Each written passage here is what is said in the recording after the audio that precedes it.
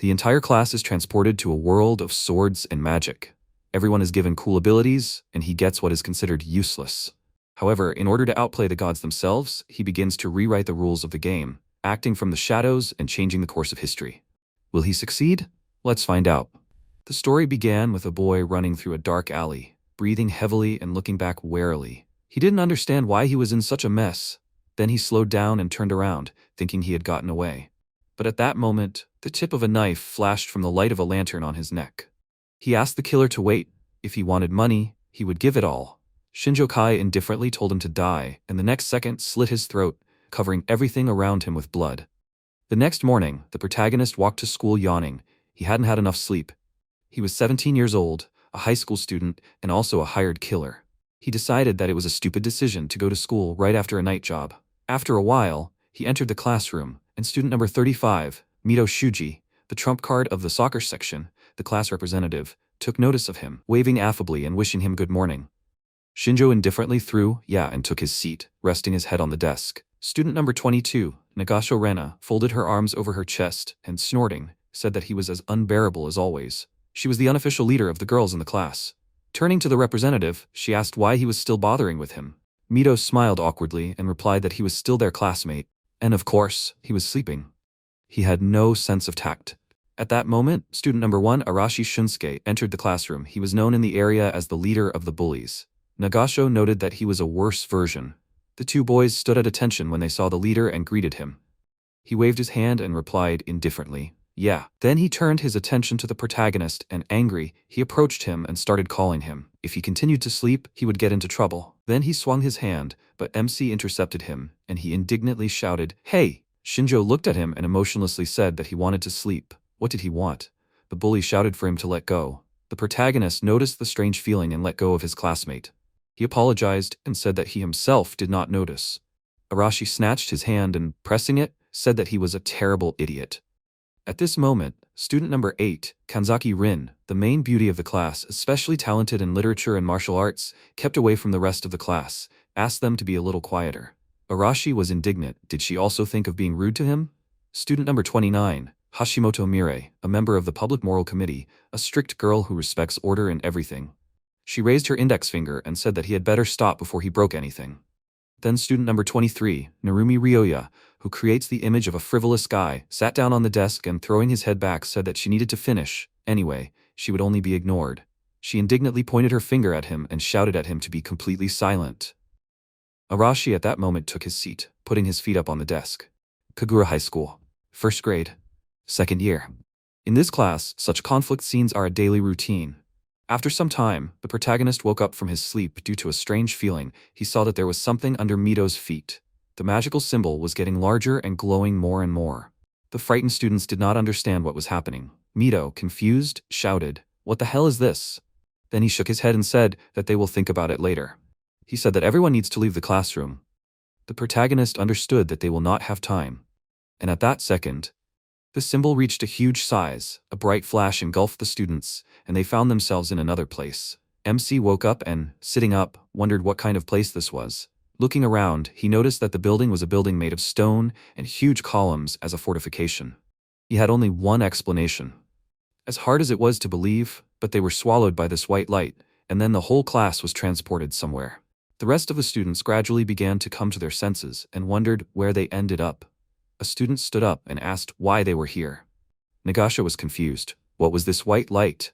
Then the class leader asked everyone to calm down. He also didn't know what had happened to them, but first of all he wanted to make sure that no one was hurt. The protagonist noticed that it was a good move. He was able to calm down even those who were one step away from panicking. Arashi said that there was no need to waste time. If he wasn't going to figure out the situation, then there was nothing to talk about with him. Then he told his henchmen to follow him. Shinjo thought that this was his truth, and then asked him to wait. He turned around in surprise and asked what he wanted. The protagonist reported that footsteps were heard outside the door. Someone was coming towards them. The bully looked at the door and exclaimed, "What?" The protagonist realized that there were two of them, a man and a woman. The only question was, what did they want from them? Then the door opened and two figures appeared in the bright light. Leonora smiled and said, as expected from hero candidates. They managed to keep their composure. The students were amazed at her beauty. They assumed that it was cosplay. They resembled a knight and princess from the Middle Ages. The protagonist hid behind a pillar and thought that the guy with the sword was well built, and there was also this wary atmosphere around him. He was strong, and this was clearly not cosplay. As for the girl, she had undergone some training, but overall there was nothing remarkable. Then Leonora said that she was glad to meet them. She introduced herself and added that she was the Archbishop of the sacred country of Digrest, and next to her was her knight, Gaius. Arashi pointed his finger at her and was indignant. What kind of nonsense was she talking? He had never heard of such a country in his life. She closed her eyes and said that it was not nonsense, but she could understand their point of view. Mito put his hand to his chest and apologized, saying that they themselves had no idea how they ended up here, so they were a little confused. Could she please tell them what was going on here? She agreed and added that that was exactly why she was here. The simplest way to describe their situation was that they had been summoned to another world because they were humanity's hope to defeat the Demon King. They were candidates for becoming heroes. The class leader scratched his head and said uncertainly that her story was hard to believe. Arashi said that all she did was babble about some incomprehensible nonsense.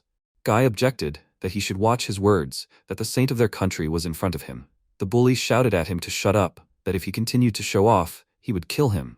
The knight reached for his sword, releasing his energy, and shouted that he would only understand his place after he had experienced pain. Leonora intervened and told the knight to stop. He objected that even though he was still young, it would be better if they disciplined him now. Arashi clenched his fists and shouted, "Not so bad, he should die, old man." The protagonist noticed that he had challenged a man with a sword. He had plenty of courage, that was for sure. The bully charged and realized that he was already used to fighting guys with weapons. The main thing was to dodge the first blow and hit from below. Fighting with bare hands was even more convenient. But before he could get close enough, Guy swung his sword, cutting the skin on the student's forehead. The bully didn't even notice the movement of the sword. The knight said that he had only damaged his skin now. Was he going to continue? The other students watched in shock, and the saint asked if that wasn't enough. He should put away his sword. Guy agreed with her, and then she apologized for such a rude reception and added that they never wanted to harm them. She would now explain to them the reason why they ended up in this world. Everything down to the smallest details. So to begin with, she asks them to remain silent. In this world, humanity has been invaded by the Demon King and is on the brink of extinction. Their sacred country, Digrest, is also continuing to fight, but they are unable to fully resist the invaders. The protagonist noted that the story of the Demon King was quite typical. The saint then pointed her hand forward and declared that they, the hero candidates, were the last hope for all of humanity. Mito suggested that they would have to defeat the Demon King. Narumi smiled awkwardly and said that it was impossible. Hashimoto agreed with him and added that they had never fought before. Moreover, she looked at her classmate who was crying and noted that not everyone could endure such a situation.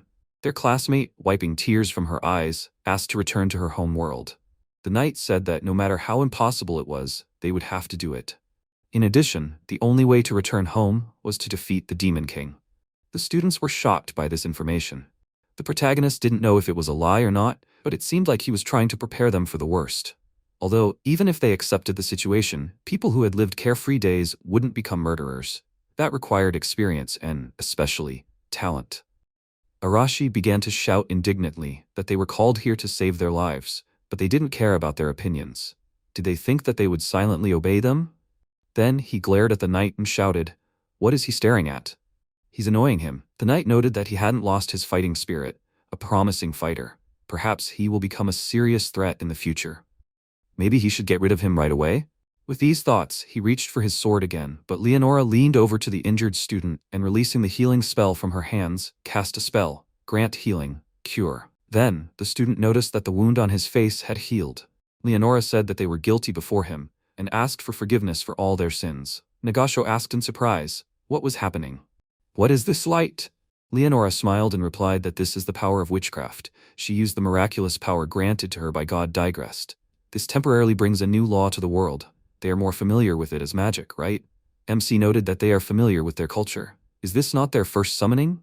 And then the saint approached the headman and, directing her hand towards him, said that this power was the main reason for their appearance here. Then a strange feeling struck the student's body, and a bright light was pouring out of his hands. Nagasho screamed in fear that his hands were sparkling. Then Mito looked at the light in his left hand and was surprised. Did it become a sword? Leonora folded her hands in front of her chest and said that her miraculous power was able to awaken the power of blessing in the hero candidates. The power was granted randomly, and she could not change it. She knew how selfish her request to them was, and yet she asked them to lend them their power. Mito lowered his head and said that no matter how much power they gave them, it would not make them any better at fighting. The saint said that she understood this, that they would have to go through training. And of course, their country promised that it would take full care of them. The class rep agreed to the proposal and turned to his classmates, urging them to listen. He argued that in order to survive and gain knowledge, they needed protection and emergency measures.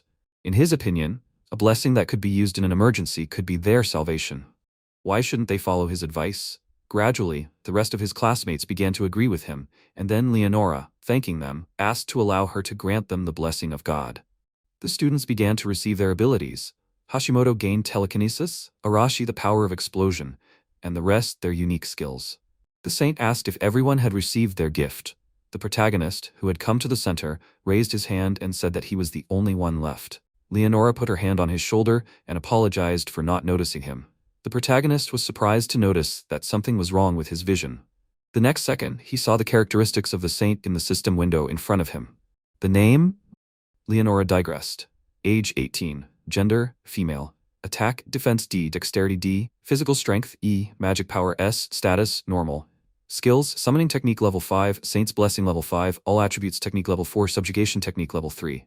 Shinjo asked in surprise what was going on with his vision. Leonora hesitantly replied that it seemed like he had the blessing of appraisal, which was extremely rare. He specified, appraisal?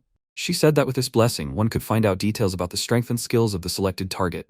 He then looked at his hand and saw the system window with stats appear. Name, Shinjo Kai. Age, 17. Gender, male. Attack, B. Defense, F. Dexterity, B. Physical strength, C. Magic power, E. Status, normal. Skills, blessing of appraisal level 1, killing technique level 5, short sword mastery level 5, throwing technique level 5, stealth level 5. Shinjo realized that everything was displayed in this window like a game interface, making it quite easy to understand. At this moment, Arashi used his blessing on the protagonist, but he managed to dodge by jumping back. The powerful explosion left a dent in the floor. The bully asked, well, what would he say? He has the power of an explosion, and he? The protagonist remained silent, and Arashi asked with a grin, can he make his eyes red now? Then he looked at him and Nagaso, putting her hand on her chin, said that he always acted so arrogantly that it was even nice to see him get beaten. Shinjo didn't understand why they became so self-confident.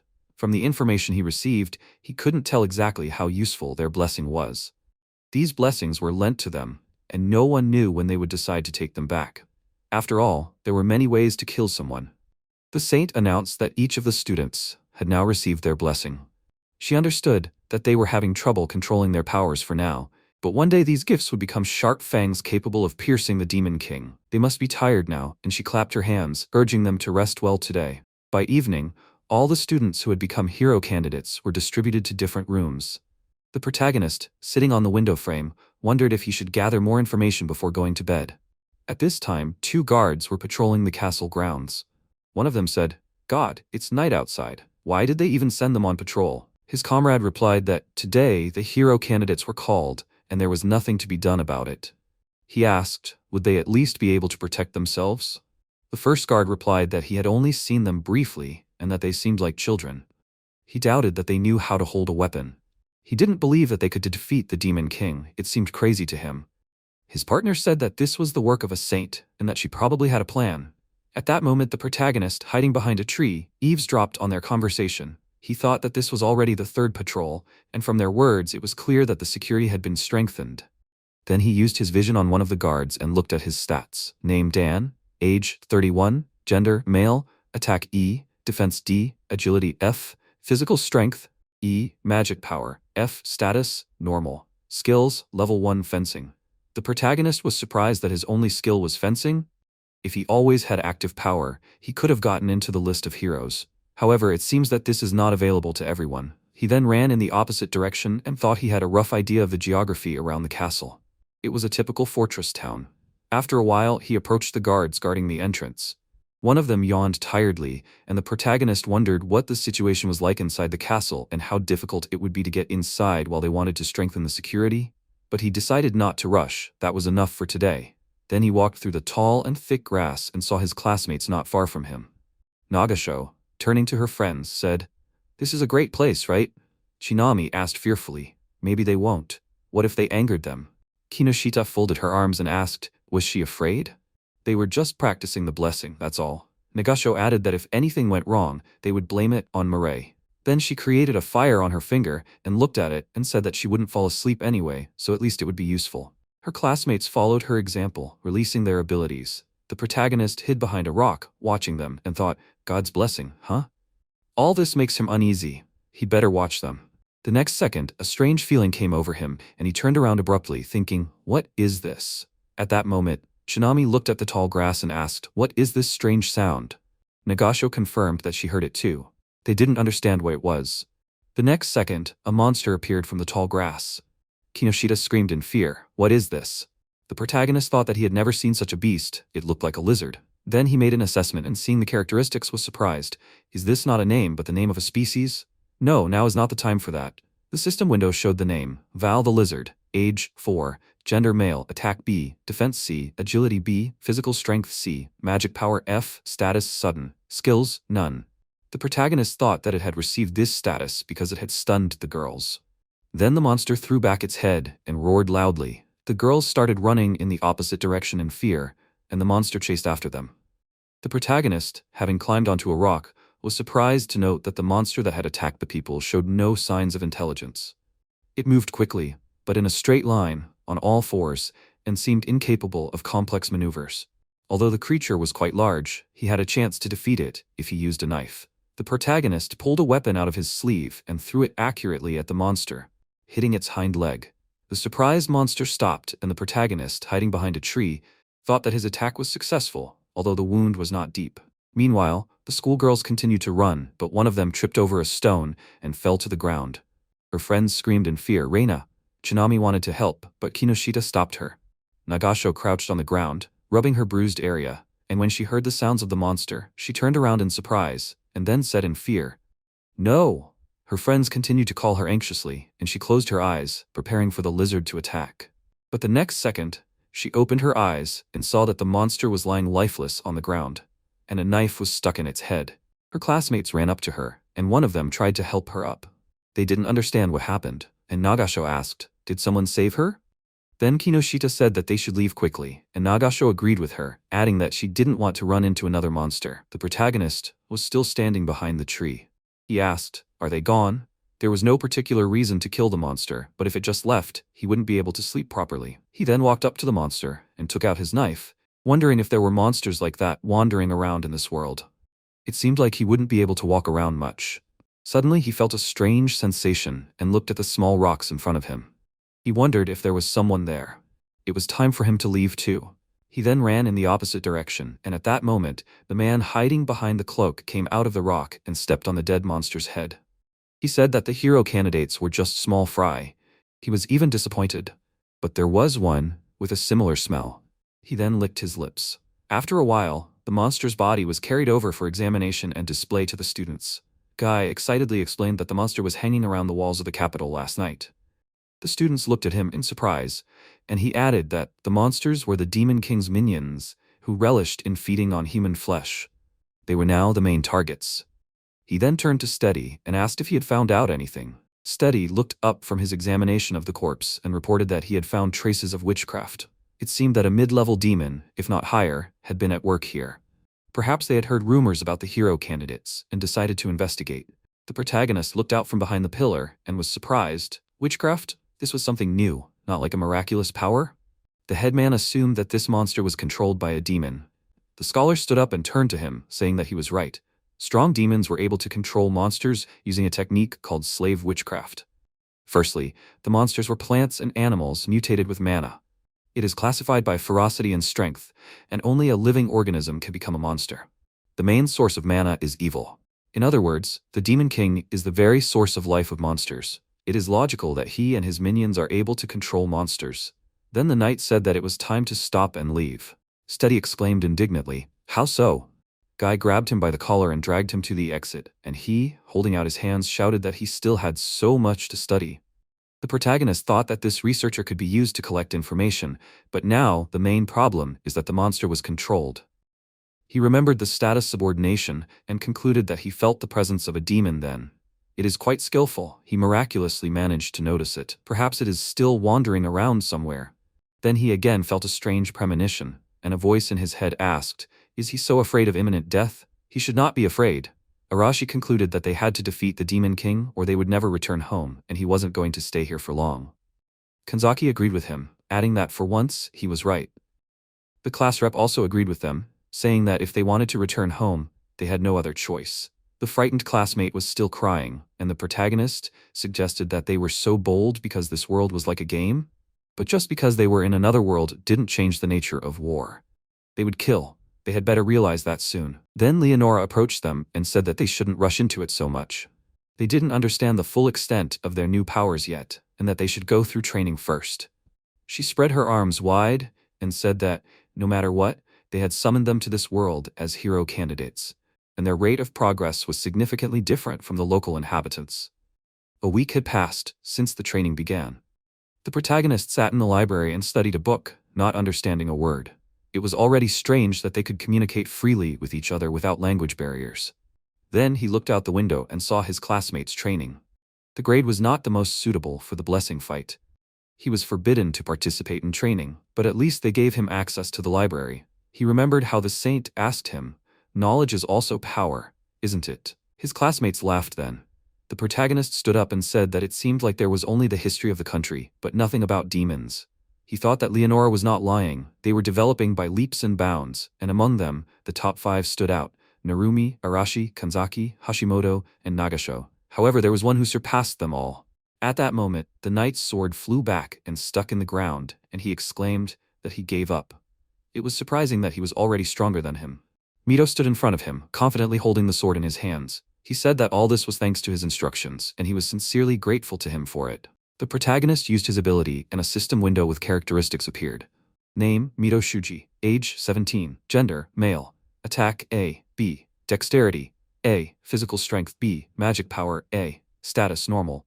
Skills, sword that defends against evil level 3, fencing level 4. MC noticed that a week ago, all of Mito's indicators were in the DF region. Even if Mito is a genius, this is simply an unimaginable leap. God's blessing not only gives an ability, but also affects their bodies. At this moment, his classmates approached him, and one of them pointed at him and asked what he was doing on the training ground if he did not know how to fight. His comrade added that he should sit and quietly read his books. MC thought they were at it again. The others also started to look down on him. Was this the result of their strength growing? Then the boy shouted at him not to ignore him. They were his friends, right? The next second, the ground gave way from under his feet, and the student fell to the ground. The protagonist asked what was wrong with him. Did he fall on level ground? Did he get hurt? The students looked at him in surprise, and Arashi looked away and told them to leave him. She was coming. At that moment, Leonora and her knight were approaching them. The saint thanked them for their attention and said that they had all made remarkable progress. Even they did not expect such progress, so they decided to speed up the schedule. Narumi was surprised. Schedule? Are they really going to send them after the Demon King's head right now? She said that she would not ask them to do such a thing. It was time for them to fight a real battle with a monster. The students were confused. A fight with a monster?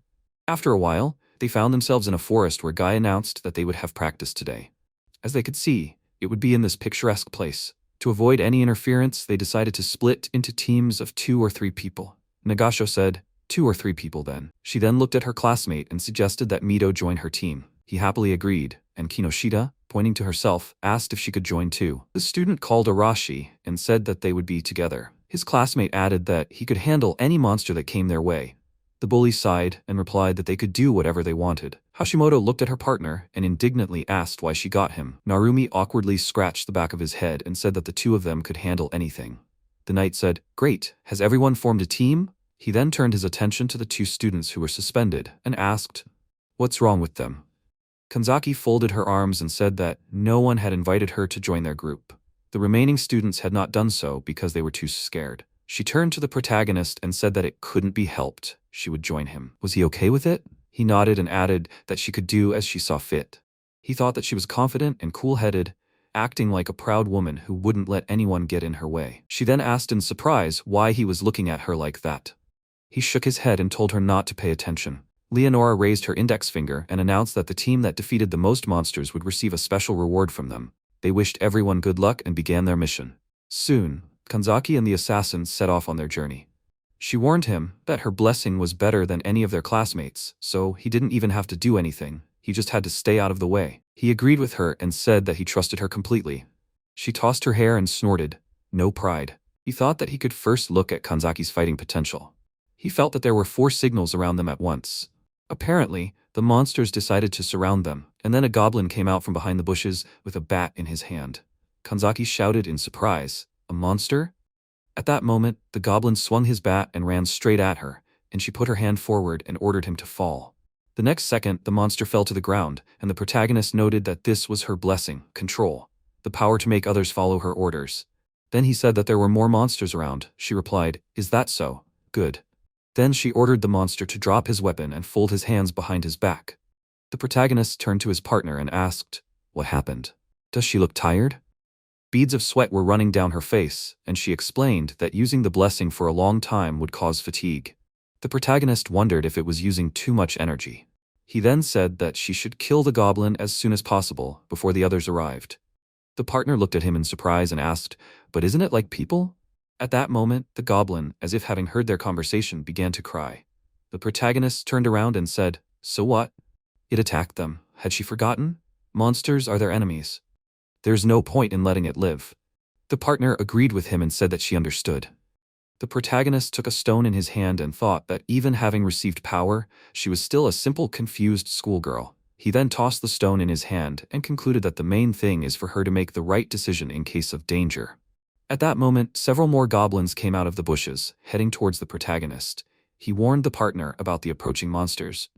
She shouted, "Good," and then ordered the goblins to fall. The protagonist asked what she would do next. She replied that he should shut up, and that it would be better if he helped instead of standing in one place. He replied that she herself told him not to get underfoot. Kanzaki exclaimed irritably, "Damn him. She would kill them. That's what he wanted from her, right?" Then she pointed her finger at the monsters and ordered them to break their necks. The next second, the goblins did as she ordered. The protagonist asked if it was possible to make them do that too. She confirmed this, and added that the stronger the enemy, the lower the chance of success. Participating in a real fight and seeing dead bodies was terrible. This is not how she imagined it.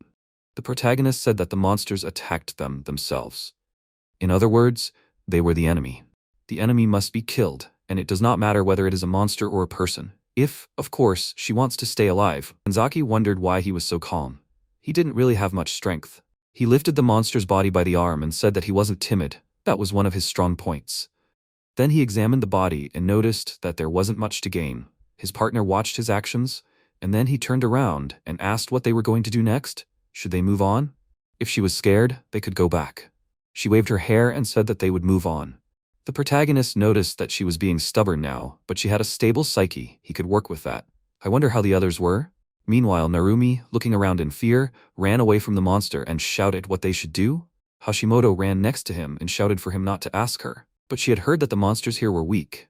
Then Narumi stopped and shouted, "Damn, all or nothing." Hashimoto followed his example and shouted that she was with him. They used their ability and sent a huge boulder forward with the energy of the air, hitting the monster right on the head. Seeing no reaction from the monster, Hashimoto concluded that this was not good. As her partner fell to the ground in fear, he shouted, "How should they deal with this monster?" At this time, Kanzaki was deep in her thoughts. She was sure that she would definitely return to her world. She had been raised by her grandfather since birth, and she still had not repaid him. She dreamed of making him happy, and was sure that her disappearance made him sad.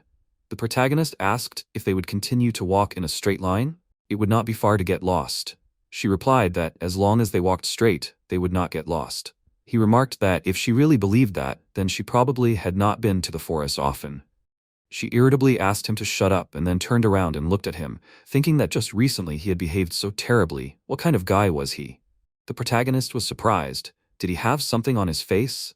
She turned around and answered irritably, "Nothing." At that moment, they heard the sounds of a battle, and she, looking towards the source of the sound, assumed that it was Hashimoto's voice. MC said, "It seems like she got into something. What will they do?" She confidently answered that they will certainly help, but they will hope that she is not hurt. He noted that she is surprisingly kind. She indignantly asked, what did he think of her? "Although it does not matter, we need to go." At this time, Hashimoto fell to the ground from the attack of the monster. Her partner screamed in fear. "Is she okay?" A trickle of blood flowed down her face, and she uncertainly answered that everything is fine, he needs to run away. He sat down opposite her and grabbing her by the shoulders, shouted, "And leave her here?" Then he turned around in fear, seeing the monster swinging its paw at him and said, "Damn it." At that moment, Kanzaki ordered the bear to stop, and the monster froze in surprise. Narumi was surprised by her arrival and shouted that she was their savior. She said that things were bad and she couldn't hold the monster for long. The protagonist thought that Kanzaki's power had different effects on different opponents. He then asked Narumi if Hashimoto was alive. He turned his attention to him and said that the wound was serious, but she was still breathing. The protagonist told him to grab her and run away from here. Narumi countered that he would stay with them. The protagonist asked, and he would leave her to die slowly here? Narumi then put his wounded partner on his back and apologized, saying that he owed them. The MC told him to send Mito or Leonora here if he met them. The student shouted that he understood, and then ran in the opposite direction. The protagonist looked at the monster and concluded that it was their problem. He then launched the evaluation and a system window appeared in front of him, which said, Name, Armored Mutant Bear. Age 10, Gender, Male, Attack B, Defense A, Dexterity C, Physical Strength C, Magic Power F, Status, Excited, Control, Submission. Skills, none. The protagonist noted serious stats, especially defense. Apparently, the monster has strong fur, even he can't break through it. And what kind of mutant is this? The next second, Kanzaki tiredly shouted that she can't take it anymore. She was breathing heavily, but the next moment she retreated. MC told her that they had bought enough time and it was time to run. She turned around and agreed with him, but suddenly fell to the ground and asked in surprise, "What?" Her body was shaking, and she said that she couldn't feel her legs. The monster began to move towards her, and the protagonist realized that the situation was difficult. He reached into his inside pocket and threw a smoke bomb towards the monster. Smoke filled the area. After a few seconds, Kanzaki realized with surprise that Shinjo was holding her in his arms. He told her to keep quiet, otherwise the bear would notice them. She put her hands to her mouth in fear and sat down behind a tree. Then she hesitantly asked what kind of smoke that was.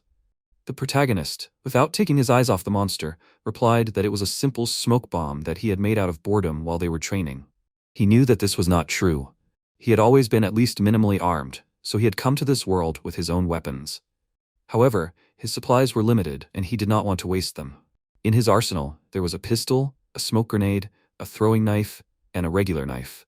He thought that it was natural for an assassin to carry a weapon. Then his partner apologized, and he wondered, for what? She hesitantly replied that they had come to her aid because of her, but in the end they had saved her. He replied that there was no need for her to apologize, and that if that was what she wanted, she should thank him instead. She agreed and sheepishly thanked her partner. He said that if she were always so polite, people would flock to her. She began to complain, and he repeated that she should be quieter. Then she peeked out from behind a tree and asked what they would do. The best thing would be to run as fast as they could. The protagonist said that there was no need for that. At that moment, Mito's squad appeared behind the monster, and the headman, turning to the bear, asked if it was the one that injured Narumi and Hashimoto. Now he was the monster's opponent. Then he walked forward and activated the sword that protected against evil. The opponents met eyes, and so Mito, swinging his sword, rushed to attack the bear, which, with its mouth open, was also ready for a fight. The class leader swung his sword, wounding the monster's shoulder, and noting that it was strong. Nagasho, entering the fight, shouted at Mito to step aside. Putting her hand forward, she directed a powerful stream of fire at the bear, shouting for it to roast. The next second, the fire engulfed the monster's body, and Nagasho said with a smile, she knew that the bear would not be able to resist this. The headman praised her for her excellent work, but at that moment the bear opened his mouth and growled loudly. Nagasho was perplexed. How could this be? Mito urged her to remain calm. Her tactics worked, and the monster slowed down. The three of them could handle it. The main thing was not to rush. His partner agreed with him, and the fight continued. At this time, an experienced killer, the demon Delphus, was watching them. He smiled, baring his fangs, and said that it was only a matter of time. Turning his attention to Mito, he concluded that the armored bear would not defeat them. This speed of development, this calmness, he was special. He only wanted to conduct a little reconnaissance, but now he would have to change his plans. He would finish him off here. At this point, the leader continued to strike with his sword, leaving deep wounds on the monster's body from which blood oozed. Then, Mito shouted that he needed to finish him off. The demon thought that he should take this lesson with him to the next world. At that moment, the headman pierced the bear's body, and the demon remarked that in this world, after killing an enemy, you should never relax. His eyes lit up with excitement when he ran forward, but suddenly a strange feeling overcame him. He felt the blade of a knife near his neck. He wondered who it was. The protagonist, who quietly approached him, said that he must remember, he must never let his guard down before killing. At that moment, the knife fell from Delphus's hands, and the demon raised his hands and replied with a grin that he would remember. He couldn't believe that he was caught off guard. No, he had to find a way to escape. However, the next second, the blade of the knife passed through the tendons of his legs, and he was surprised as he fell down. Legs. The protagonist again put the knife to his neck and warned him not to scream so loudly. It would be too dangerous if Mito and his friends noticed them. He had questions, and if the demon answered them, he would let him go. The demon was indignant. Who was he to ask him questions? The protagonist replied that he was a shadow from another world. Delphus gritted his teeth and realized that creepy aura, so it was him? MC said that he knew about them being followed, but he couldn't track down the pursuer, so he used Mito as bait. Delphus was surprised, so he knew about him from the beginning? The protagonist explained that they came from another world, and he had little information about the structure of this world. He wanted the demon to tell him everything he knew about demons. The demon chuckled. He thought he would just talk like that? The next second, the tip of the sword slashed across his hands, and the protagonist said that it would be more beneficial for him to talk. He put his foot on the demon's back, and added if he didn't want to end up in hell on earth. The demon thought that he shouldn't underestimate him. Then he clenched his teeth again, and saliva was actively coming out of his mouth. The protagonist realized that something was wrong, and the next second, a bright purple liquid was pouring out of the demon's mouth and eye sockets. The MC jumped aside and wondered, did he have poison for suicide? They approached the matter carefully. He sighed and asked, the Demon King's army, huh? I feel like there'll be nothing but trouble. Then a system window appeared in front of him, and he asked, what's in there? At that moment, Kanzaki approached him and, seeing the demon's body, asked in fear, was he dead? Her legs trembled from fear, but she still came closer. Shinjo turned to her. He asked what she saw. Her face turned pale from fear, and she replied that not much, only how he fell. The protagonist stated that it was an assassin from the Demon King's army. She was shocked. The Demon King's army? He confirmed her words and added that this bear was just a puppet created by his hands. And the monster that attacked Nagasho and her friends was also his work. She assumed that he was trying to kill them. He replied that it was only natural for the Demon King's army to send someone to kill the hero candidates. She agreed with him, and putting her hand to her chest, added that she was too naive. Then she looked at him and asked, but how did he notice him? After all, only he knew about him, right? He thought that there was no point in hiding the truth anymore. He told her that he worked as a contract killer in their homeworld. That was why he sensed his colleague nearby. She exclaimed in surprise, contract killers? What was he talking about? He calmly replied that it was her decision whether to believe him or not. But the fact that there was a corpse was an undeniable fact. He then asked her not to tell anyone about what she had seen today. The class was already on edge due to Hashimoto's injury. She nodded hesitantly and agreed with him, then added that he was surprisingly kind. Why be so considerate of his classmates' feelings? MC removed his hood and said that unlike him, they were not used to fighting. He then looked at his partner and thought that her control might be useful to him in the future. Meanwhile, the students gathered around the injured Hashimoto. Sitting next to her was student number 34, Hono Shiori, who had the blessing of healing. She held her hand over her injured classmate and asked for the power of healing. The next second, a stream of light and energy burst out of her hand, and she passed it over Hashimoto's wounds, gradually healing them. The other students looked at her in surprise. Narumi asked, how is it? Is she okay?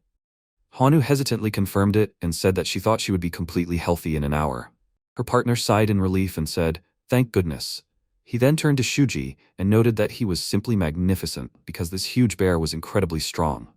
The class rep confirmed that the monster was strong, but together they could defeat anyone. The protagonist at that moment stood to the side, leaning against a tree, and noticing her intent gaze, asked why she was looking at him like that.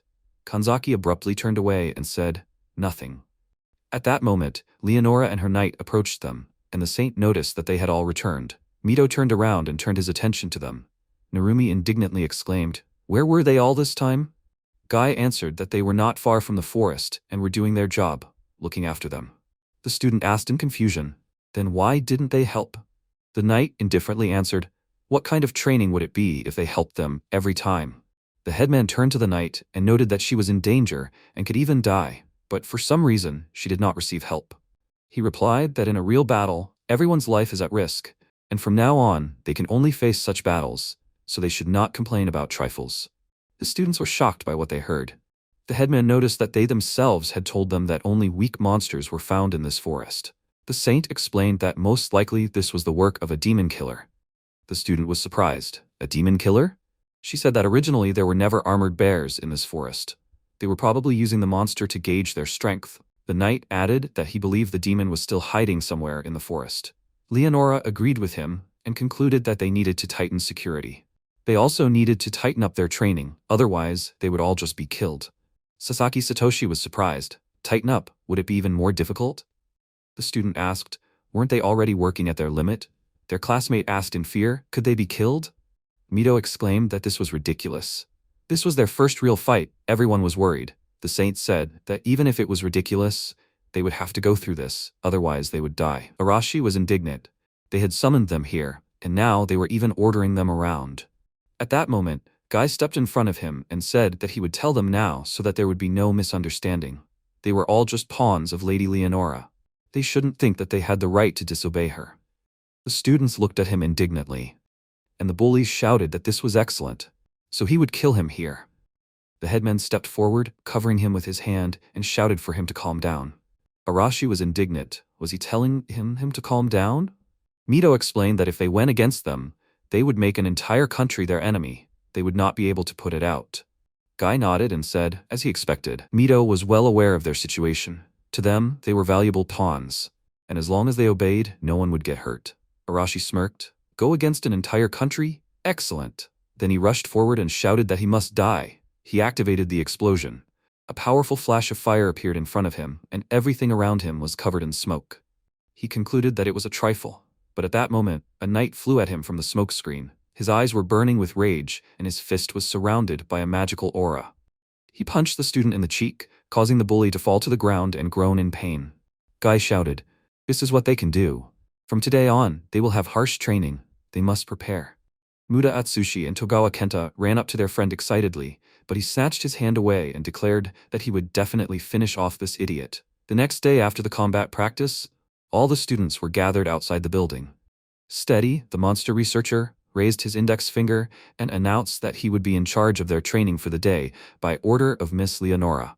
He remembered that someone had been injured during the battle yesterday and asked if everyone had recovered. Hashimoto raised her hand and said that it was her, and thanks to Hano's healing, she was feeling fine. The student then pointed to Arashi and added that this idiot was also perfectly fine. In response, the bully only snorted, and the researcher said, I see. So healing was among the blessings. That's great. Hono looked at him with confusion, and Steady continued to explain the training. He pointed to the building behind him and said that it was his research center, where they would be fighting monsters today. Mito guessed that the place must be overrun with monsters. Steady adjusted his glasses and explained that it would be easier if they saw everything once. He then opened the doors and everyone entered the room, on the sides of which were cages with goblins, vow lizards, and ogres. The students looked at these monsters in fear, and the researcher happily said that all of them were his collection for experiments. Leonora walked next to him and added that Steady's research center also serves as a field training ground for soldiers. He said that this was very beneficial for him, because based on their battles, he can collect data on different types of monsters. Thus, their combat practice began. Sometime later, the protagonist observed his classmates' training and noted that they were surprisingly calm for those who were thrown onto the battlefield without their consent. Was it the experience from yesterday? Although fear was still felt in their movements. At that moment, Nagasho was fighting the ogre and fell to the ground from another attack of the monster. She got to her feet and stroked the bruised place. The ogre turned to her and was ready to attack. At that moment, Mito turned to the researcher and shouted that this monster was too dangerous. Steady looked at him with a smile and explained that he did not think so, and Miss Leonora specifically asked him to be stricter with them. It seems that they do not fully understand. First of all, a hero candidate who received a divine blessing would never lose to such a weak monster. Nagasho, wiping the dirt from her face, said with irritation how this monster irritated her. Then she lit a bright fire in her hand and directed it at her enemy. The researcher who was watching this noted that the main thing is to have desire. They were capable of such feats from the very beginning, but they were held back by fear and uncertainty. The headman thought for a moment and asked if that was really the only problem. Steady rested his chin on his hand and explained that as the level of divine blessing increased, there was a chance to receive another blessing. At that moment, the protagonist approached them and addressed Mito, saying that he had some business with him. The headman turned around and asked what was the matter. The protagonist replied that his assessment had revealed that Mito had another blessing. A first-level lethal attack. Mito, surprised, asked the researcher if he could advance to the next level. He happily confirmed that, of course he could. After all, that's what combat training is for. Soon, Mito was standing in front of the ogre, activating the sword that protected against evil, and mentally activating a lethal attack on the monster. The ogre looked at him with horror, and the headman was surprised. What? Is it afraid? Then he thrust his sword forward and shouted, "There will be no mercy. He's attacking." The student resolutely ran forward and easily cut off the monster's arm that it was trying to cover itself with, and then swung his sword again, decapitating it. The protagonist noted that with such strength, even an armored bear would not be much of a problem. So, with the increase in his evaluation level, he could also receive a new blessing. If you look at it that way, there was another one here whose blessing level had increased. He looked at Arashi's characteristics and realized that there was no point in telling him about this. So, the power of the blessing could increase? In this world, standard methods did not work. It seemed that he needed training too. After some time, night fell. The students gathered in one room. Narumi asked Arashi how serious he was. Arashi confirmed that he was serious and explained that they would first kill Guy and then capture Leonore and beat out of her the way to return to their world. Muda clenched his fist and said, "Well, that's it. It's time to get out of this world." Togawa supported their idea and raised his fist and exclaimed, "And if they kill Leonora too, there is no fear of them being called again." The bully then told Narumi to join them. He was also fed up with their antics, wasn't he? Narumi asked what the chances of success were, and Arashi replied that with him, it should be significantly higher. Narumi gritted his teeth and thought that he just wanted to return to his world. Why did he need to kill someone to do that?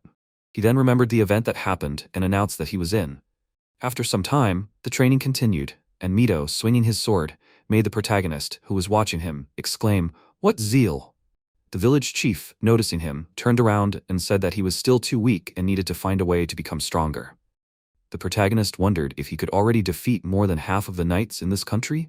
Mito looked at his fist and answered hesitantly that he was still unable to defeat Guy, which was frustrating. He needed more power, and he would not be satisfied until he could protect them all. The protagonist asked what he thought of Leonora. The headman replied that for her they were just pawns in her plan. He did not think that Guy was lying when he said that they would not be harmed as long as they followed orders. The protagonist assumed that if she gave the order, they would fight the Demon King to the last drop of blood. Mito confirmed this and added that everything had already been decided. However, he would be the only one to fight him. He would defeat the Demon King as the hero of this country, and in exchange for that, he would try to provide a better life for all of them. The protagonist noted that the plan was good, but he doubted that Leonora would agree to such a thing.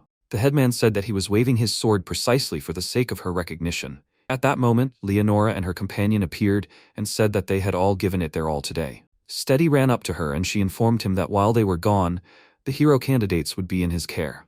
He put his hand to his chest and agreed, adding that she could rely on him.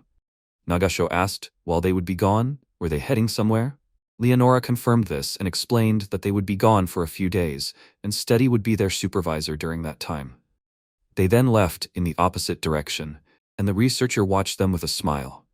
After a while, Guy, driving the carriage, asked if everything was okay. The saint, sitting inside, asked what he was talking about. He replied that he would like to stop pretending to be stupid. Arashi was obviously up to something. She took a sip of tea, put the mug back on the saucer, and suggested that perhaps he would try to rebel against them. The knight asked how she planned to act. Leonora looked out the window and smiled, saying that she was curious about what steps he would take. She suggested that they ignore what was happening for now. Guy agreed, but noted that he was still developing and was a candidate for a hero, albeit an insignificant one. There was a possibility that they would team up. Leonora calmly replied that they could not defeat her. It was impossible. The knight agreed with her. He wanted to object, but she asked if he didn't think that this was even beneficial for them. She intended to gradually show them their place in this world. This rebellion would be an excellent opportunity to make them understand their place. There was another suspicious person. Should she be left alone as well? Meanwhile, night fell. The protagonist was fighting a lizard. After retreating a sufficient distance, he took out a knife and threw it at the monster with one sharp movement, hitting it right in the head. He realized that he was able to kill that monster in 13 seconds.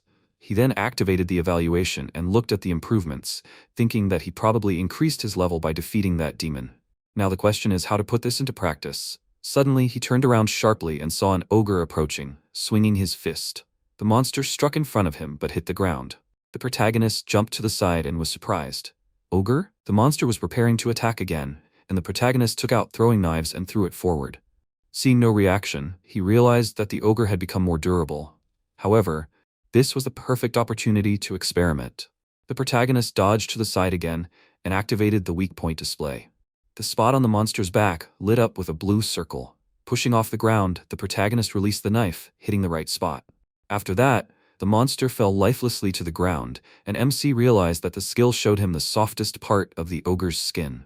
Now, it became clear to him how the weak point display worked. He looked at his hand and said that this was not bad strength, but it was not enough. He would not last long in this world like this. He then clenched his fist and decided that he needed to become stronger. After a while, several goblins attacked him. The protagonist used his weak point display skill again. Several red dots lit up on the monster's bodies, and he threw the throwing knives, accurately hitting the targets. Soon, the monsters lay lifeless on the ground. Taking the knives out of the bodies, the protagonist was pleased to see that their weak points were, of course, the brain and heart. This skill is quite useful against normal monsters. Perhaps he should look for other species to test it on? Listening, he sensed a person approaching. Kanzaki was walking through the dark forest, lighting the way with a small lamp. Surprised to see him, she asked, "Shinjo?" He was shocked. "Kanzaki? What was she doing here in the middle of the night?" Coming closer, she explained that she had walked around the entire dorm looking for him, deciding to check the forest just in case she was not mistaken. He sighed and warned her that the forest was dangerous at night, and she should return to the dorm. She objected that she should be the one saying that. He explained that he was used to the restrictions of the night, but she was not yet. Fighting monsters in pitch darkness is not so easy. She exclaimed indignantly, "Stop already. And what is he doing here anyway?" He replied that he was experimenting with a new blessing. She was surprised. A new blessing? He asked if she remembered what Steady said, that by increasing the level of blessing, they can also obtain other blessings. She thought about it and then asked, "Well, what new blessing did he get?" He turned away and said, "What's the point of telling her?" She exclaimed indignantly, "Oh my." She was worried in vain and came here. He turned around in surprise. Worried? Her? About him? She cried out in embarrassment that she was not. He returned to his experiments and said that she needed to go back to her place and he would experiment a little more. She said that she would stay with him and then looked to the side and asked what was going on there. He saw a part of the forest engulfed in smoke and asked, "Smoke?" At this time, a pack of monsters was raging near the burning dormitory. Hono ran away from the goblin in fear, but an ogre stood in her way. The next second, Mito attacked the monster with his sword, and after defeating it, he put his arm around his classmate's shoulder, asking if she was okay. She hesitantly confirmed it and thanked him. He looked at the goblins approaching them and exclaimed, "Damn it! There will be no end to this." He then prepared to attack again, and the monsters were engulfed in flames. Nagasho, concentrating the fire in her hand, was indignant. She had slept so well. What the hell is going on? Where did it come from? Arashi said that now is not the time to ask questions. They need to get rid of the monsters first. At that moment, the protagonist and Kanzaki ran up to them. She saw the burning building and exclaimed in surprise, "Their dorm?" It seemed like the battle with the monsters was in full swing. Narumi turned to his classmates and said, "Thank goodness they are here. It's good that no one was hurt." The MC explained that they went out for a short walk. What the hell is going on here? He said not to ask. He himself did not know. He had just escaped from a fire, and then they were attacked by monsters. MC frowned and noted that this was more like human methods. Puppeteer should be somewhere nearby, and they needed to track him down and catch him. The next second, Steady said that he was thinking correctly, a hero candidate. The students looked at the roof in surprise, where the researcher was sitting. The protagonist said that he had been wondering where the whole crowd of monsters came from, but if he was behind it, then it makes sense. These are monsters from his research center. Steady smiled and confirmed that these were his cute samples. He had to enhance it with drugs so that it would be suitable for his plan. The protagonist asked what his goal was. What benefit did he gain from killing hero candidates? He replied that he had received orders from above to destroy the hero candidates, even at the cost of his own position. He personally holds no grudge against them, but they will have to die. Kanzaki was surprised. An order from above? Could it be from Leonore? The researcher stood up and explained that she was mistaken, that Fox had nothing to do with this. This was the order of the Demon King himself. Narumi exclaimed in surprise, "He was a spy for the Demon King's army?" Steady confirmed this and added that if he succeeded in this task, he would be allowed to continue his research. MC frowned and said that he was so carried away by his research on monsters that he was rotten to the bone. Steady adjusted his glasses and, spreading his arms out to the sides, said that he would not be able to understand the full mysterious essence of monsters as long as he remained human. The fire continued to engulf the building, and Steady, standing on the stone wall, spread his arms wide. Addressing the monsters, he ordered them to attack. The protagonist called out to Kanzaki, and she, hearing him, shouted back that she understood. Then she pointed her hand forward and ordered the monsters to stop. After that, she gave the order to attack him, but the researcher only smirked, adding that it was just a pathetic attempt. He ordered the monsters to wake up, and they submitted to his will. Kanzaki was confused, but how? Steady answered with a smile that he controlled the monsters. Had she forgotten? He always had a way to calm it down if it started to get rowdy. He gave the order to attack again, and the protagonist, taking out a knife from his inside pocket, told his partner to duck. The next second, he slit the goblin's throat and zigzagged forward, attacking the monsters in his path. The researcher laughed madly, repeating, "More." Several more monsters stood in front of the protagonist, but he continued to attack it with his knife. He pierced the lizard's head, and at that moment, the ogre behind him swung his weapon. However, the protagonist kicked him away, and the ogre flew to the ground. Suddenly, the monsters stopped, and Steady exclaimed, "What's wrong with them? This guy doesn't even have a really useful blessing." The protagonist then activated the evaluation, and a system window appeared in front of him, which said, Name, Steady Akheim, age 28, gender male, attack F, defense F, dexterity F, physical strength F, magic power F, status half-demon, skills slave sorcery level 1. The protagonist noted his skill and realized that Kanzaki's control did not work because the monsters received a higher level order. Then he remembered the researcher's words about using this technique. Steady desperately said, "Damn, he didn't want to use it, but it can't be helped." Then he made a loud sound. The protagonist did not understand what he was up to, but the researcher replied with a smile that he would understand everything soon and get rid of him faster. The next second, a fiery projectile flew at the protagonist, and he miraculously managed to jump to the side. He was surprised. What was that? A huge red dragon appeared above them, spewing flames. The researcher pointed his hand forward and laughed madly, explaining that this was a red dragon, his best trump card. Then the dragon swung its tail, destroying the chimney of a small building. The fragments flew straight at the students. Kanzaki looked at the approaching danger in horror and realized that she could not dodge. But at the last moment, the protagonist managed to push her aside, covering her with his body. Then he asked, "Is she okay?" She looked at him in surprise. He asked Narumi. The student's legs were glowing, and he hesitantly said that he did not know how, but he survived. MC explained that the next attack was coming soon, and he should grab Kanzaki and leave. The student agreed with him, and then the dragon headed towards the protagonist, who called for it. Then he saw the dragon's weak spot, which was on its neck. After that, he swung his knife, trying to hit the target accurately. The dragon landed behind him, and turning around, the protagonist realized that it was strong. With his strength, it could not even be scratched. He held a broken knife in his hand and did not understand what to do. At that moment, Arashi appeared on the roof of a neighboring building and asked what they had here. Such a huge thing, just for him. He wished for the dragon to die and activated the explosion. With his fiery fist, he hit the dragon, and then jumped away from the monster's leg and landed on the ground. Laughing, he shouted, "How could a monster do that? A lizard." Then he was surprised to see the dragon release a stream of powerful fire, covering the schoolboy. The bully began to roll on the ground, trying to knock down the flames. The protagonist sighed and remarked that he shouldn't have relaxed. Then he thought that with his punching power, there was a chance. Arashi grabbed his shoulder and said that it hurt, and then the protagonist told him to listen to him carefully. Together, they could defeat the monster. Arashi, indignant, asked, What good would that do him?" The protagonist calmly replied that he knew the monster's weak points, but his own strength was not enough to get to it. The schoolboy wondered, and he decided to leave it to him. He was not going to team up with a small fry. The protagonist, frowning, noticed that the dragon was returning.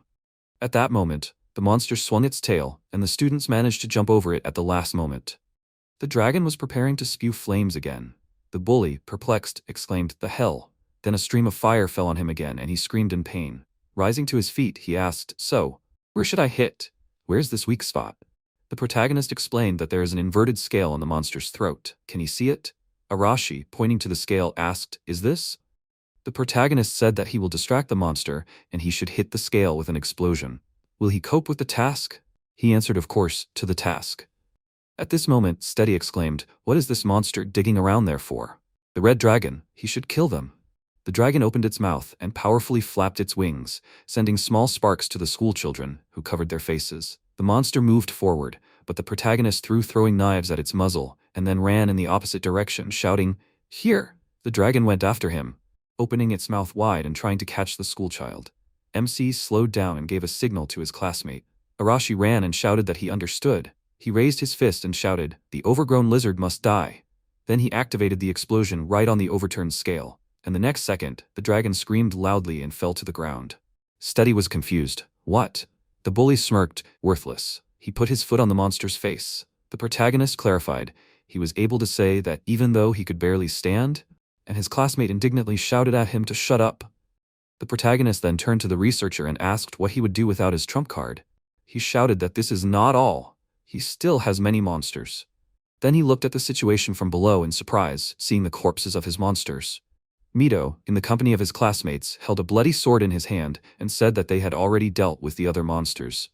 The researcher disappointedly shouted, "To hell." At that moment, Narumi appeared next to him and said that he would not escape. Steady jumped back, but the roof under his feet ended and he fell down. Kinoshita caught him with water at the last moment. The researcher emerged and coughed. The next second, the protagonist pointed a knife at him and said that he attacked them in the middle of the night, but took too long. He had a lot of questions for him. Steady asked him to wait, he would tell everything, but they should spare him. The next second, his eyes turned purple and he hung lifelessly in the water. The protagonist concluded that he was dead. The headman was perplexed. What was this just now? He explained that it was some kind of curse technique. While he was digging through the library archives, he found information about this too. Mito asked, so the curse killed him because he was ready to share information with them. MC added that the threat from the Demon King's army towards them would only increase. The day after the Steady incident, Leonora, covering her mouth with her hand, couldn't believe that something like this could happen in their absence. Narumi countered that they had entrusted them to Steady. So did she really not know his true intentions? She smiled, apologized, and said that there might have been a misunderstanding. The student looked at her in surprise, and she explained with a smile that she didn't expect such great damage from a monster lord of Steady's level. This was her true intention. The students were outraged. Nagasho frowned and asked, so she knew who he was from the beginning and didn't do anything about it? She explained that she had already told them that they would have to tighten their training, and this was just the beginning. Sasaki Satoshi was outraged, because they almost died. He set the dorm on fire while most were sleeping. Guy cut him off so he wouldn't whine. They couldn't let their guard down even at night. Otherwise, they would die instantly. The protagonist thought that even he hadn't noticed this horde of monsters in time, and demanding such a thing from ordinary schoolchildren was sheer madness. Then the saint suggested moving on to the main topic. She happily announced that they would soon be heading to the capital. The headman asked why they were going there. She explained that the hero candidates were currently the hottest topic in the entire kingdom. They would hold a celebration in their honor, and the people would be pleased to see the heroes of the occasion. Soon the moon rose. Guy, turning to several guards, said that they would stop here today and leave at dawn. The guards accepted his order. After some time, the schoolchildren set up camp and gathered in groups around the fire. Arashi, biting off a piece of dried meat, noticed that there were about 30 people here. Muda asked what he was talking about. He explained that he meant the guards that had been assigned to them.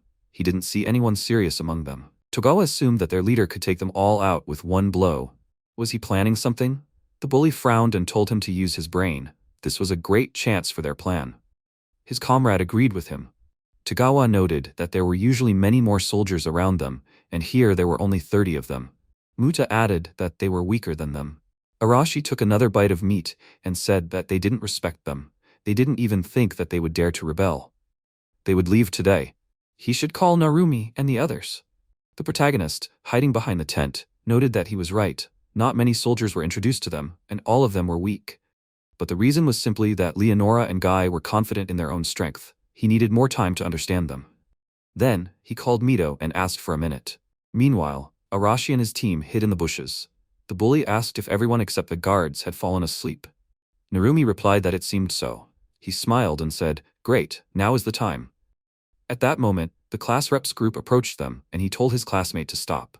Mito stepped forward and said that he heard that Arashi was planning to kill Leonor and all the soldiers.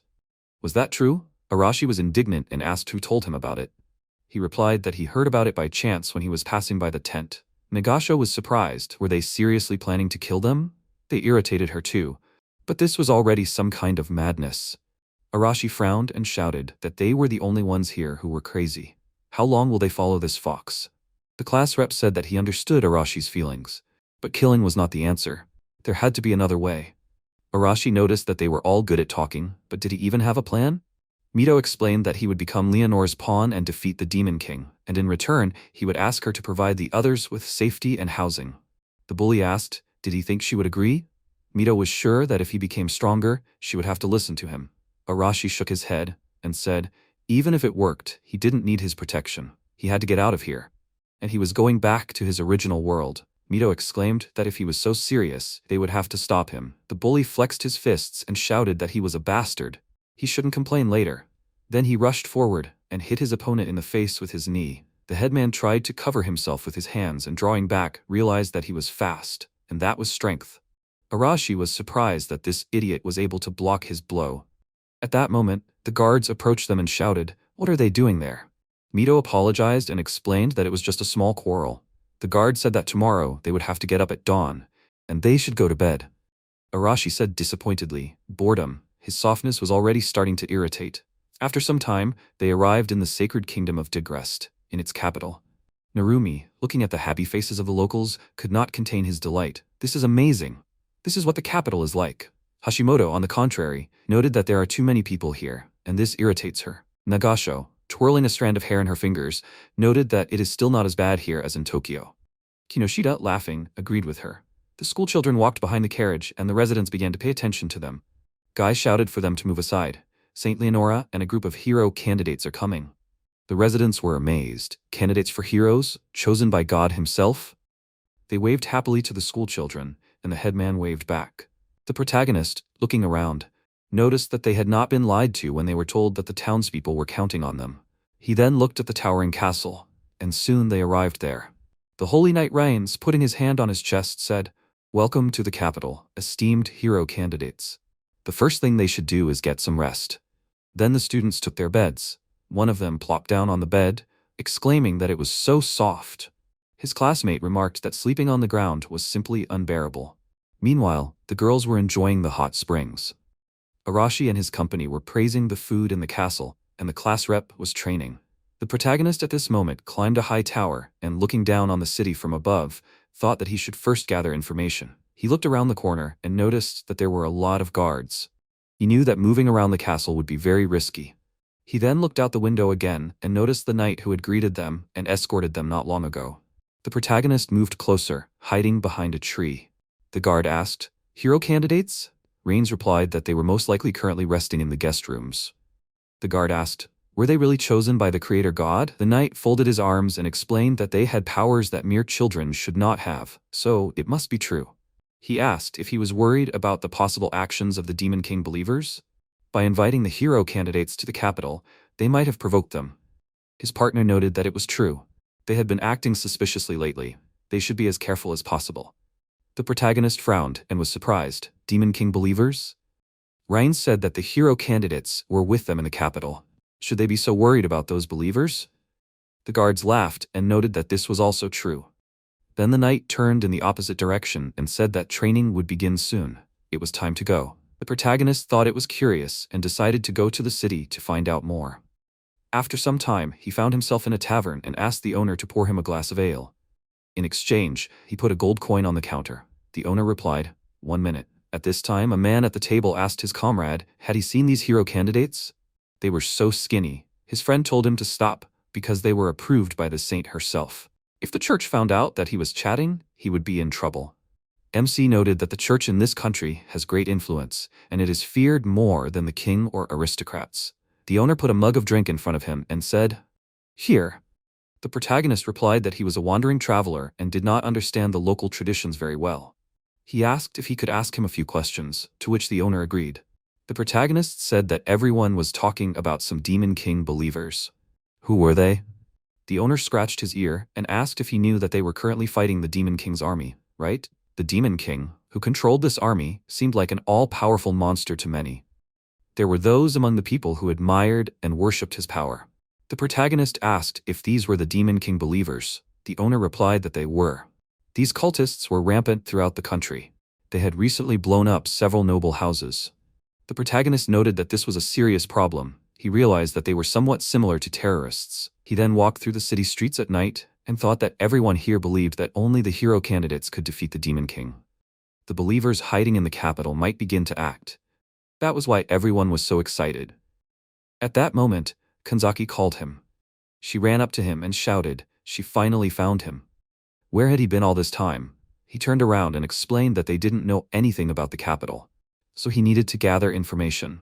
She said that she understood that, but it was dangerous to act alone. If he asked, she would always be ready to help him. He waved his hand and turned around, saying that he could handle it himself and that she needed to stay near the class. She was indignant. What? Why was he acting like this? She told him that she could help. Then he sighed and agreed, saying that she could help him. She needed to gather as much information as possible. Could she ask the city dwellers? She asked happily, really? If that was necessary, she would help. She walked in the opposite direction, humming a song to herself. One of the cultists noticed her among the crowd. Meanwhile, the protagonist returned to his room through the open window and realized that in the end he hadn't learned anything useful. However, he was glad that he had learned about a new enemy. Suddenly, he heard a noise and wondered what was going on in the middle of the night. He went out into the hall where his classmates were gathered and asked what happened. Shinami explained that they couldn't find Kanzaki anywhere. Hono, who shared a room with her, noticed that she hadn't returned, and they were looking for where she could have gone. The protagonist closed his eyes and thought that he hadn't shown up for a long time either. But he lived alone, and they might not have noticed. He then said that it made him worry. Mito asked him if he knew anything, and he replied that he had no idea and that he was just sleeping in his room. He put his hand to his chin and said, "That's how." Mito then waved his hands and announced that they knew for sure that Kanzaki wasn't in the castle. It would soon be completely dark, and they should look for her outside. Nagasho looked away and said that she could manage without them, but since he said so, they would look. The protagonist noticed that it was already late at night and all the city dwellers had long since fallen asleep. After a while, he went out into the streets of the city and thought that it was definitely here. Looking around, he saw his partner's student card on the ground. At that moment, the Satanists jumped out of the corners, holding swords in their hands, and rushed to attack.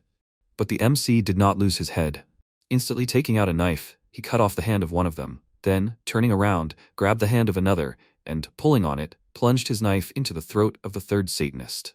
The remaining one shouted that he was an idiot, but the next second, the protagonist kicked him in the face, from which he fell to the ground, and the schoolboys stepped on his head with force. The last Satanist remained trembling with fear, and the protagonist said that they were amateurs in both swordplay and the ability to hide themselves. The most ordinary people? What are they trying to achieve?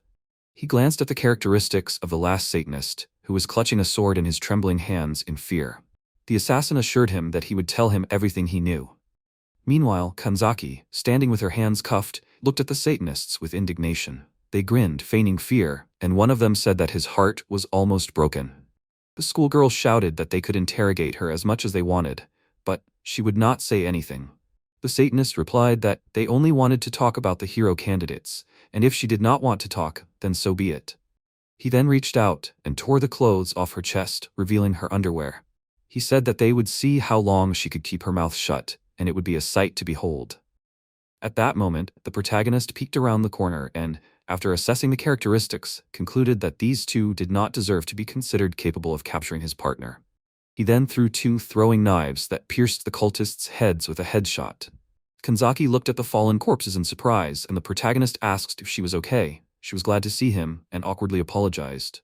He took the key and began to uncuff her, saying that she would tell him the details later, and now they needed to get out of here. She pressed her hand to her chest and thanked him, and at that moment he felt someone's presence. The next second, Reigns attacked them from the darkness, holding a sword in front of him. He landed on the floor, destroying the stone tiles, but the protagonist managed to pick up his partner and jump back. The knight indignantly noted that he dodged his sword, and said that it was impossible to leave candidates alive. The protagonist said that he was that knight, the Holy Knight Reigns. His opponent frowned and asked, maybe the head of the Demon King's church would be better? The student asked, is the enemy so close to the top?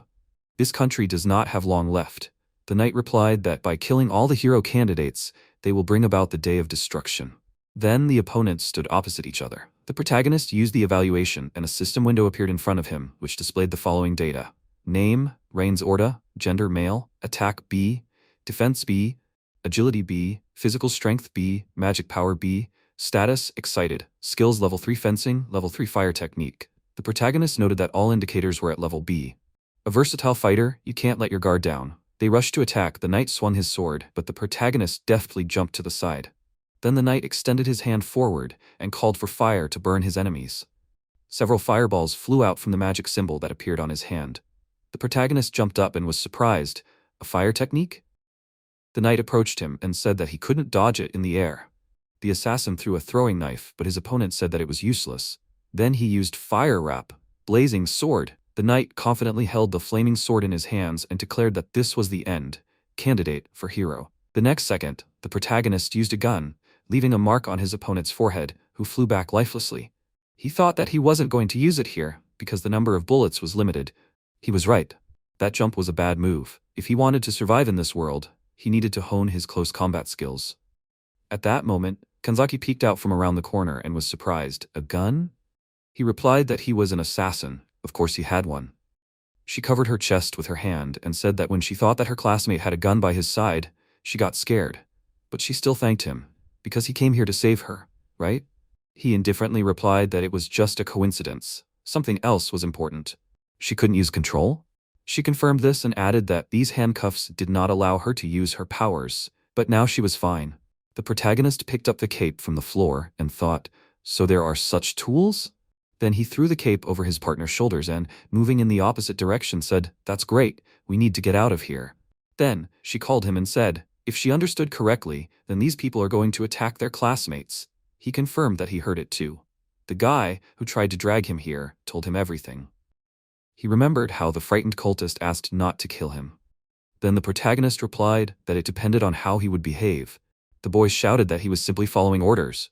The hero candidates were insulting the Demon King with their very existence. They should all be killed. The protagonist leaned over and asked, did they kill Kanzaki? He put a knife to the sectarian's throat, and he shouted that she was still alive.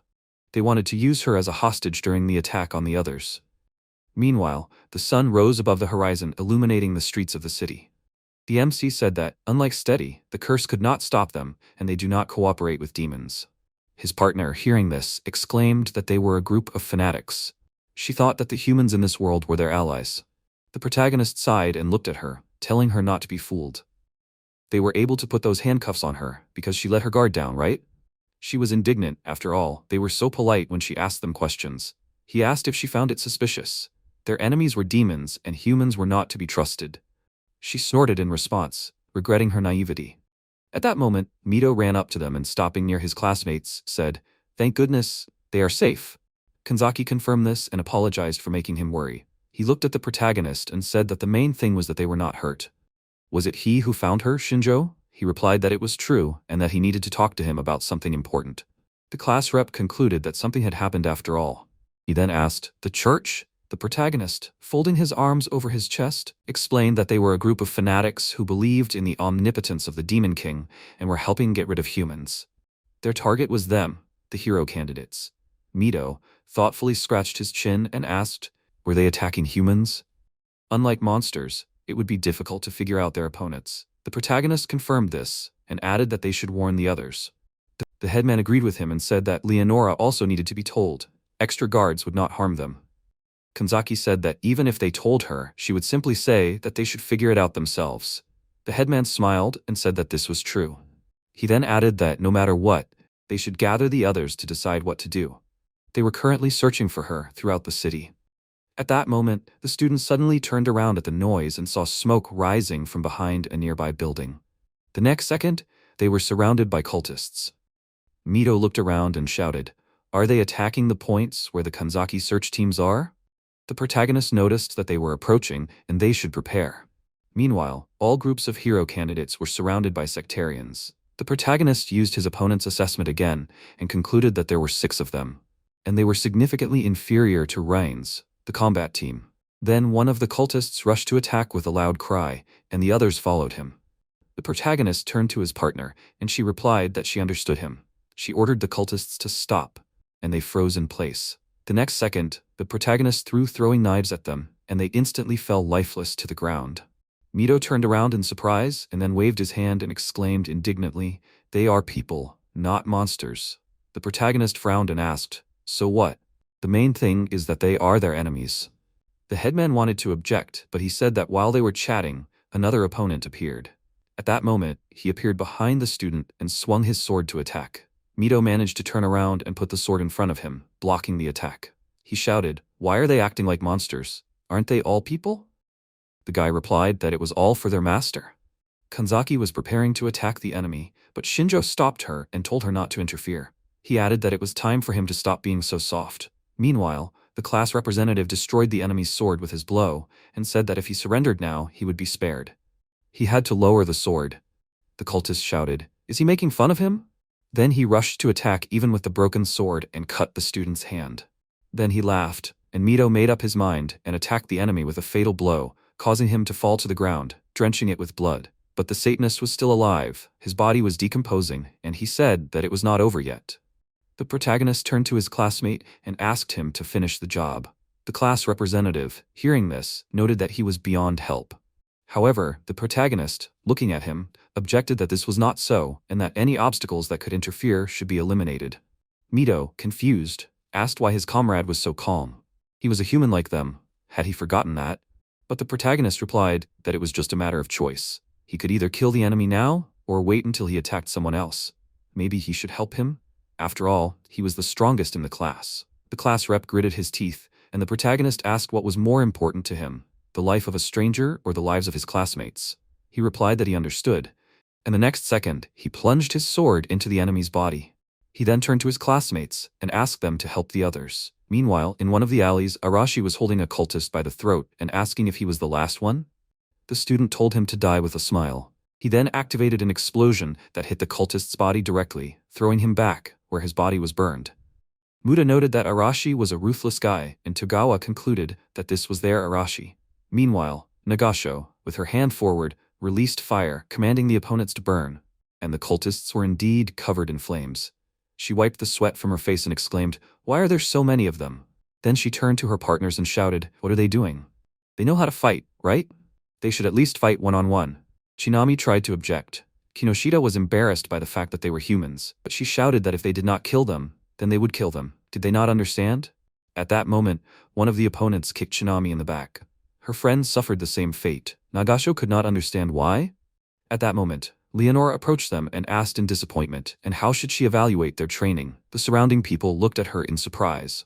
One of the cultists exclaimed, "She is a saint!" She sighed and explained that the hero candidates were under her command, and it was no surprise that she would come to their aid in times of danger. He continued to protest. She wanted to save them without a single knight. Was she mocking them? She put her hand to her chin and said that they were just a group of amateurs who were infatuated with the Demon King's power. They were not her opponents. The cultist began to scream in outrage, demanding that she shut her damn mouth. His comrades then charged, but Leonora calmly ordered them to fall. They were pinned to the ground, unable to move. They wondered why it was impossible. Nagasho remarked that her ability was similar to Kanzaki's, but the saint retorted that she did not want her power to be compared to something like that. Her power, scope, and enslavement technique were beyond anyone's expectations. The student asked why she was helping them. Leonora smiled and replied, "Didn't she say something about evaluating their training? If possible, she would like them to be able to handle this situation themselves." Nagasho suggested that in that case, they should thank her. But the saint said that there was no need. Guiding her subordinates was part of her job. At that moment, one of the cultists shouted at her to wait. She shouldn't ignore them. What would happen to them? The saint turned to him and apologized with a smile, saying that she forgot that they were still alive. In that case, she would ask them to kill them all. The next second, her magic enveloped the schoolgirls' bodies. They were confused. The body itself? Chinami swung her sword, but desperately screamed for her to stop. The cultist demanded that she stop. The schoolgirl, with tears in her eyes, nevertheless pierced her opponent's body with her sword. The protagonist and his partner watched from the roof. He guessed that this was her third-level enslavement technique. Kanzaki noticed that this technique was stronger than her control, as it forced a whole group of people to obey at once. The scale and power of this technique was several times greater. The protagonist frowned and thought that they needed to think of a way to counter this. Half a day had passed since the attack of the Demon King's believers, and night had fallen over the city. The students gathered in the hall, Hashimoto walked forward and asked how everything was. Nagasho replied that it was still not very good, as it was a big shock to each of them. She answered, "That's how." Narumi angrily muttered that he would not forgive her, as she controlled them like puppets and killed the believers with their hands, and that is not how humans act. Then he turned to Nagasho and asked, "She controlled her body too, right? How is she?" She looked away and said that she didn't care, but she was annoyed. Not everyone is as resilient as she is. At that moment, Mito desperately clenched his fist and said that it was all his fault, he didn't have time. Sasaki said that he saved them, and his classmate agreed with him and added that he shouldn't blame himself. Kanzaki said that if she had been faster, the protagonist finished for her, everything would have ended the same way. Now they are not Leonora's opponents. He thought that after he and Mito defeated the believers, they split into two groups to help as many people as possible. They managed to save a couple of groups, but they didn't have time to reach Nagasho's group. The Demon King cult won't leave them alone for a while, but he killed their leader, Reigns, so they will go to the bottom for a while. It's better to think about something else now. Then he called his partner and offered to talk for a while. Having agreed, she ran after him. And then she turned around in surprise and asked what he was planning. He said that in order to resist Leonora's enslavement technique, he would need the help of someone with similar power, which was her help. She said that if that was the case, she saw no problem. So what exactly did he need from her? He said that he wanted to try something. He pointed at himself and said that he wanted her to use control on him first. She cried out in surprise, "Huh?" The day after the hero candidates defeated the Demon King's sect, a grand parade was held in the city.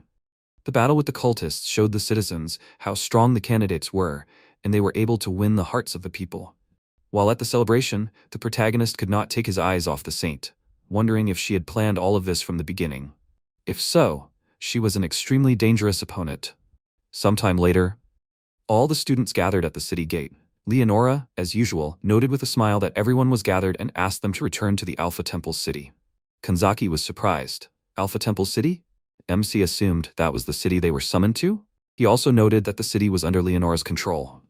Mito asked if she would return with them. She looked at Guy and replied that she still had to deal with the aftermath of the recent incident and they would be accompanied by a knight. Nagasho smirked. Didn't the dorm they were returning to also burn down? Her classmate laughed and noted that this was a popular move. Nagasho then turned her attention to her teammates who were still feeling afraid. She approached Kinoshita and asked if she was okay. Kinoshita was unsure and apologized and said that she was fine. At that moment, Leonora asked if something was wrong. Kinoshita jumped up and screamed in fear, losing her balance, but her partner managed to catch her and asked, "Is she okay?"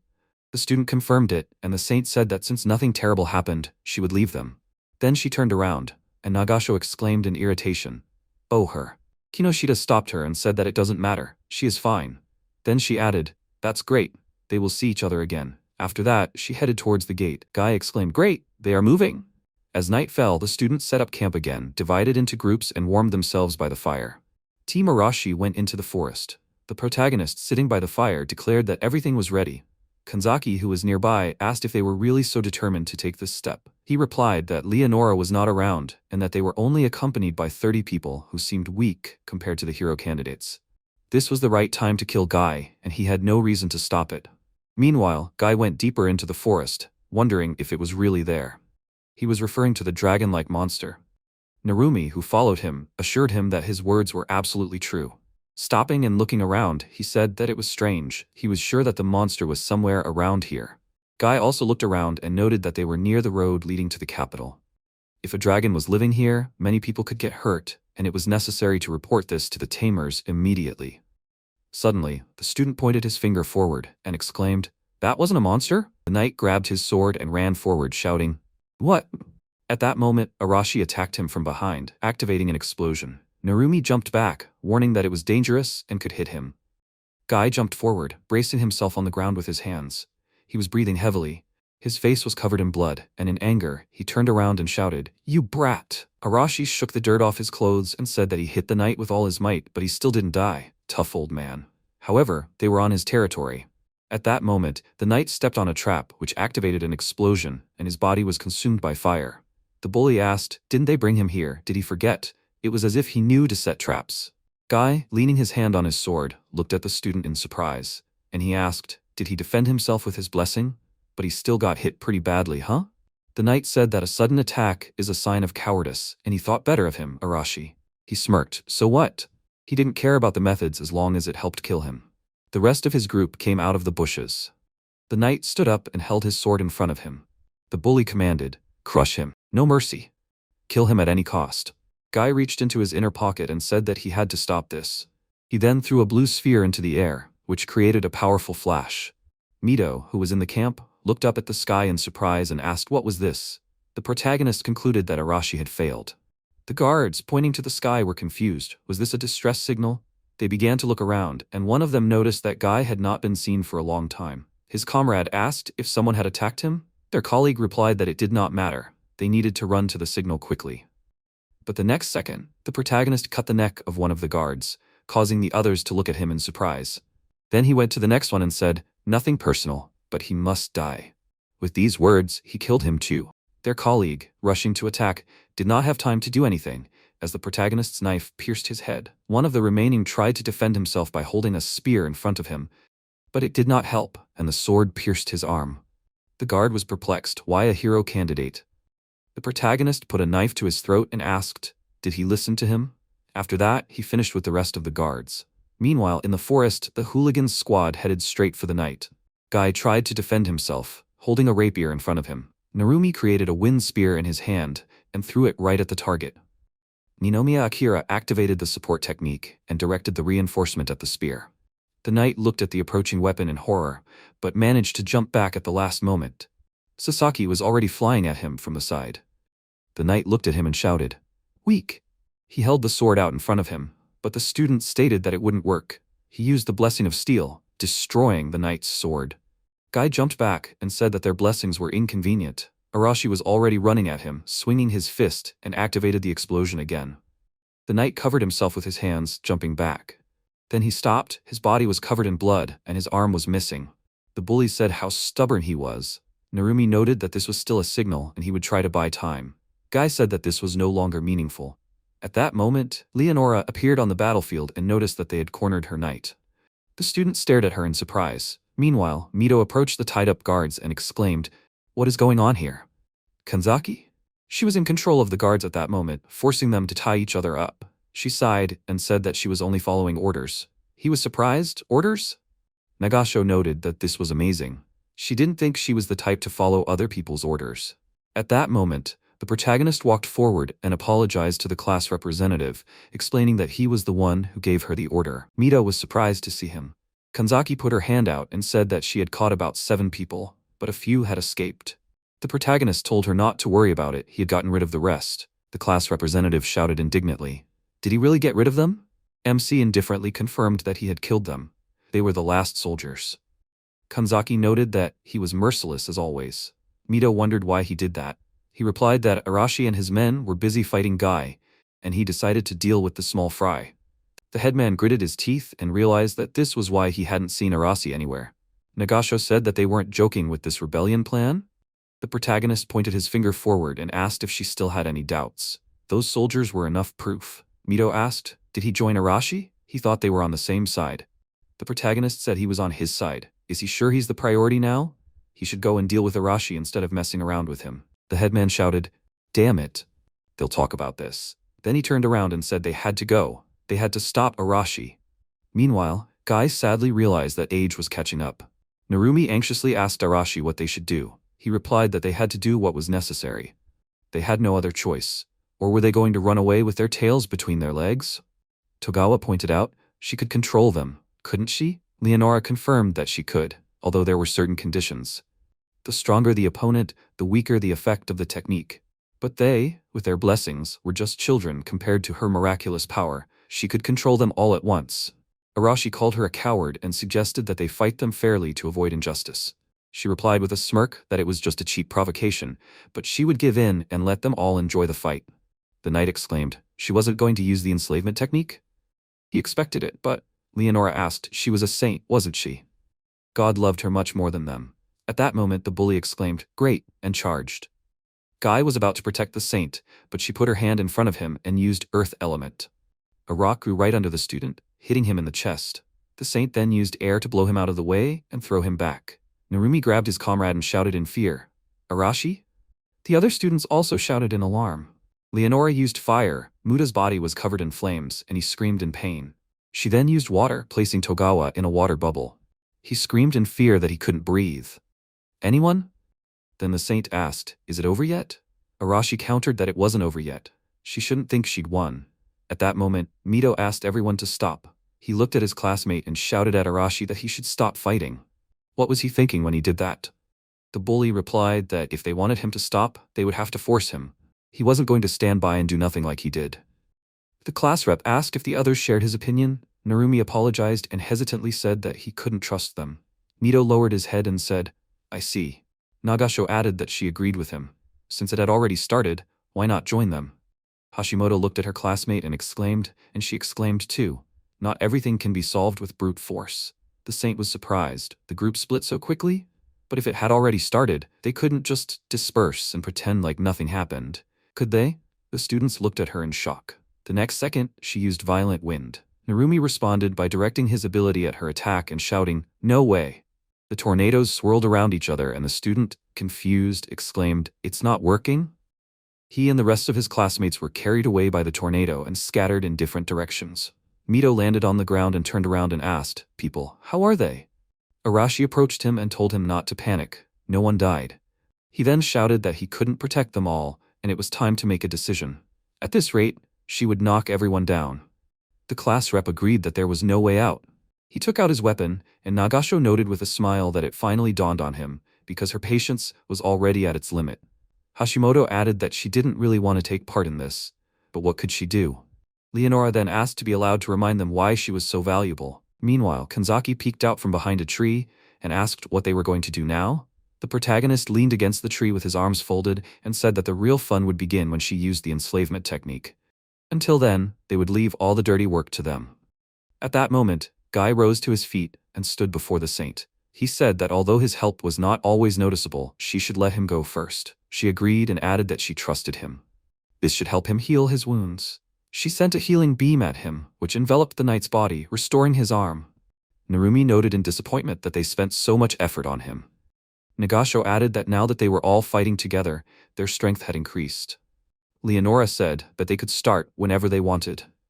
This battle would be a true test for them. If they couldn't defeat their opponents, they wouldn't be able to become heroes. Mito shouted, forward. They had to cover him. He charged, but a knight appeared in front of him, swinging his rapier and blocking his strike. However, the student's sword still left a notch on the knight's sword, and he was surprised. A sword? Guy jumped back and realized that he couldn't just block it. At that moment, the saint used the ice element. She asked it to take on a new form and pierce her targets. She then aimed it straight at the class representative. Nagasho shouted that she would melt the ice. She then released a powerful pulse of flame from her hand. The saint asked if she could do it again. She then repeated her ice attack, and this time the headman swung his sword, trying to deflect the sharp shards of ice. Narumi called out to him in alarm, and he shouted, damn! At that moment, Hashimoto lifted the rocks into the air with telekinesis and shouted, what is she doing to their leader? Narumi used wind manipulation, wind cutter. They aimed their attack straight at Leonore, but it did not reach its target and fell to the ground. The students looked at her in confusion, and she explained that she is God's favorite. Witchcraft and blessing do not work on her. At that moment, the protagonist, hiding behind a tree, was surprised. Is this the blessing of the saint? He used appraisal and a system window appeared in front of him, which contained information about Leonore's stats. She has low defense stats, but she does not really need it. A physical attack should work, but Guy protects her from this. At that moment, Arashi, pushing off the ground, kicked the knight. However, he, covering himself with his hands, noticed that an ordinary kick without an explosion, he was already exhausted. The schoolboy chuckled. He could defeat him without that. Then he told Mito that he would take the knight on himself, and he needed to deal with the girl. The class leader agreed with him and thought, but if the blessing did not work on her, then his sword would not help here either. Sasaki threw him the sword and told him to use it. Mito, drawing the weapon from its sheath, thanked his classmate. Leonora, with her usual smile, said that it was nice to look at him. Had he finally decided to fight? He replied that someone had set his mind straight, and he was ready to cut off her head. Then he quickly ran forward, and she directed a slashing attack at him. He swung his sword, trying to reflect it. Meanwhile, Nagasho, watching what was happening, concluded that as long as the blessing did not work on her, they were of no help there. Narumi agreed with her and added that Arashi wouldn't be able to be helped either. They were fighting close to each other and he would be hit too. Hashimoto concluded that they could only watch, they would only get in the way. At that moment, Guy swung his sword, and the bully crouched, then punched the knight. Then he abruptly knocked the knight down, who, perplexed, exclaimed, "What?" Arashi also punched him in the chest, causing Guy to step back. He chuckled, "What is it? Is he slowing down?" The wounds were healed, but they did not add strength. The knight noticed that this was said by someone who was no longer able to use the blessing. At that time, Leonora sent fire projectiles at Mido. He tried to dodge, jumping back. He knew it was useless. At this rate she would slap him before he could get close. There had to be another way to defeat her. Leonora was amazed at his agility, saying that only a few were able to dodge her attacks so skillfully. The class rep knew that unless he could get close to her, the game would be one-sided. What should he do? Should he try to close the distance or find a way to attack from a distance? The blessing had no effect on her, so neither Nagasho nor the others could help. In addition, Leonora specialized in long-range attacks, so he decided to close the distance between them at all costs and act as quickly as possible. The saint was surprised by the class rep's sudden jump and directed a wind attack towards him. Mido quickly ran forward, but she used dive, and the ground beneath him seemed to turn into quicksand. She then used fire and directed it straight at him. His classmates called out his name in alarm, and she thought that he had been unknowingly strengthening his body with magic all this time and was able to release all of his power? Incredible talent. However, he was still no match for her. Meanwhile, Arashi realized that he could no longer use explosion, and wondered how he could defeat Guy. Guy raised his hand to attack, and shouted that he saw uncertainty on his face. "Brat!" Then he cut the schoolboy's chest, but the bully couldn't come to his senses. What's wrong with him? He was losing to an old man. The knight asked if that was all he could do without his blessing. He then placed his sword on the schoolboy's shoulder, but the boy realized that it wasn't. He remembered his previous fights and decided that he was strong enough without his explosions. He then shouted and stood up. Guy was surprised. Could he still stand? The sword dug deeper into the schoolboy's shoulder, and the next second he punched the knight in the face, causing him to fly far back and fall to the ground. A pool of blood flowing out of his mouth. Arashi declared that he had won. Damn old man. Meanwhile, Mido thought that this wouldn't do. He had to protect everyone. He didn't want to see his friends suffer. The next second, his body sparkled, and Leonora noticed that he was surprisingly resilient. He said he was coming, and she turned around and said no matter how hard he tried to get closer to her, he wouldn't be able to. But the next second, he really was next to her and swung his sword, hitting her arm. She jumped back and looked at her arm, wondering, him now? She was surprised, thinking that she had let her guard down. No, that wasn't it. Then the student appeared behind her, and she used an ice attack. He cut the ice and jumped back. She thought she had been careful. He was just too fast to keep track of him. And then she guessed, the blessing of speed? Since God had given him the power he wanted, that meant he loved him too. He said he had simply asked for the power to help him protect his loved ones. Then he activated speed, and, holding out his sword, he instantly appeared next to the saint, pointing the sword at her throat. She said that it was still not enough, then ordered him to fall. He was confused. He couldn't move. She said that she didn't want to use it, but it seemed like there was no choice. Meanwhile, Kanzaki said that Leonora had pulled out her trump card. The protagonist said that this was great. It was time to begin. At this time, the students were under the control of the saint, who said with a smile that she didn't expect to have to use the enslavement technique, but he lived up to her expectations. Mido. He exclaimed in irritation, "Damn!" Nagasho ran up to him in alarm. Leonora gave the order for everyone to freeze.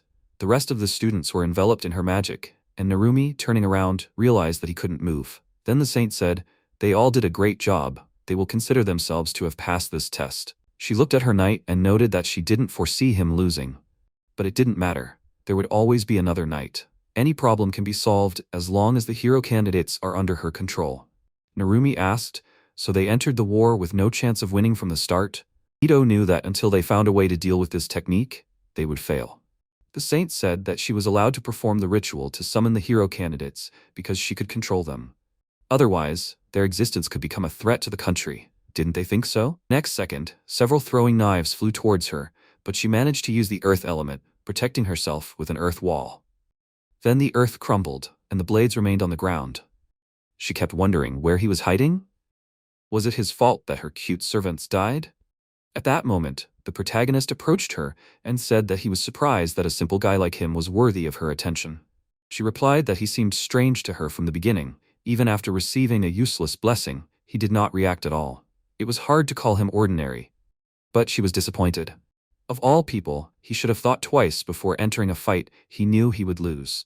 The protagonist frowned and said that it was up to him to decide whether the fight was a losing one or not. She smirked and offered him to try to prove him wrong. Then she ordered him to freeze.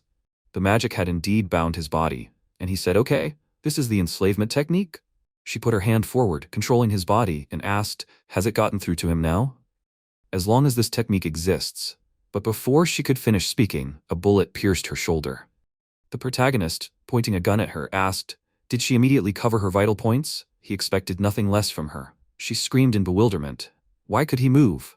She had used the enslavement technique on him. He pulled the trigger again, and the bullet hit her in the lower abdomen, making her cry out in pain.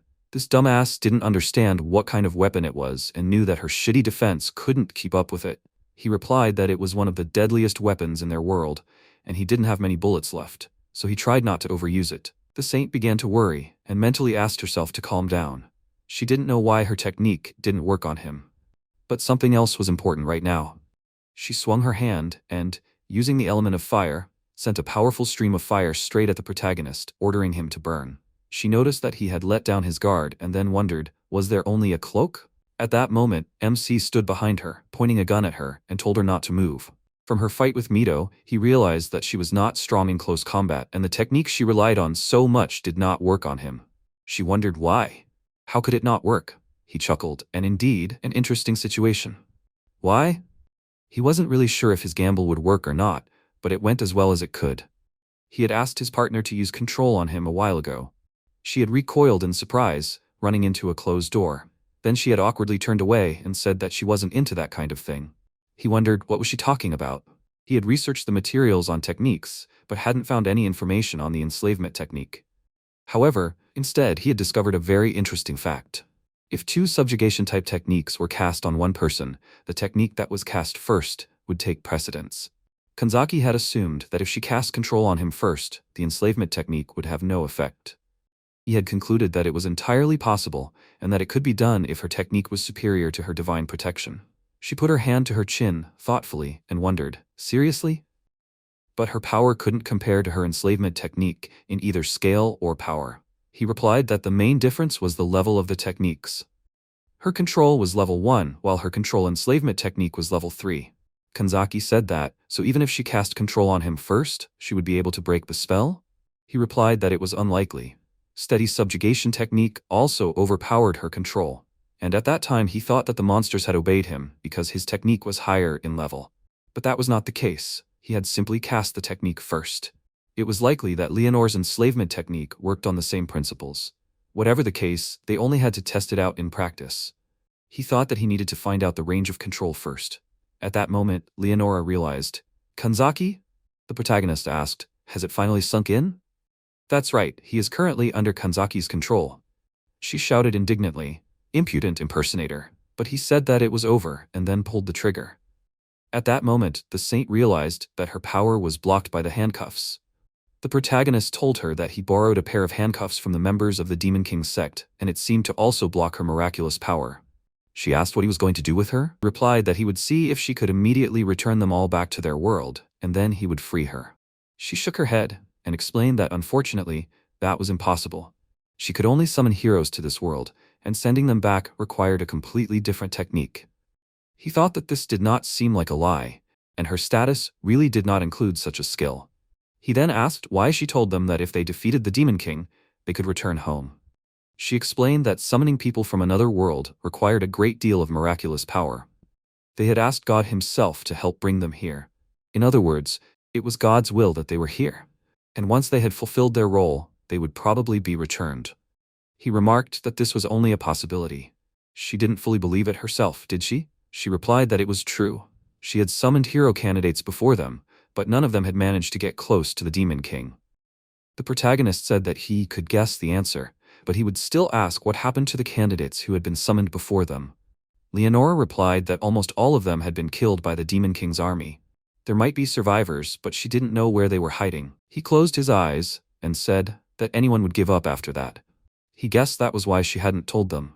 Then she frowned and asked, "What do they want to settle here permanently now?" "Sooner or later, the Demon King's army will attack and they will have to fight." MC said that they ultimately have no choice, right? She said, "That's right, and if they want to survive the battle, they need the country's support, isn't she right? She will turn a blind eye to this incident, but they must let her go." Then he said, "I see," and told her to die. Then he swung the throwing knife. The next second, Mito grabbed his shoulder and told him to stop. The protagonist asked why he was stopping him. He thought he had already decided to cross the line. Wasn't his naive thoughts completely knocked out of him yet? He replied that he agreed to help because he believed that Leonora knew how to instantly return them home. Since that was impossible, he would rather maintain his status as a hero candidate. The protagonist noticed that they were rebelling. Did he forget? At that moment, Leonora said that Mito was right. She admitted that she got a little carried away. They could pretend that none of this happened. He thought that there was some logic to it, and then said that she was too dangerous. They wouldn't be able to catch her off guard a second time. He realized that she only wanted to kill Kanzaki. Perhaps, as soon as they freed her, she would immediately attack his partner. The headman said that they would not be able to escape punishment for killing the saint. They would make Leonora swear that she would treat them better in the future, and then free her. Hashimoto agreed with him, adding that not all of them knew how to fight, and if they became criminals, then defeating the Demon King would be a dream. Nagasho was convinced that they would be able to make her keep her promise. However, Narumi, who was on Shinjo's side, was not so sure. He did not trust her, fearing that she might finish what she started. The class rep agreed with him, frowning, and said that if they killed her, they would have no chance of salvation. The protagonist realized that Mito's concerns were understandable. He cared about the safety of the entire class, and although he himself could survive, he could not act rashly. And so the next second, he made a headshot, killing the saint. The class reps screamed in confusion, and the rest of the students were shocked. The protagonist, throwing a smoke bomb, said, "See you later, Mito," after which he disappeared into the smoke. Mito knelt down, not understanding why this happened. Hashimoto was outraged that he killed her before they came to a common decision, and this was unforgivable. Nagasho noticed that he, as always, only thought about himself. Narumi wondered if it was really him. Kanzaki approached the corpse, unable to believe that he had actually killed her. It had happened exactly as he had said. Shortly before, the protagonist had told her that he would tell her his plans for the future. Their main goal was to capture Leonora and ask her how to return to their world. If she was unable to do so, he would kill her. She said that she understood him. He added, however, that even if it turned out that it was not so easy to return to their world, Mito would still protect the saint. At that moment, he would kill her and escape. Kanzaki asked if he really wanted to take all the blame for the saint's murder. He replied that this was precisely why he had allowed several soldiers to escape. This would make it appear that he was the only one who had started the rebellion. If he was the only one considered to be the culprit, then they would be able to return to the country without any problems. She hesitantly asked if everything would go that smoothly. He looked at her and explained that her powers would come in handy. If anything went wrong, she had to use control to ensure that the negotiations with the country went smoothly. She then asked what he would do. He explained that he could handle it alone and she didn't have to worry about him. And so in the present, Kanzaki looked up at the rising moon. Meanwhile, in his castle, sitting in a chair, the Supreme General of the Demon King's army, one of the 4 heavenly kings, Wind King Windberg, said, "The hero candidates, wanderers from another world blessed by God?" His subordinate, kneeling before him, confirmed this and said that they had made several attempts to eliminate them, but they had all failed. He replied that there was no need to worry about that, since their actions in enemy territory were limited, and even if they stopped them alone, they would appear again sooner or later. War with humanity. He thought he could easily eliminate them, but this turned out to be much more interesting. After some time, the protagonist, traveling through the forest, stopped at a river to get some water and quench his thirst. He washed himself and thought that he had been on the road for 2 days already, and according to the map, there should be a city somewhere nearby. Looking at the mountain, he decided that it was worth climbing it and looking around from above. Soon, he reached the top and looking into the distance, saw a small city. He thought, "Is this it?" There was about half a day's journey left to the city. As night fell, the protagonist began to make his way through the tall grass to the high stone walls. He noted that he arrived only at nightfall, but this was even better. He was not sure that the killer of the saint would be allowed through the main gate, and was afraid of what they could do to him. Having secured a hook to the wall, he pulled himself up on the rope and found himself in the city. Having looked around, he realized that the first thing he needed to do was solve the issue of money. The bag of coins he borrowed from the dead soldiers was small and it wouldn't last long. Then he noticed a sign with a mug of beer and thought, a bar? The best place to gather information. When he entered, the employee addressed him, "Welcome. What would he like to order? The protagonist put his briefcase next to him and leaning on the bar, replied, ale and something to eat. The man sitting next to him took a sip of his drink and remarked that he hadn't seen him here before. He asked if he was a traveler. The protagonist replied that he had to flee his hometown and was now looking for a way to make a living. The man asked, was the Demon King's army attacking? They were a disaster. MC thought he had made up a story for himself, and it worked well. Then he looked at the man and asked if he knew of any place that hired refugees without papers. The employee said that in that case, he should pay attention to the Adventurers Guild. Then he held out a mug of ale. The protagonist asked, adventurers? And what do they do? The worker replied that the guild usually gives them various requests. Most often, it is the destruction of monsters. The man was surprised. This is not a job for weaklings. They will not kill him there. The worker said that he immediately noticed that the guy is not a weakling. The man asked, did he guess? Although he is traveling alone, so this is not surprising. The protagonist took a sip of his drink and replied that he can kill a monster. Then he asked how to become an adventurer. The worker, stirring the dish, replied that it is easy. You just need to register with the guild in the city center. They are always short of free hands there, and they are not picky about documents. The protagonist noticed that they know a lot. The worker replied that he used to be an adventurer himself, but he got shot in the knee, and that was the end of his adventure. The next morning, when the protagonist woke up, he sat up in bed, scratched his head and asked if it was morning already. He then got dressed and went down to the front desk, thanking the worker for letting him stay overnight. He assumed that he would have to stay there for a while. She thanked him with a smile for choosing their establishment. The MC went outside and noted that even after seeing his face, the worker showed no interest. He thought that in this world, photography had not yet been invented, so there was no point in being too cautious. Soon he approached the guild building and asked if this was the Adventurers Guild. After that, he opened the doors wide and walked inside. After looking around, he noticed the front desk and walked over there. He said that he wanted to register as an adventurer. The worker said okay. The registration fee was 1 silver coin. Would that be okay? He placed the coin in front of her and agreed. The worker began filling out the form and asked him to state his name, age, and background. He knew he shouldn't say his real name, so he said Siren, 17 years old. His hometown was destroyed by the Demon King's army. She replied that this information would be enough for registration. He thought Siren was his code name from another world and didn't expect it to be useful here. He then thanked the worker for her help. She stamped the document and informed him that the registration was complete. Raising her index finger, she asked if she could briefly introduce the activities of adventurers. Each adventurer is assigned a rank based on their achievements and abilities. The higher the rank, the higher the reward, but the requests themselves will be more difficult. He was a newbie, so he had an F rank. He needed to complete requests and earn reputation to increase his rank. She then pointed to the board and explained that this was where requests were posted for adventurers. She advised him to look for requests that matched his rank. He agreed with her and walked up to the board.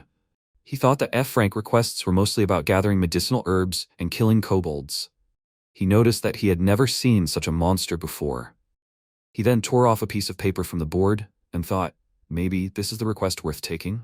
At that moment, an adventurer called him over and said that he hadn't seen him here before. His lackey asked, did he want to fight the kobolds? He should forget about it. Their friend added that they would quickly kill a weakling like him. The protagonist thought, what kind of idiots are they? He then advised them to turn around and leave without making too much noise. The bully asked in confusion, did he decide to give them advice? His comrade, flexing his fists, was indignant. Why was he so impudent? The girl watching this scene noted that they were at it again. Her comrade asked, were they picking on a newbie? He would have a hard time. The bully shouted that he saw that no one had taught him manners. Then he extended his hand forward, but the protagonist grabbed it. The adventurer shouted for him to let go immediately. He did not understand what was happening to him. Then he shouted to his comrades to teach him some sense, and his fist was already approaching the protagonist. But a few moments later, all three were already lying on the ground, and the protagonist, completely emotionless, headed for the exit to complete the task. After reading the task again, he was surprised. Were these mid-level adventurers? Yes. They are many times weaker than any hero candidate. Then he went outside and decided that it was time to complete the request. After some time, he entered the forest and thought, according to the information from the request, the kobold base should be somewhere here. Then he saw tracks on the ground and noted that these were very fresh. Following the tracks, he thought that they looked like animal tracks. Then he was surprised to see more tracks, and thought that the kobolds were good at hiding their presence. Maybe these were the monsters? At that moment, the kobold was already standing behind him, holding a sword in its paw, and immediately attacked the protagonist. The protagonist managed to turn away and was surprised. A sword? The monster took it from people? At that second, another kobold jumped on him from the side, holding a bat in his hand. The protagonist crouched, dodging the blow, and then sent dirt straight into the monster's eye. Then he turned sharply and, leaning on his hands, kicked the monster in the face, causing it to fall to the ground. MC caught the sword and pierced the kobold's body. The second monster looked at him in surprise, and then the protagonist pointed throwing knives at it, piercing the monster's body. After killing the monsters, the protagonist activated the evaluation, and a system window appeared in front of him, which said, Race, Kobold, age 22, gender male, attack D, defense D, dexterity C, physical strength C, magic power F, status dead, skills stealth 1. He concluded that it would not be difficult to finish off such a monster. Maybe he should kill a few more to earn money? Sometime later, in the Adventurers Guild, the protagonist placed a handful of kobold ears on the counter. He explained that he brought it as proof of the murder, and asked if this would be enough.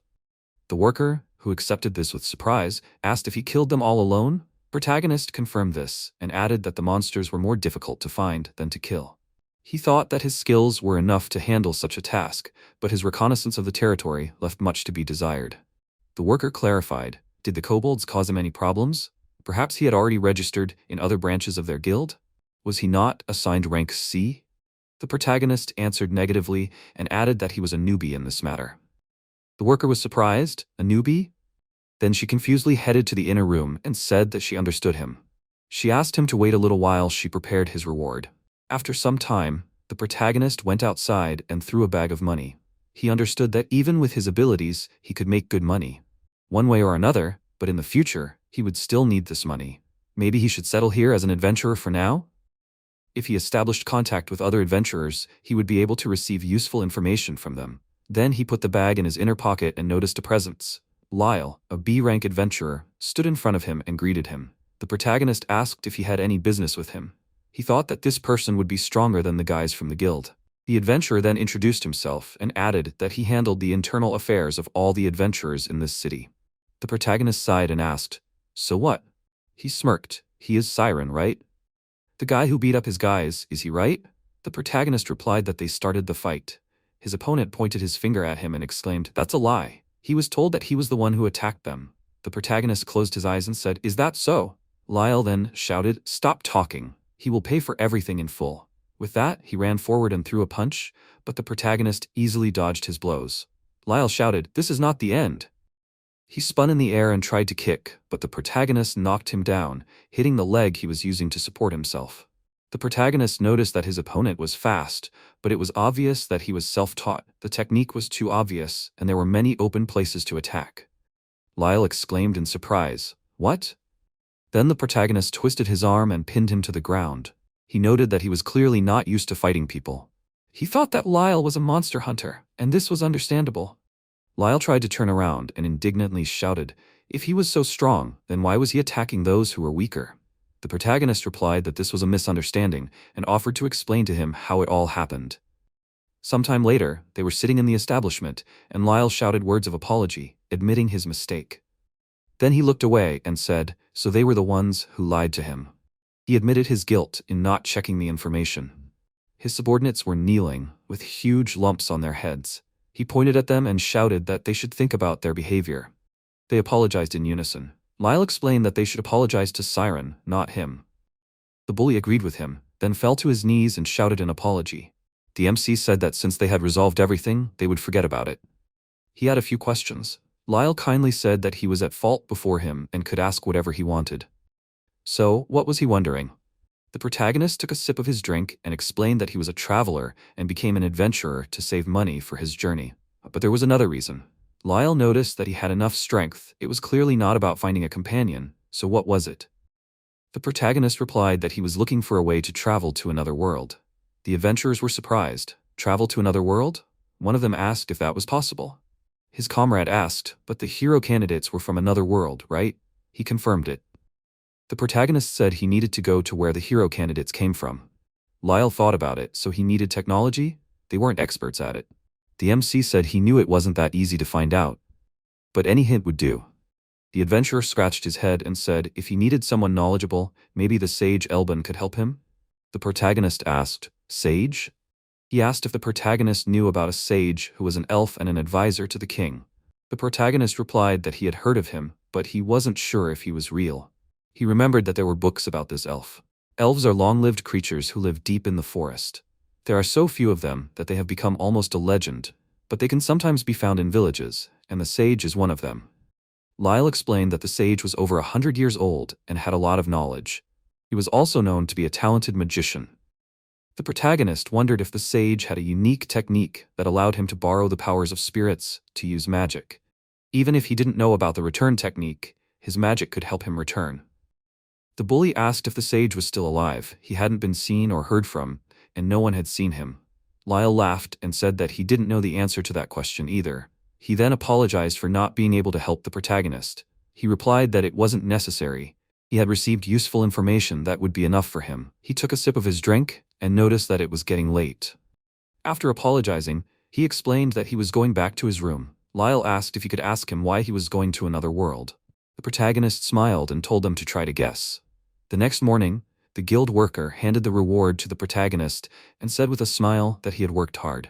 The protagonist put the reward in his inside pocket and thought that a week had passed and he had saved enough. On his way out, Lyle met him and asked if he had finished his business. A bully next to him offered to have a drink with them. The protagonist passed by them, apologizing and saying that he did not have time today. Lyle assumed that he was tired, and the bully shouted after him that they would see each other again. Siren.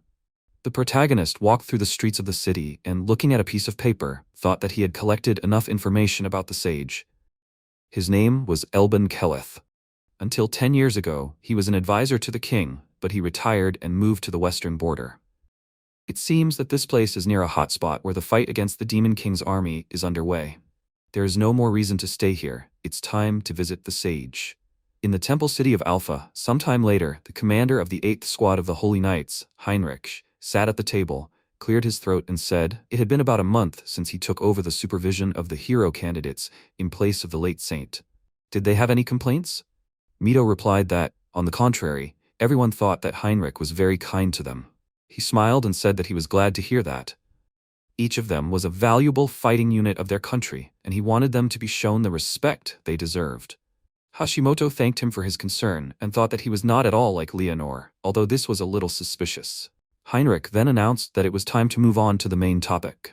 At the meeting yesterday, it was decided that it was time for the hero candidates to show their skills in action. The headman assumed that they wanted to send them to the front lines. Did he understand correctly? Heinrich confirmed this and pointed to the map and explained that there was still fighting along the western border, and they would be sent to one of the hotspots on the front lines. Mito said he understood, but then reminded him of their agreement. He asked if Heinrich would protect those who did not have fighting skills. He replied, okay, he would do that.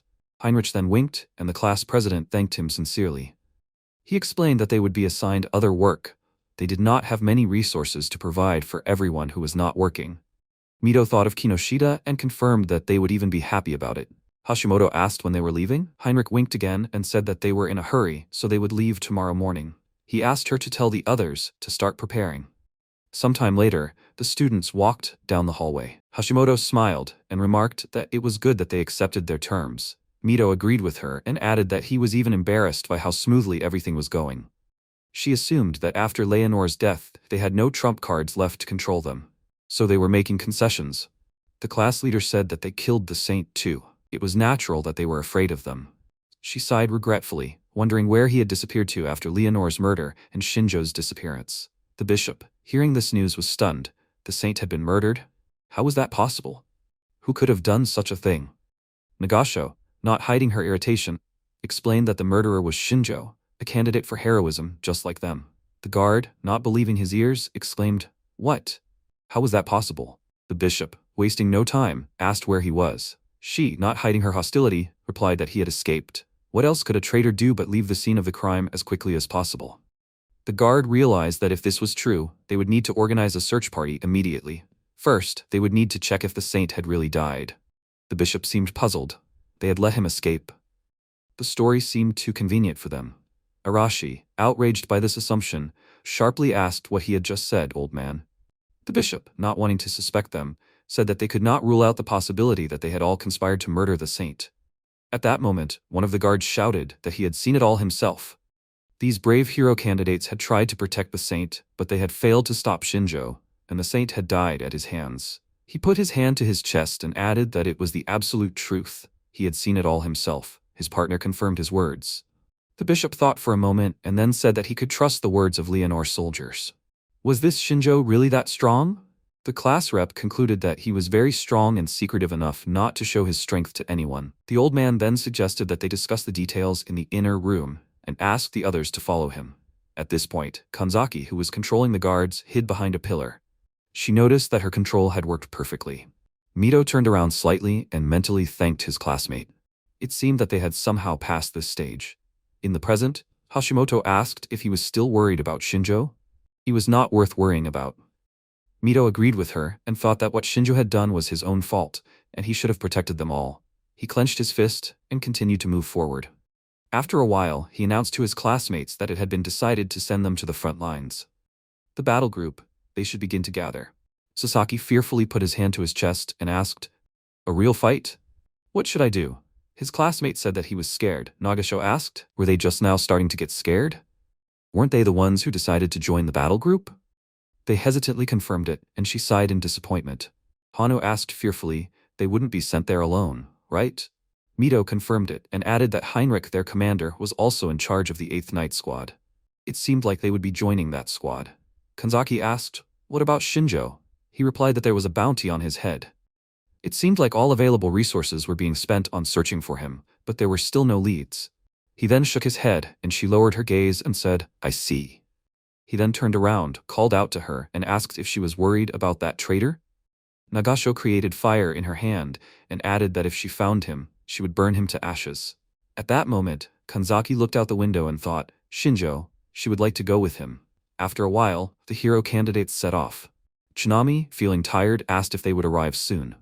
Hashimoto, turning to her, explained that they had recently stopped for lunch and now they would have to walk until nightfall. Muta, also tired from the long marches, began to grumble. He was sure that they had been doing nothing but walking for the past few days, and he was already starting to get tired. Togawa, supporting him, added that he wished they had a car. At that moment, Arashi raised his hand and called for everyone to stop. His comrade asked what had happened. He replied that there were monsters in the bushes. The students became worried, and then a knight ran up to them and asked why they had stopped. Mito, his face changing, explained that a group of monsters was hiding nearby. The knight arrogantly asking, well, where is it? There is no one here. And even if so, they were given clear orders. Don't stop without permission. This angered Arashi. The next second he lifted the knight into the air by his neck, surprising that a schoolboy could lift him so easily. The class president, perplexed, called for his classmate to stop. Arashi shouted in irritation. Why would he listen to a small fry like him? The next second he let go of the knight as a group of monsters crawled out of the bushes. One of the guards shouted in fear, Rabbit claws. His colleague shouted, Monsters. We need to prepare to attack. The monsters rushed forward. The guard fearfully held his sword in front of him, but the next second his weapon flew to the side, and he crouched on the ground. His face covered in sweat when he saw the rabbit approaching him. At that moment, Arashi attacked the monster using an explosion. He punched it, then added a kick, and finally crushed the monster's head with his foot. The guard thanked him for saving him, but he scratched his neck and told him to go away and not get in the way. Then he started activating the explosion again and attacked all the rabbits in his path, throwing the monsters in different directions. Muta said, wow. Togawa noticed that his explosions were only getting stronger lately. Arashi walked forward and knew that it was not enough. He would not be able to reach this idiot like that. The strange thing was that even when he looked at him, he did not react, as if he did not care. And he was clearly not a weakling. When he received the power of the explosion, it seemed that he managed to surpass him. How he irritated him. Mito worriedly asked what was wrong with him. He was always in a bad mood lately. He saddled his horse irritably and answered, nothing. He just does not like when small things tell him what to do. After some time, they arrived at the western border of the holy country of Degrest, Fort Trass. The guards stood at their posts, and the commander of the 4th Division of the Holy Knights, Amelia, thanked the hero candidates for coming to them. She then introduced herself and explained that this was the western border of the holy country. In other words, she was the commander of the front, although she had only recently received this title. Heinrich was surprised. What happened to the commander Bankin? She replied that he died a week ago. The students were surprised by this information, and then she said that she wanted them to rest after a long journey, but at that moment, a frightened guard ran up to them, repeating, "The demon army is attacking." She added that from what they heard, they had no time to rest. She hoped that they would help them. The chief nodded and said that they obeyed. He then turned to his classmates and announced that it was time to prepare for battle. Arashi, fired up with excitement, said, "Simply wonderful." The guards sounded the alarm, announcing the impending attack of the demon army. They were approaching with terrifying speed, and the hero candidates, standing on the high wall, watched them approach with anxiety. Sasaki was shocked to see how many of them were here. Heinrich gave the order, "Fire!" They had to thin their numbers before the demons reached the fort.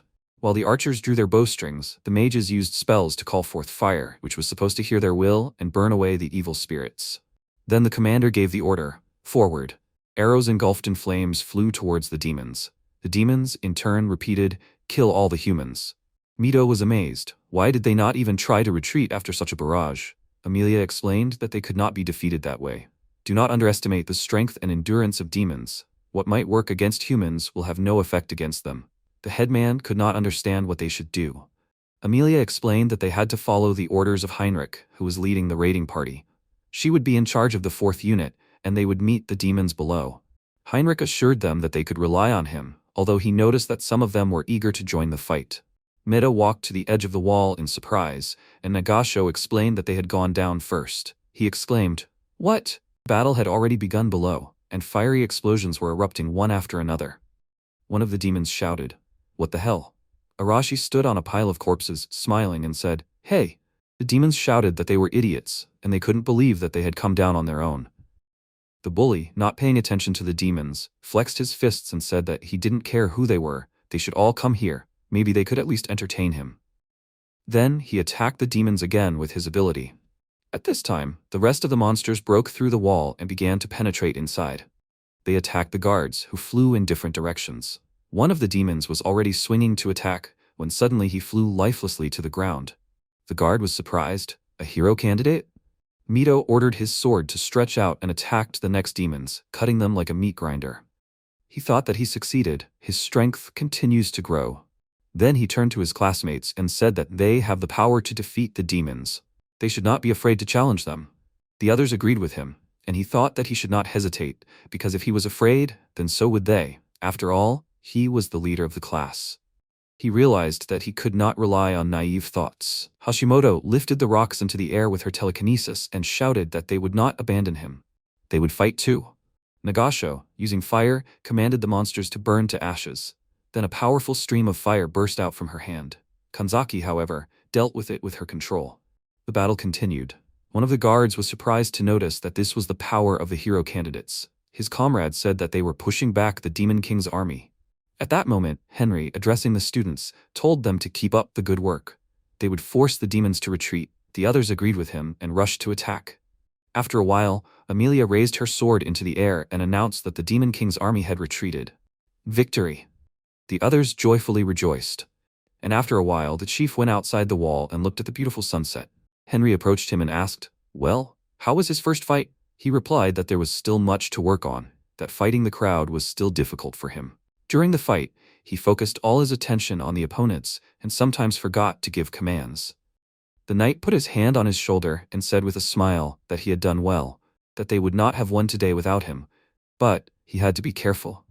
This time, they had only fought with middle and lower class demons, and although there were few high demons, their strength was terrifying. He replied that he would take this into account. After some time, in the demon settlement, one of them announced that the report was over. He apologized for not fulfilling their duty. The commander of the Demon King's army, one of the 4 heavenly kings, the earth, Stongaya, clenched his teeth in irritation. At this time, in the west of the holy country of Digrest, in the echo of the great forest, the protagonist, walking along the path, thought that the exit from the forest was already close, which meant that the great shaker's house was not far away. But suddenly, several long tongues appeared in front of him. He noticed that it was moving at an amazing speed and wondered if it was a tongue. Then, looking to the side in surprise, he saw several gibbons who, having released their tongues, began to attack. The protagonist used the assessment, and a system window with information about the monsters appeared in front of him. Species: gibbon, age 33 years old, gender male, level B, defense C, agility B, Physical strength C, magical power F, status hungry, skills, 3rd level tongue attack. The protagonist took off his briefcase and, armed with a knife, dodged another tongue attack and approached the monster. But it swung its paw and the protagonist jumped back, and several more monsters appeared in front of him, who were trying to get him with their tongue. The protagonist, having hit the tongue with a knife, began to cut it, and the gibbons screamed in pain. The protagonist continued on his way, cutting the monster's tongue. He said slowly, and then attacked the monster itself. The other two looked at him in surprise. He asked, "Why are they frozen? Should he approach them himself?" He then dealt with the rest, noticing that the monsters were becoming more dangerous each time. Wiping the blood off his knife, he assumed that it was because he was approaching the Demon King's lands. Or perhaps it was because there was no city with adventurers nearby. He then continued on his way, thinking that only the strongest specimens survived in the wilderness, and there was no hunter nearby who could deal with them. Judging by the assessment, most of them were not young. Whatever the case, he had to stay alert. Soon, he noticed that he had arrived at the Urkano Mountains, a natural barrier that protected the country from a full-scale invasion by the Demon King's army. And the highest of them was called Death Wolf Mountain. According to rumors, a sage lives at the top of this mountain. Continuing his way up the mountain, the protagonist thought that there must be a village at the foot of the mountain. Soon he arrived at the place and was horrified by what he saw. The village was covered in fire. Powerful columns of smoke were rising up. He ran forward, thinking, was it possible that the army of the Demon King attacked them? The demons were indeed in the village and were dealing with the inhabitants. The protagonist hid behind the roof of one of the buildings, realizing that the front line was far from here, and it seemed to him that he underestimated them. At this moment, one of the demons turned to Hector and asked what they should do next. The second demon suggested, maybe just kill everyone here? Hector ordered to put it aside, reminding them that they can use people as slaves. It would be better if they told him if they learned anything about Elben. One of the demons put his hand to his head and exclaimed, "Yes." Apparently, he lives on top of Death Wolf Mountain. Their commander assumed that they probably got the right information. He folded his arms over his chest and said, "How difficult. But nothing can be done." Then he looked at the top of the mountain and said that their main goal was to capture Elban, also known as the Sage. They planned to camp for the night and continue on at dawn. One of the demons asked if there were not deadly wolves on this mountain. It won't be possible to subdue it, so they will have to kill every single one to reach the top. His companion was surprised. What? He added that these wolves have a highly developed intellect, and magic does not work on them. The demon put his hand on his stomach and said, "The 4 heavenly kings can even subdue a dragon, but they are not them." Hector, their leader, noted that he was not particularly strong in magic either. But what was the point of talking about that now? If they could not use magic, then they would have to do otherwise. Kill and move on. Did they not understand him? The demons agreed with his words, and the protagonist thought that everything was happening in an organized manner. They are part of the elite of the Demon King's army, and their leader is Hector. He then used the appraisal, and a system window appeared in front of him, which said, Name, Hector Ainsworth, age 25, race, high demon, gender male, attack B, defense B, dexterity A, physical strength B, magic power B, status, normal, skills, slave technique level 1, swordsmanship level 5. He guessed that there were only 10 high demons in the Demon King's army, and attacking head-on was not a good idea. At this moment, Hector noticed that someone was watching them. He looked at the roof of the building and ordered a search of the surroundings. "There is a spy here." The next second, the demons rushed to search, and the protagonist hid around the corner and noted that the demon was quite smart. The lower demons looked around, wondering where he was. The human has to come out. At this point, the protagonist was already running along the roof and thought that hiding was his profile. Then, out of the corner of his eye, he saw the villagers tied up and sitting in a circle. But ignoring this, he ran outside the village and thought that he felt sorry for the villagers, but saving them was pointless. His goal was the same as the demons, to find the sage. So, he had to climb the mountain before they did. The highest and most dangerous peak of the Urkano Mountains is Death Wolf Mountain. The protagonist grabbed the ledge, pulled himself up, and climbed with difficulty to the top. Moving forward, he realized that he could not find a beaten path, and all he could do was follow the animal tracks. Visibility was poor, the ground was loose, and he wanted to quicken his pace, but in this area he had to be especially careful. Suddenly, he realized that he had barely noticed any movement. Could these really be those deadly wolves? The monsters kept coming in numbers, but there were almost no traces. The monsters had everything under control. One of the wolves raised its head and howled loudly, and the rest rushed to attack the protagonist. He managed to jump onto a tree branch and thought that it was a real monster, which gave the mountain its name. Now it was clear why most of those who dared to climb this mountain never returned. He activated the assessment, and a system window appeared in front of him, which indicated species, wolfen, age 20, gender, male, attack C, defense C, agility B, physical strength B, magic power D, status, hungry. Skills, level 3 teamwork. The wolf ran forward and, hitting his head, rammed the tree the protagonist was sitting on. He tore off a leaf from the tree and thought that he could enhance it with miraculous power. Then he threw the leaf straight at the monster, thereby decapitating it. As he walked forward, he saw a monster approaching him and struck it. It flew to the side and took its kin with it. The monsters crashed into the rock with a powerful blow, then slid down the wall, blood pouring out of their mouths. Several more members of the pack approached the protagonist, and he looked at his hand and thought that the strengthening of his body gave him unexpected results. Last time, Leonora said that the hero candidates relied on blessings and did not understand the miraculous power. That was why she could control them all with her enslavement technique. This weakness can be eliminated through training and practice. If he learns to better control the miraculous power, he will be able to improve his physical performance and resist the magical attacks of opponents.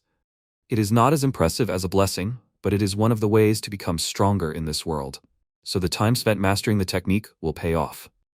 He took out his knife and cut the monster in front of him. He thought that while he was getting to the top, he could practice his miraculous power. He quickly rushed forward and found himself in front of the largest wolf, which he realized was the leader of the pack. The other wolves looked around in confusion. The next moment, the leader opened his mouth wide, preparing to jump on the schoolboy. But he deftly dodged, and after attacking the wolf, he turned around and saw that the other wolves had retreated after the leader was killed. What troublesome creatures! He wiped his knife from the blood again, and thought that this was an excellent target for practice. Then he continued on his way, and the wolves followed him. Looking to the side, he noticed that the monsters were moving strangely. Then he saw how the projection of the monster developed at a speed faster than the wolf itself, and assumed that he could foresee their actions.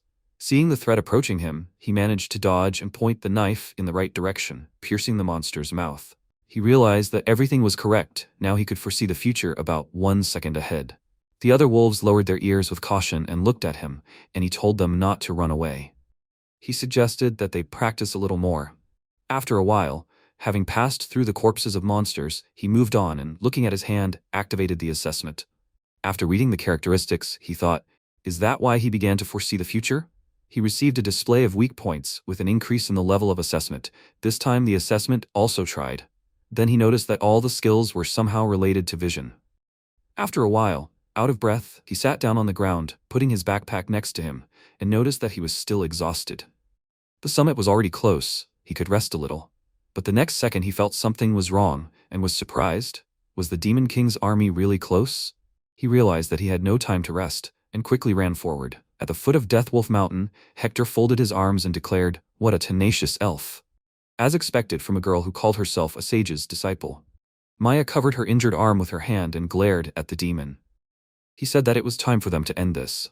Then he put his hand forward and ordered the rest of the demons to kill her. Maya said, "At this rate," but in response she heard only the laughter of the demon approaching her. She closed her eyes, seeing how the monster swung his weapon. The next second, the protagonist picked her up in his arms and jumped to the side. She looked at him in surprise and thought, "A human?" One of the demons was perplexed. "Reinforcements?" His comrade shouted, "Who the hell is this?" The protagonist turned around and assessed the situation. 10 soldiers from the Demon King's army and one apparently their commander. Maya stood up and asked, "Why did he save her?" He stepped forward and asked, "She is the sage's apprentice, right?" She confirmed it with confusion, and he replied that this is the reason for his appearance here. He has business with the sage. Then he looked away, thinking that he had already made an assessment. Race, half-elf. And among the skills there is magic. Hector was indignant. It doesn't matter who he is, all people are their enemies. They must act without changes, kill them. They ran to attack, and the protagonist understood that in order to gain the sage's favor, he needed to save Maya, which meant he would have to defeat them. He armed himself with his knife, and one of the demons, swinging his sword, jumped on him from above.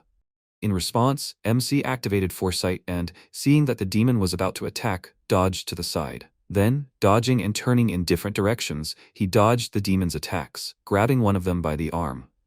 The others looked at him indignantly, and he said that it was a good weapon, but using it against people was too much. Then he attacked the demons with a knife, as if putting them through a meat grinder. The others looked at him in surprise. He understood that with foresight, he would not lose in close combat. The only problem was how long it would be effective, and how many minutes did he still have.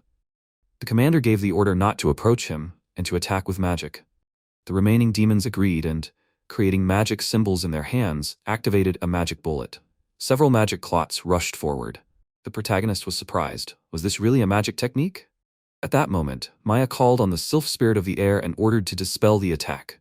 A powerful stream of air really destroyed the demon's magic. The protagonist was surprised again. Was this really magic? He understood that this was a secret technique known only to elves, which drew strength from the spirits. She confirmed his guess with a smile and added that thanks to him, her spirits were able to regain their strength. Hector clicked his tongue in irritation and remarked that they would never get through the situation like that. Armed with a sword, he said that he would deal with them himself. The protagonist thought, is this really a big boss move? Then he turned to the elf. If she could cope with the small fry, then he would be able to kill their commander. She assured him that she could cope, but he could stop addressing her like that. She said her name, and he took off his backpack and replied, I see. He relies on her, the sage's student. The next second, he quickly ran to attack, and Maya shouted in irritation. She said her name, God. The protagonist and the demon were already very close to each other. The schoolboy rested his foot on the demon's sword and ran forward. Once in front, he made a few quick stabs with the knife, but the next second he thought, damn. A sharp feeling of pain pierced his body, and he jumped back. The demon said that he did not expect that he would have time to dodge, but still hit him. The bleeding wound was indeed visible on the protagonist's body, and he thought, so this is what higher demons are like. Without foresight, he would have died already. Hector scratched his chin and said that he even regretted that he was a human, otherwise he would have a chance to defeat him.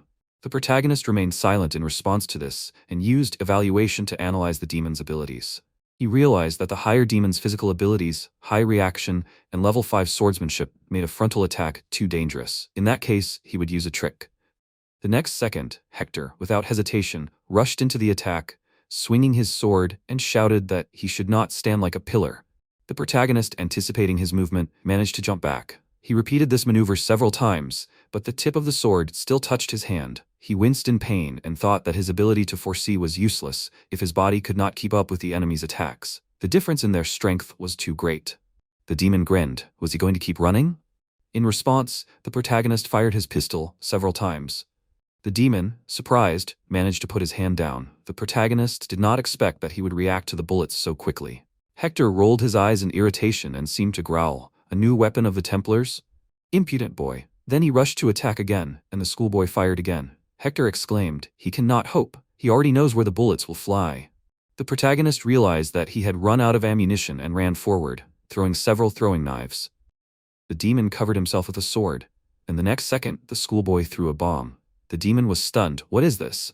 A powerful explosion engulfed his body and the other demons cried out in alarm. Captain? They shouldn't get any closer.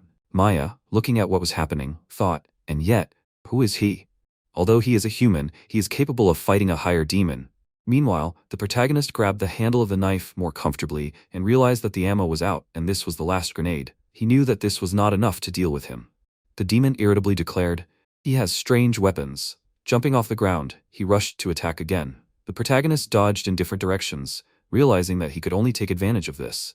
He must focus on the enemy's movements. And again, he saw several projections of the demon and thought, this feeling. Weakness display activated. A red line, like a thread, came out of his eye and stopped exactly in the center of the demon's throat. He thought, this line. Then he pushed off the ground and realized that this was probably the demon's weak point. He directed the attack to the right place.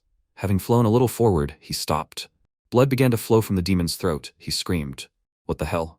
The protagonist thought, foresight plus display of weak points. The efficiency is amazing, although the load on the body is corresponding. Then he fell to his knees and realized that he was exhausted. Things were bad. The remaining demons noticed that their captain had lost, but the boy was also exhausted. His comrade agreed with him and offered to deal with him. Maya understood that her spirits were already at the limit, but this man was protecting her, and she had to help him. The next second, the demons decisively rushed to the attack, and she called on the salamander, the spirit of fire, to burn them. The demons were covered in powerful fire, lay on the ground and begged for salvation. The protagonist, turning around, was surprised. What? The power of fire is many times stronger than that of Nagasho's flame. At that moment, Elbana approached the battlefield and apologized to the student for being late. Maya shouted joyfully, "Mentor." The protagonist realized that it was she, the sage Albana. She put her hand to her face and, smiling, thanked him as she saw it was he who saved her student. The protagonist, frowning, confirmed her words and asked if she really was the sage Albana. She winked at him and answered that she was, although now she could rather be called just an old wreck who had retired. He realized that he was not mistaken, and although now he could not estimate her strength, her appearance said that she was powerful. With his current abilities, he was not her rival, and he decided to be honest with her. Then she asked what he wanted from her. He answered that she had good intuition. She asked why he needed to go to such a wilderness. She was in his debt, since he saved her student. He had to tell her what was on his mind, and if she could help, she would definitely do it. Maya suggested that they first get to the house, since everything around smelled of blood and the wolfen could soon come running here. The sage agreed with her and told the student to follow her. He could use some rest too. He agreed with her and thought that he noticed how kind she was to him. After all, it was not in vain that he had risked for her student. After a while, they found themselves near a small building located at the very top of the cliff, and the sage announced that they had arrived. Although it was modest, he could feel at home here. When they went inside, Maya walked warily ahead and said that she would go wash up and they could talk for now. The protagonist went inside, looked around the room, and asked why she decided to settle here. Albana sighed and answered that there were many reasons, but the main one was that she was tired of unpleasant worldly worries. Even now that she has retired from her post, many people are looking for her to use in their plans. He replied that he understands her, and not everyone can get here. She added that only talented people like him can do it, and such people are rare. However, she is not a monster, so if someone can conquer this mountain, she will be happy to accept them. They then sat down on the sofas opposite each other, and Albana, warming her hands on the warm drink in her hands, asked again what business he had with her. He replied that frankly, he was looking for a way to return to his original world. She clarified, the original world. He confirmed it, and replied that he came from another world, and he was summoned here as a hero candidate to defeat the Demon King. She placed the drink on the table and asked, the third generation of hero candidates? She had heard rumors that they were summoned. The protagonist was surprised. The third generation? He remembered Leonora saying something like that, and it wasn't the first time a summoning had been held. Albana said that 5 years ago, there was a summoning of hero candidates, and this was their second attempt. The first attempt was 10 years ago, and the first and second generations were defeated by the Demon King's army. Summoning should have been taboo since then, but Saint Leonora had the decency to try a third time. She had been against the idea from the start. God's will or not, but entrusting the fate of your country to otherworlders was a dubious matter. MC took a sip of his drink and said that he was against it too, so he killed Leonora. Now there would be no need to worry about such summonings. The sage doubted. He and Leonora? He replied that there were many ways to kill someone, even if the opponent was stronger than him. She smiled and noted that he was not joking. The saint had already been killed by her pawn. She believed that this could be called karma. She understood his desire. Anyone in his place would want to return home. She did not like long conversations, and they would get straight to the point. Her magic was not able to return him to his home world. These words pierced the protagonist like lightning. He lowered his head and said, clearly. He asked if there were any ideas on how to return. The sage said that people have a technique that allows you to summon someone to this world, but it is not able to return them back. The original of this technique was lost a long time ago, and no one thought about this side of the issue, so no one invented anything like this. The protagonist remembered that he had already heard about this. It turns out that the only way to return is to defeat the Demon King. The sage walked over to the bookshelves and turned around, saying that maybe that was true, or maybe there was something suitable among the demon's magic techniques. He specified, demons, right? That was his next target. She admitted that she didn't have much useful information for him and apologized. She still owed him for saving her student, but she would try to think of something to help him. He thanked her in return. She noted that he had every chance of defeating the Demon King. He sighed tiredly and said that it was too much trouble and he didn't want to take it on. But if there was no other way, he would kill the Demon King. Albana realized that there was something strange about this boy, even compared to the other hero candidates, as if something cold and bottomless was growing inside him. Then the protagonist thanked her for the information and, putting the mug on the table, added that if she learned anything, she could pass on a message to him through the Adventurers Guild. She should say that it was for the sirens. Albana wondered if she could really trust this boy. After a while, Maya came out of the shower, adjusted the towel on her head, sighed and said, it was so refreshing. Then she plopped down on the couch and asked the protagonist if he wanted to take a bath. Climbing a mountain and fighting to the death certainly didn't make him any cleaner. He replied that it was true, and he wouldn't refuse. Elbana suddenly said that she had one proposition for him. He was surprised. What was it? She asked if he wanted to take her student with him on the journey. Maya cried out in surprise, was it her? And she asked if she saw another student here? Maya could help him achieve his goal faster. Maya got on all fours and looked at the schoolboy in surprise. He put his hand to his face and said that he refused. He was not going to drag such a noisy lady along with him. The eastern region of the demon kingdom of Valdora, the front line with the holy kingdom of Digrest. The bright sun was pouring down on the clearing, and the protagonist, looking at the sky, noted with pleasure that the weather was excellent today. Although he had heard about the harsh climate in the demon kingdom, his companion, who was walking behind, noted that these lands used to belong to the holy kingdom. And the deeper they go into the demon kingdom, the harsher the climate will become. He wondered how these lands ended up occupied by the demon king's army. She told him that originally on the western slope of Mount Urkon, there was a large city called Neutrat, around which villages gradually grew. However, now Neutrat is under the control of the Demon King's army, and they use it as a base for their troops, and that is where they are heading, and they should get there in 2 days. The protagonist said that he already guessed the answer to his question, but still asked what happened to the inhabitants of the city. She looked down and answered that half were killed, and half were made slaves. Some managed to cross the mountains and escape. He turned around and said, I see. He noted that his companion had extensive knowledge. When he announced that he refused to take the student with him, she exclaimed indignantly, she really doesn't need him. Elbana, the sage, laughed and said that he shouldn't say that. He was new to this world and Maya could help him. She had a lot of knowledge. He frowned and asked, even if that was true, what benefit would she gain from going with him? The sage placed her hand on the student's towel and answered that this child had not yet seen the world, she was too young. All her knowledge came from books, but she had almost no practical experience. She thought about sending her on a journey, but alas, she was too worried about her student to send her off to an unknown place alone. He asked, so she decided to dump her on him? She could take care of her herself, couldn't she? She looked at her hands and replied that she was no longer strong enough to go on long journeys. From a human perspective, she might look young, but her strength was running out, and then he appeared and saved her student. Maya awkwardly said that she was grateful. The protagonist announced that this time he was going to the demon kingdom. It would be dangerous there, and if she got in the way, he would simply abandon her.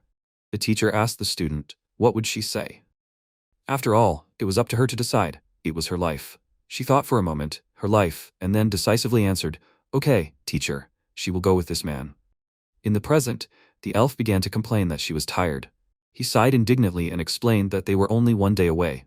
She leaned on her staff and said that she was a mage, not a swordsman, and he shouldn't think that she was tough, although she was trying to train. Then he took off his backpack and said that it couldn't be helped, they would rest here today. She wondered, wasn't he going to abandon her if she got in the way? He replied that she shouldn't talk nonsense. If he was going to abandon her, he wouldn't have taken her with him at all. She should get moving and set up the tent. She ran up to him and called out decisively, okay. After a while, the sky was covered with stars. The heroes were sitting around the fire. Maya took a bite of bread. MC, turning to her, said that she understood that this would be a dangerous journey. He was ready to risk his own life if it would help him get home. But she had no reason to risk it. He was sure that she was not deceiving him, but he still wondered if there was another reason why she went with him. She put her hand to her forehead and admitted that she had thought for a long time about how to tell him her story. Born in an elven village that was destroyed by the Demon King's army, she lost all her loved ones, her mother, father, and younger brother. She managed to survive only thanks to her father, who distracted the demons. Then, she was powerless and could only die in the forest, but her mentor found her. Having become her student, she lived with her all these years. He said that he was not interested in her past, but wanted to know her goal. She was surprised. Did he still not understand? She decided to become a mage and accepted the mentor's offer because she dreamed of having the power to kill demons. She remembers everything that her mentor taught her, and all these 10 years she trained for revenge. Her eyes were burning with determination and she continued, she would kill those who took her family away with her own hands. The protagonist asked if she knew the name of this demon. She replied, Winberg, one of the 4 heavenly kings of the Demon King's army, the Wind King, the commander-in-chief of the Demon King's army. He elaborated, and she went with him in the hopes of finding a way to take revenge on this demon, but now he has no good reason to openly oppose the demons. She said that until now the mentor refused to let her go, but allowed her to go with him. She does not know what the reason is, but she is sure that she has her own thoughts on this matter. Then she smiled and added, "So they will travel together for a while." He nodded and said that he believes her, and then he remembered how the sage said that she trusted him with her and was sure that he could subdue her if necessary. He knew that if she traveled alone she would most likely die in her quest for revenge. Maya apologized for talking too hard, smiled, and told him not to worry. She was not going to drag him into her problems. He thought, so she wanted to do everything alone? Then he replied, okay, they would end it here. She needed to go to bed, they had to get up early. She stood up from her seat and turned around and replied that she understood. She would leave spirits on guard to look out for monsters. If one appeared, she would know about it. Sometime later, the protagonist was in a tent. He sat down and thought, the 4 heavenly kings of the Demon King's army? Then he noticed the sounds Maya made in her sleep. He knew that they were definitely stronger than the demon he fought the other day. He went outside and looked at the starry sky and realized that he needed to become even stronger. And then he looked away and thought that there was no reason to worry about it yet. The western border of the sacred kingdom of Digrest, Fort. The man clenched his fist and exclaimed in irritation. He had told them many times already that it was time for the hero candidates to go on the attack. The old man folded his arms and said that they understood his point. But what exactly were they suggesting to attack? Amelia pointed to a place on the map and replied, Fort Eris. It belonged to them originally, so why not take it back? Especially since it was an important strategic position for the enemy. They would capture Eris and force them to retreat. Heinrich objected that it was too dangerous. Until now, they had only been on the defensive, and a sudden attack could be dangerous. The man smirked. What? The captain of the 8th squad was scared? And the candidates were directly subordinate to him. Amelia waved her hand and noted that Heinrich had a point. The enemy should have let their guard down, and they clearly did not expect them to attack first. She then asked Mito if he was ready. He confirmed this and added that if they gave the order, he would be eager to fight. After some time, they were walking along the corridor of the castle. Heinrich announced that the operation was scheduled for tomorrow. Amelia was in too much of a hurry. Hashimoto doubted whether everything would be fine. Everyone seemed confident in this plan. The headman said that it is better to attack now while the enemy is recovering. He did not see anything wrong with this plan. Heinrich added that they relied too much on their strength, which is why they insisted on attacking. But they were strangers here, and he could not object to the orders of his superiors. The schoolgirl understood that this meant that they had no other choice. He said that they would support them with everything they could. Their main attack force was them, and they should get a good rest tonight. Mito noted that he was worried, but they had no choice. Soon they found themselves at Fort Eris. The students and their team were looking for a good place for an ambush. Nagasha wondered why they left at dawn. Wouldn't it be better to use the night to launch a surprise attack? Heinrich replied that demons had well-developed night vision, and they would be at a disadvantage at night. Mito said that they would go through the plan again. Their goal was to destroy the local leader while the main forces were disabled. Most likely, their leader was a higher demon. He would fight him, and they should take advantage of the moment and run before he noticed them. Did they understand? The students looked at him silently, and then a guard ran up to the commander and said that this was a message from the main squad. It was time to begin the operation. Heinrich nodded his head and replied, Okay, they are starting. They rushed forward with determination, and the demons, on the contrary, rushed to meet them. They screamed, Pathetic humans. Amelia, having cut down several demons, exclaimed, Destroy the demonic army. They moved forward, rapidly covering the distance, while a demon watched them from the tower window. Soon the students and their commander were inside the castle. The demon exclaimed in surprise, Who was he? But Mito, without thinking, cut the monster into pieces. His classmate shouted in delight, Well done. Sasaki added that Mito was always reliable. Heinrich, their commander, warned them, they must not let their guard down. Perhaps their leader was in the next room. At that moment, several demons stood in front of them, demanding that they kill all outsiders. The students turned around, but the demons were already there. Sasaki was surprised. A trap. The student asked, What should they do, Mito? Heinrich, holding his sword in front of him, announced, The 8th Division will cover the rear. They, the hero candidates, must go forward. The class rep shouted, Yes, they are counting on them. Then he called Nagasho, and she created fire in her hand, exclaiming, He did not need to speak. She sent a powerful stream of fire at the monsters, ordering them to burn. Mito helped by cutting down the monsters with his sword. They advanced like that until they reached a huge gate. The headman ordered it to be opened, and his face changed in surprise. A demon stood before them. Sasaki was confused. Who was this? Arashi asked, "Is he their boss?" The demon replied that his name was Stongai and he was one of the 4 heavenly kings of the Demon King's army. Kanzaki was surprised. 4 heavenly kings? Hashimoto pointed out that it was just a title. Mito knew that it was not. An incredible pressure was emanating from the demon. The demon then asked, "Are they hero candidates?" He held his weapons in front of him and told them to show him what they were made of. Mito shouted to his comrades to be ready. In his mind, he tried to calm himself down. If they lost, everyone involved in the operation would die. Suddenly, several stones appeared from the ground and flew towards the headman at incredible speed. He exclaimed in confusion, "What was going on?" And trying to protect himself, he covered his face with his hands. The other students screamed in fear, "Mito?" He was sitting on one knee, leaning on his sword and calmly replied, he was fine. At this point, Arashi was already behind the demon and, swinging his fist, thanked the classmate for distracting him. He then used an explosion, and Muda asked hopefully, "Did it work?" However, the demon, using an earth attack, easily pushed the bully away from himself, hitting him right in the chest. Arashi fell to the ground, and the demon mockingly asked, "Is this all that the hero candidates can do?" Then he touched the ground with his hand, and a huge magic symbol appeared. The students watched this phenomenon in shock. Golems suddenly began to appear from the sand. Sasaki exclaimed, "What nonsense!" And his classmate was surprised. "Golem?" The monsters continued to appear, and the demon, smiling, pointed his sword forward and ordered the golems to attack. Mito warned his classmates not to let the golems get close to them. Narumi ran back and shouted, "Check it out!"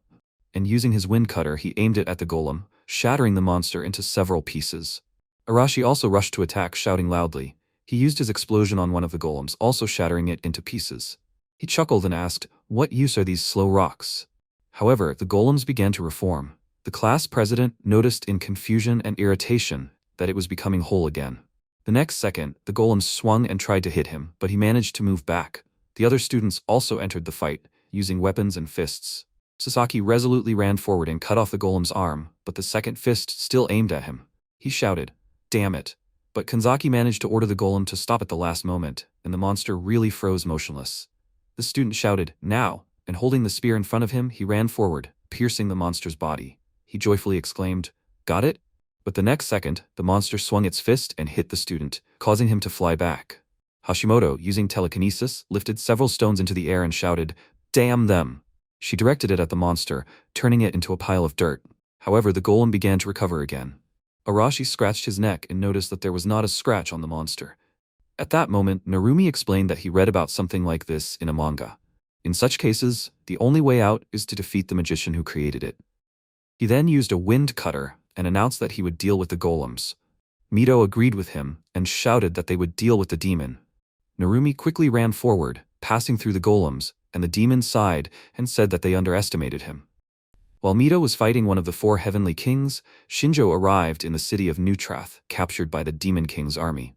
Drops from the ceiling fall to the floor, and a fire burns on Maya's staff. They walk along a dark underground sewer corridor.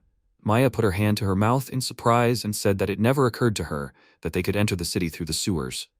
She noted that it smelled very bad here. MC calmly asked her to be patient and added that they should already be under Neutrath. Demons can see in the dark. The city is surrounded by an open field, and usually large border cities have strengthened defense. The protagonist cut off, they will not go directly. He climbed the stairs and looked up and added that they would soon get to the surface. After some time in the city, Maya tiredly raised her hands and noted that they finally arrived. Shinjo was very surprised, paying attention to something. He noticed someone walking and asked her to hide there. The demon, walking down the street, raised his hands and sighed, saying that it was boring. The comrade looked at him and asked what he was complaining about. They ended up in the guard of the witch lady. Such a chance doesn't come along often. The demon irritably noted that just because they ended up under her command doesn't mean that they will achieve any military merit. It doesn't seem like she's interested in all this. The comrade replied that the lady is talented, but her behavior leaves much to be desired. It's better not to talk about it again. MC watches the demon's conversation while hiding behind the wall. Maya, hiding behind a barrel, looked away and noticed that they had left. The protagonist crossed his arms with interest and asked, "Which witch lady? Are they talking about the princess of the demon kingdom who rules this city?" Maya confidently agreed and added that she seemed to be called the Witch of the Void and that she was the one Shinjo was looking for. Some time ago, Elbana specified that in the border town of Neutrath there lives a witch who is able to control space. Perhaps she will be able to help him. Currently, MC thoughtfully said that one question remains. how to contact her. If they just come to her, then it will turn into another battle. Maya put her hand on the barrel and clarified what he will do. The protagonist, looking to the side, answered that first, they need to collect more information. He asked to do as he says, and nothing extra, and Maya agreed. After some time, many demons walk along the street of the city. They have fun and drink alcohol, while their comrades watch them through the window in the building. Maya noted that they have the most ordinary life. She is a little disappointed. Shinjo replied that they have a sufficiently developed intellect to understand human speech. Naturally, their habits can be human. He pointed his finger at something and Maya paid attention to it. On the street, slaves are loading boxes into a cart on the orders of demons. The demon angrily hit the slave and barked, "What is she even doing?" He ordered her to carry it faster. Maya was frightened and noticed that these were human slaves. MC asked why she was so surprised. Shouldn't she know that they use people as slaves? Maya sadly agreed, looking out the window, and added that she knew about it very well. She looked with fury at the demons mocking the man and noted that they were so perverted. The protagonist turned to her in surprise and quickly looked back. Isabel Vardora, the fifth princess of the demon kingdom of Vardora, clarified, "They are not demons, are they?" Comrades looked at her in fear, and Shinjo pulled out a dagger and thought that he did not even notice her. How could he not notice her presence? Isabel sadly noted that there was no need for that. She did not come here to fight. MC asked in confusion, what was her intention? And how did she know they were here? He thought she was able to get close to them. It must be some kind of magic technique. Isabel replied that outsiders had penetrated her barrier. So she went to look for them. Maya was very surprised and exclaimed that she did not feel any signs of spells. Isabel replied that it was because no one could detect her spatial technique. The protagonist used the appraisal ability and wondered, is it really a spatial technique? The system window notifies that Isabel is 15 years old. Her attack is S, defense is A, agility is A, physical strength is B, magical power is SS. Her status is normal and her skills are Blessing of the God of Evil level 5, Spatial Technique level 5, and All Attribute Technique level 5. Isabel introduced herself and Shinjo realized that it was her. Isabel clarified that if they did not answer her questions, she would call the soldiers. What did a human and an elf need here? They did not look like scouts. MC thought that he was not sure that they could survive a battle against her. He would like to continue a peaceful dialogue. The protagonist replied that he would be happy to tell, but it was a long story. Isabel calmly sat down on the box and said that she was here anyway to waste time on something. After some time, the comrades explained the situation and Isabel clarified, so he wants to return to his world? Shinjo explained that he was told that the spatial technique could help him with this. He clarified if this was true. Isabel agreed and replied that she could send him to another world. MC was very surprised and clarified if this was true. He thought that he would never have thought that he would be able to communicate with the witch he needed so easily. And unlike other demons, she does not show any hatred towards people. Isabel clarified that for this she would need to know the coordinates of his original world. Where is the world the protagonist came from? Does he know it? Shinjo reacted to this with confusion and she added that the spell itself was not the most difficult, but until she had the necessary coordinates, she would not be able to send him back. They looked at each other sternly, and MC asked how he could find them out. Isabel replied that there were countless worlds. Finding a specific one was very difficult. The protagonist thought that the truth appraisal said that she was not lying. He received a useful improvement after raising his appraisal level. Isabel added that it was possible to use his body as a navigator. But he had the blessing of the Creator God, so that was impossible. Her technique would not be able to break through the blessing. Shinjo sternly clarified, so he must follow the will of the god? And the only way to get out of here is to kill the Demon King? She closed her eyes in thought and replied that she couldn't say for sure. MC exhaled heavily and thought, is there really no easy way? It looks like he'll have to do it after all. He confidently decided to kill the Demon King, and that's it.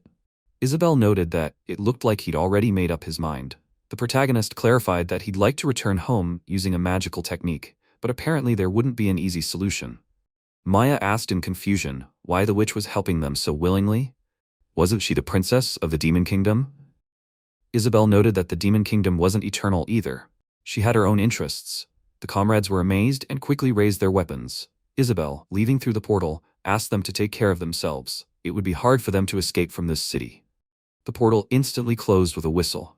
Maya exhaled in relief, putting her hand on her chest and said that she was very scared. She already thought that they were finished. Shinjo clarified, is she the daughter of the Demon King? He was surprised to notice that she was strong. They would never defeat her now. Maya looked at him and added that Isabel had helped them a lot. MC agreed and said that such luck usually came at a price. Maya was scared and asked not to scare them. Suddenly they heard sounds outside the window and the protagonist asked what was there. The demon ordered to find them. Human scouts had entered the city. Maya asked tensely, were they discovered? The protagonist noted that this was right after the witch had disappeared. Maya was very indignant. Does that mean it was Isabel who turned them in? Then, why did she leave? What was the point? Shinjo, leaving, replied that it was useless to try to understand her train of thought, and ordered them to leave quickly. After a while, the comrades quickly ran along the roof of the building. The demons, looking around, roared, have they really not found them yet? They are definitely somewhere around here. MC looked to the side and thought that the demons were absolutely sure that they were in the city. Someone definitely gave them an order and the status can't be seen because they are far away. It's very troublesome. Maya looked at the stopped protagonist in shock and asked why he froze. Shinjo ordered her to bend over and not move, and she instantly did it. He was scared and thought that this magical power was just like a witch's, if not more. Suddenly, Winberg appeared among the demons, and Maya was very surprised by this. MC asked with confusion what this meant. She smiled terribly and replied that she could not believe that he was here. It was not for nothing that Maya went with him.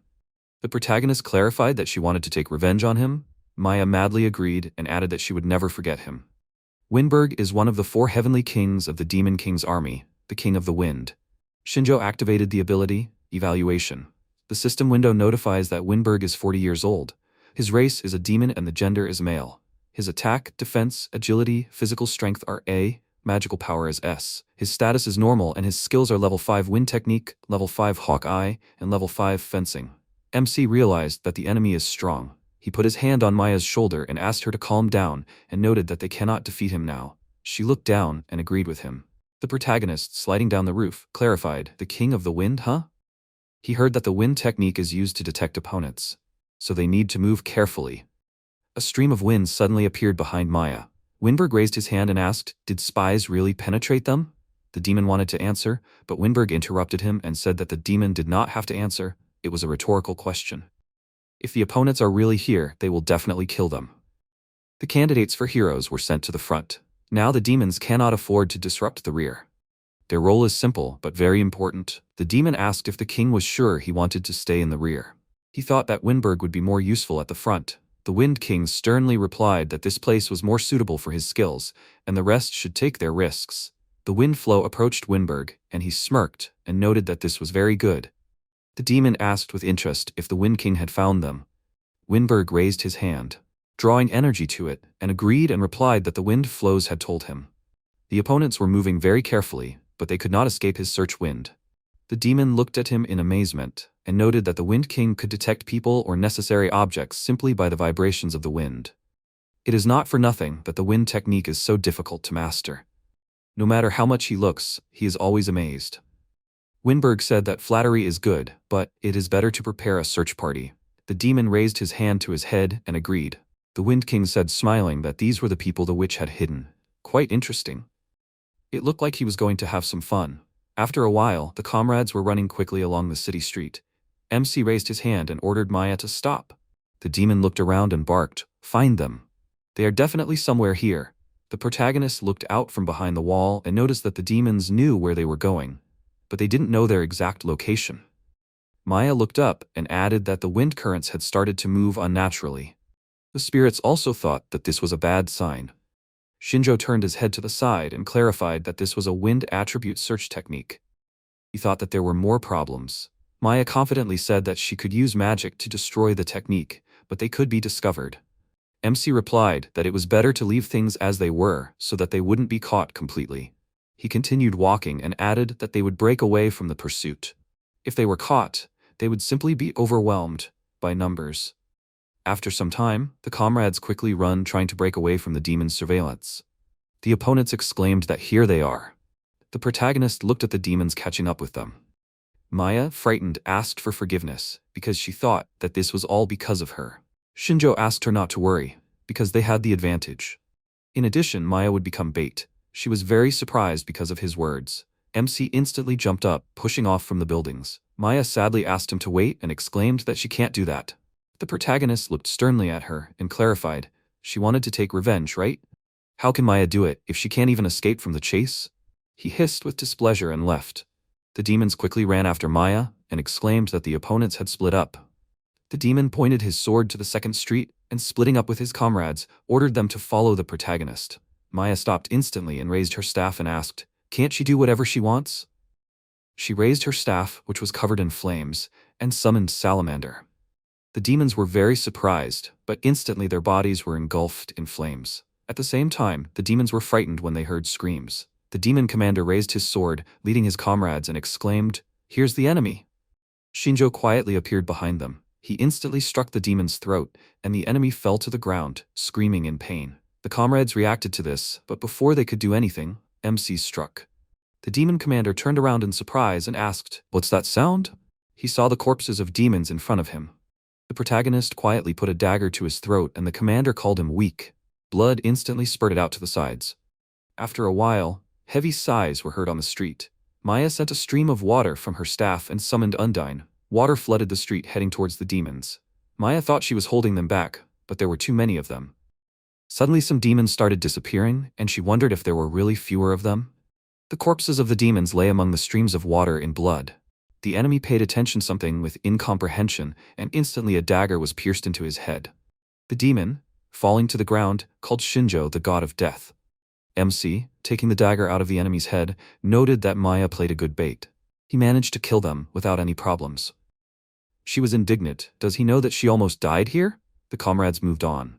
After some time, Winberg clarified, "Have they not caught them yet?" The demon exclaimed that he was truly sorry. "Reinforcements will arrive soon." The Wind King raised his hand and clarified that it was not necessary. They will only increase the number of deaths. He smiled and said that he could handle them himself. After some time, the comrades ran and noticed a flow of wind. Maya narrowed her eyes confidently and thought that she felt mana in this wind. The streams of wind quickly headed their way. Maya called upon the wind spirit Sylph. The wind instantly knocked down the streams. Shinjo wondered if the enemy was coming. Winberg headed their way and, crossing his arms, said that it looked like these weren't just people but invaders. Maya got angry and called out to him. MC noted that it looked like they had a chance to take her revenge. He asked if she was ready. Maya angrily clutched her staff and replied that she had been preparing for this moment for decades. The protagonist whispered that if the battle dragged on, they would definitely lose. They had to deal with him as quickly as possible, preferably with one blow. Maya understood this, right? She resolutely agreed and called upon the wind spirit Sylph. Powerful streams of green wind headed towards the enemy. Winberg created a magic seal and noted that he was one of the 4 heavenly kings, the Lord of the Wind, and they think to defeat him with the wind?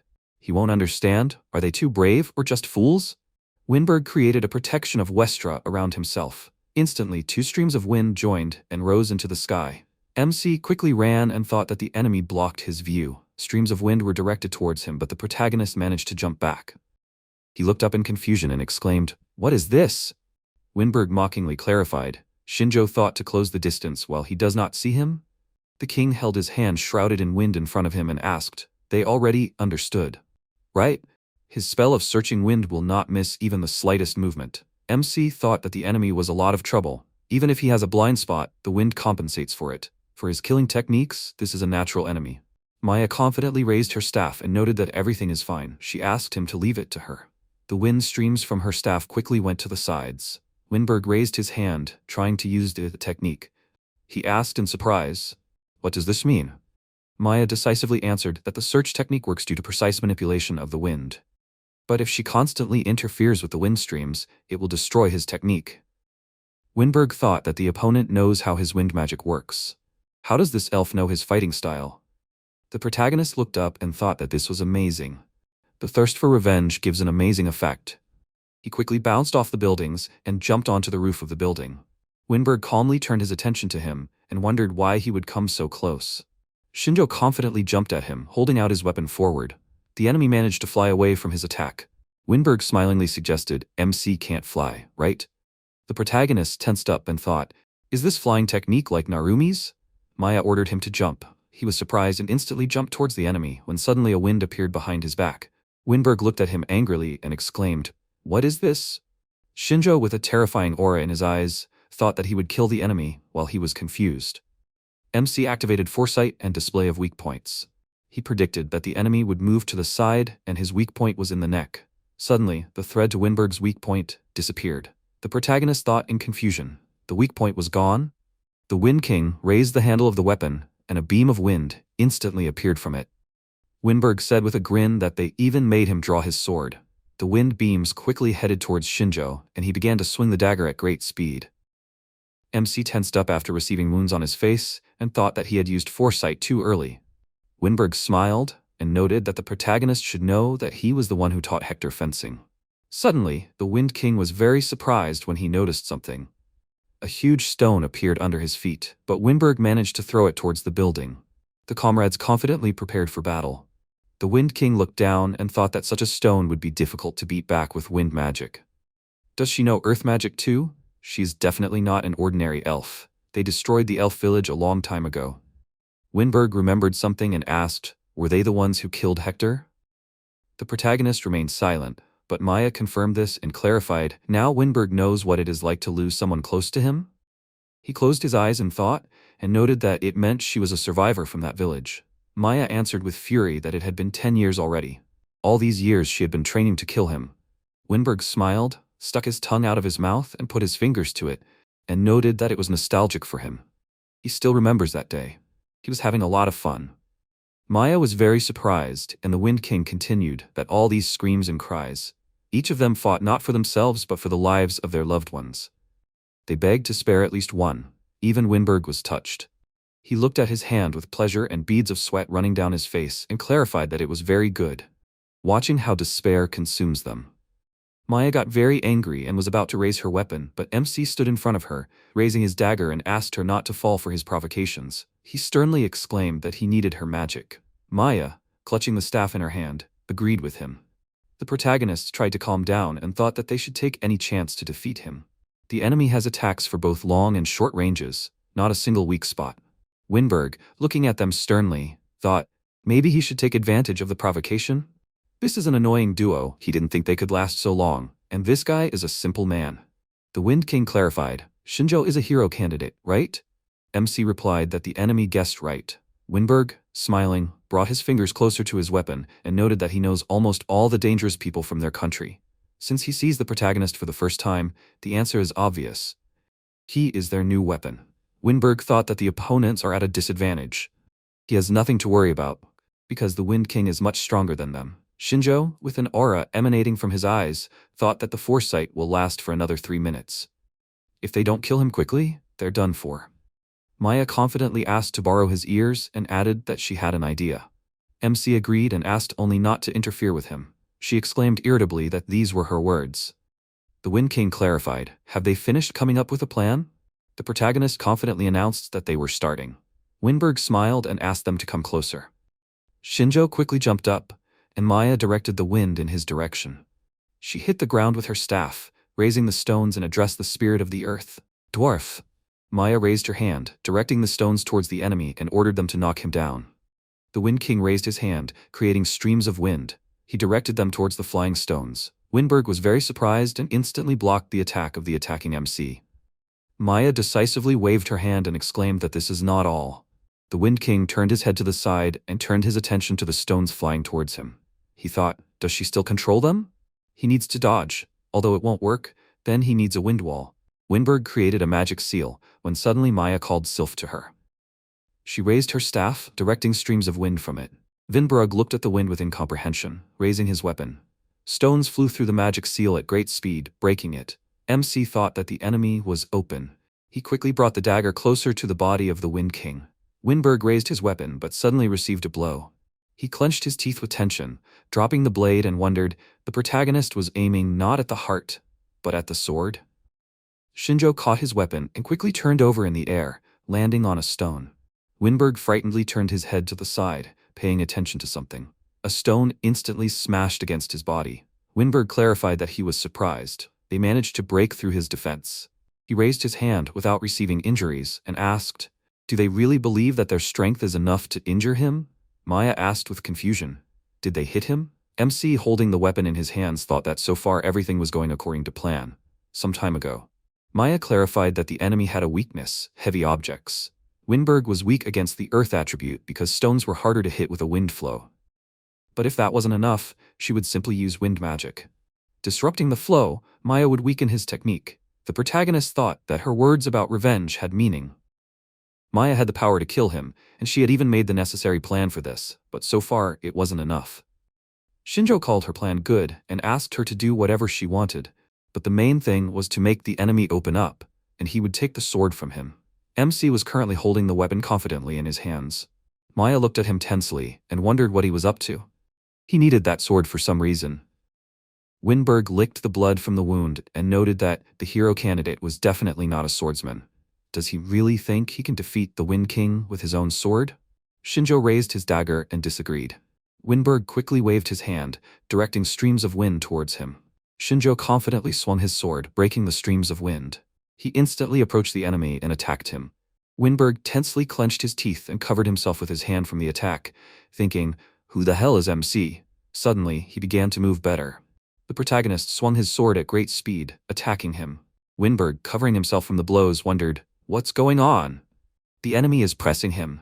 Maya confidently raised her staff and, calling Sylph to her, ordered her to shoot it down. Winberg looked down in fear at the stream of wind flying at his feet. He went mad and exclaimed that this was impossible. The Wind King thought that the protagonist was using his flight magic. Shinjo raised his sword and declared that this was the end. Winberg tensed up and wrapped his horn in wind, ordering him not to hope. He directed a beam from the horn towards the enemy and called him a damned man. Instantly, MC landed on the ground, cutting off Winberg's head. He looked down sternly, thinking that his strength had run out. The Wind King, with blood flowing from his mouth, noted that he never thought that he would lose like this. Why did the protagonist suddenly start moving differently? Shinjo answered with a terrifying look that this was the blessing of copying. He can copy one skill of another person that he personally saw. MC used this power to copy the enemy's swordsmanship style. It had not yet been used in practice, so the protagonist did not want to use it until the very end. Winberg clarified with sadness, "Is this the blessing of the creator god?" Hero candidates, apparently they are not called the secret weapon of humanity for nothing. Shinjo calmly clarified that he received this power after killing Hector. Winberg closed his eyes in displeasure and called Hector not a smart student, because he helped their enemy survive. After some time, MC, sitting on a stone, looked at his hand. He thought, "Is such a power of one of the 4 heavenly kings? And there are 3 more like him." Then, the Demon King, who is stronger than all, and also the king's children, like Isabel. The protagonist, having calmed down, closed his eyes and exhaled, thought that now it was too early for him to fight them. He opened his eyes and turned his attention to Maya. She calmly looked at the king's corpse and clarified, "Is he dead?" Shinjo confirmed and added that he could not be deader. He looked at her with interest and asked, "Well, how is she supposed to get revenge?" Maya, looking down, replied that she could not comprehend it. She thought that she would have to sacrifice herself, but it was all over. And yet Maya feels very rested. After his death, neither mom, nor dad, nor the village will return. She looked up at the sky with relief and added that she finally felt free of the past. MC noted that she had actually helped him a lot. Without her, he would have definitely lost. Maya looked at him and clarified that those were her words. She had trained for 10 years to kill him, but it was not enough. Maya smiled and thanked him for helping her get revenge. The protagonist calmly raised his hands and replied that he had no choice. She had nothing to thank him for. Maya noted that she was still glad that she had decided to go with him. One day, her patience would have run out anyway. Then, she would have run away from her mentor and died in vain. Maya thinks that her mentor knew this too. Shinjo asked with interest what she would do now. Maya looked up and replied that she had not thought of anything yet. All important matters were over. MC stood up and headed towards her, suggesting that she would probably have to find a new meaning in life. "How long do elves live anyway?" Maya smiled and put her finger to her cheek, saying that she was half human. She didn't think she would live as long as her mentor. Maya looked happily at her comrade, approaching him, and added that for now she could just follow him. The protagonist asked if she was sure. "He is going to kill the Demon King." Maya asked if they killed the king, so no one would experience the same thing she did. It was worth it, wasn't it? Well, if he didn't need Maya, then he'd have to go against the king alone. Shinjo put on his hood and said that help wouldn't hurt. They had to go, reinforcements would arrive soon. Maya was very happy with his agreement and ran after him. At the same time, Isabel was watching them. She calmly noted that they had exceeded her expectations. The princess thought about using them if they escaped, but she didn't expect that they would be able to kill Winberg. Isabel smiled and concluded that no one would stop her now. After Shinjo and Maya returned to Elbana, the sage said that she was glad that they were able to return safe and sound. She held a cup of tea in her hand and clarified that she didn't expect them so soon. Maya looked down sadly and turned to the mentor, and Elbana put her hand on her head and answered that she understood everything. The sage smiled happily and raised her hand and asked, "Does that mean the student will continue to follow this boy?" She wished her luck and noted that Maya was expecting many interesting things. The student looked at MC with embarrassment and agreed with the mentor. Elbana turned to the boy and asked if he knew about the situation on the front lines. The protagonist immediately looked at her and clarified, "Did something happen?" The sage replied that it looked like the hero candidate squad had been defeated. Shinjo wondered if Mito had lost. He asked who they had fought. Elbana answered seriously that they had fought one of the 4 heavenly kings, Stongai. Maya excitedly assumed that he was on the same level as Winberg, and very strong. MC asked if they had been killed. The sage did not confirm this and noted that they had somehow miraculously survived, but the hero candidate's morale had dropped sharply. The protagonist put his cup on the table and stood up and said that he would go check on them. He thought that his goal now was to kill the Demon King. He needed to gradually weaken him. It would be easiest if Mito and the others helped kill the remaining heavenly kings. Maya looked at him with interest and asked if the other hero candidates were as strong as him. Shinjo noted that it is not the presence of power that is important, but whether a person uses it correctly or not. Sometime later in Fort Thors, medics are treating wounded hero candidates. Student 34, Hano Shiori, with the blessing of healing, brought her hand to her comrade's wound and radiating energy from it, asked if everything was okay. She will heal the wound now. Mito, with wounds on his face, smiled and asked her not to worry, because she cannot overexert herself. Hono cannot use her powers endlessly. She understood this and replied that this is all she can do. Hono directed a bright light to her comrade's hand, healing it. Mito thought that after Heinrich and the other soldiers joined them after clearing the rear. They managed to retreat, but everyone was badly wounded. Not only physically, but also mentally. Comrades with wounds on their bodies are doomed to sit on the floor. Mito was able to clench his hand into a fist, and Hono was amazed because of this. The head clenched his teeth in irritation and thought that it was all because of him. He had to defeat him. Sometime later, in Fort Aris, Stongai was sitting on the tower looking at the bright sky. At the same time, Shinjo, using his ability, noticed him and clarified that it was him. Maya, surprised, clarified, was he able to see him at such a distance? MC replied that with an increase in the assessment level, all side skills improve.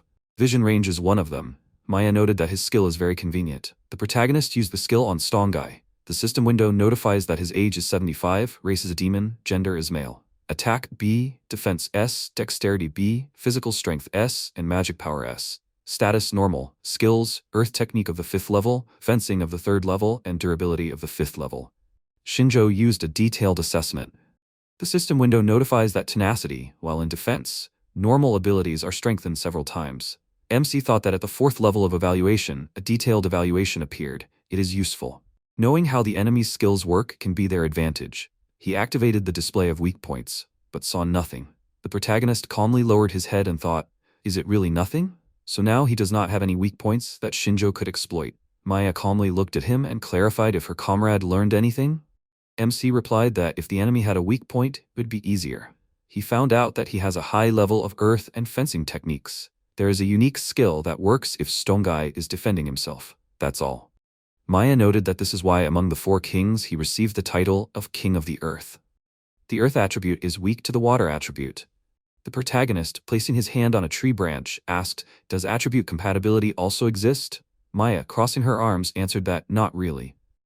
First of all, it all depends on what a person wants to get from combining 2 techniques. Stongai can't be good at all earth techniques. There has to be something specific. If they figure out what kind of spell it is, they will be able to understand its weak points. She has one guess. Shinjo said that he thinks it is necessary to communicate with the enemy at least once. What is her guess? At the same time, in Fort Thors, Mito is standing on the tower looking at nature. He thought that if MC was here. Mito closed his eyes and quickly shook his head to the sides, stopped thinking about it. He confidently exclaimed that he will not run away. Mito turned his attention to his comrades who had arrived, and they asked what he was doing here. Nagasho raised her hand in displeasure and noted that she knew he would be here. He always needs to do everything alone. Mito was very surprised by the arrival of the guys. Narumi asked him to stop looking at him with a smile and asked, the game isn't over yet, is it? Hashimoto confidently agreed with him and added that they won't let Mito fight alone. The leader asked, do they still trust him? Nagasho asked, why doesn't he trust them yet? She walked past Mito and called him a fool. Narumi put his hand on his shoulder and asked, Nagasho wanted Mito to rely on them more. The leader turned his head to the side and noticed the student looking into the distance. He smiled and asked, rely on them? Mito didn't even think about it. Narumi asked happily, have they all become stronger, right? So the leader shouldn't be shy about sharing his burden, otherwise it will be bad. Arashi suddenly appeared and noticed that Mito was there. He sternly looked at the leader standing in front of his comrades. Arashi asked irritably, why was the leader looking like that? Next time, he should just let him blow up that rock monster, right? The leader turned his head to the side and noted that he was surprised. Mito didn't think Arashi would come to him. His comrades texted in irritation and replied that he didn't want to admit it, but he couldn't handle him alone. Arashi sternly put his finger to the leader's chin and clarified that the team was on Mito, and he would kill that monster. Narumi happily raised his fists and exclaimed that Arashi had agreed to work in a team with Mito. Hashimoto mockingly added that it looked like it would snow today. Arashi angrily ordered them to shut up or he would kill them.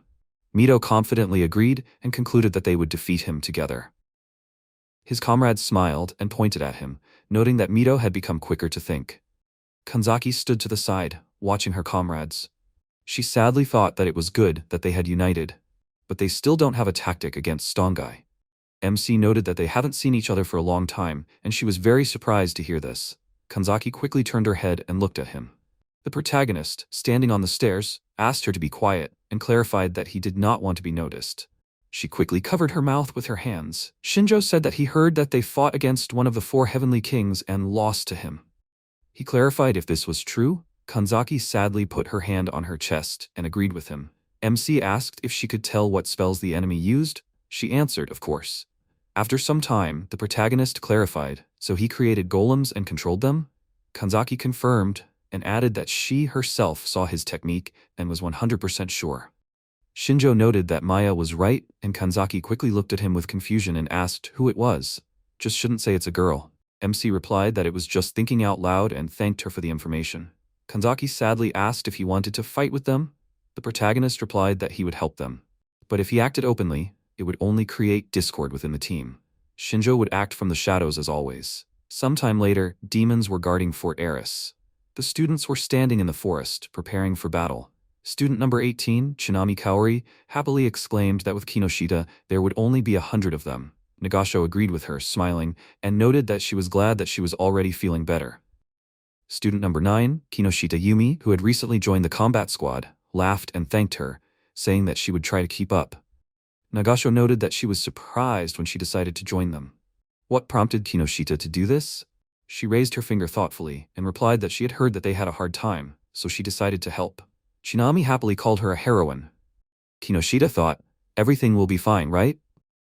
5 days ago, Yumi stood at the door with her eyes closed. She sadly said that she was very tired. MC calmly noted that they hadn't seen each other for a long time, and she agreed with him. Suddenly, Kinoshita became very scared and pointed her finger at him and yelled, how did he get here? She asked in surprise, he was Shinjo? He lowered his head and assumed that it finally got through to her.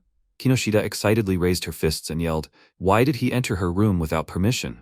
MC replied that Mito and the others were currently fighting on the front lines, and in order for them to win, they would need her power. Manipulation of water. That's why the protagonist was looking for her. Kinoshita was very surprised and pointed her finger at herself and clarified that she was in the combat squad. Shinjo asked her not to worry and noted that she had the strength to become a fighter. He asked Kinoshita to join Mito and help them.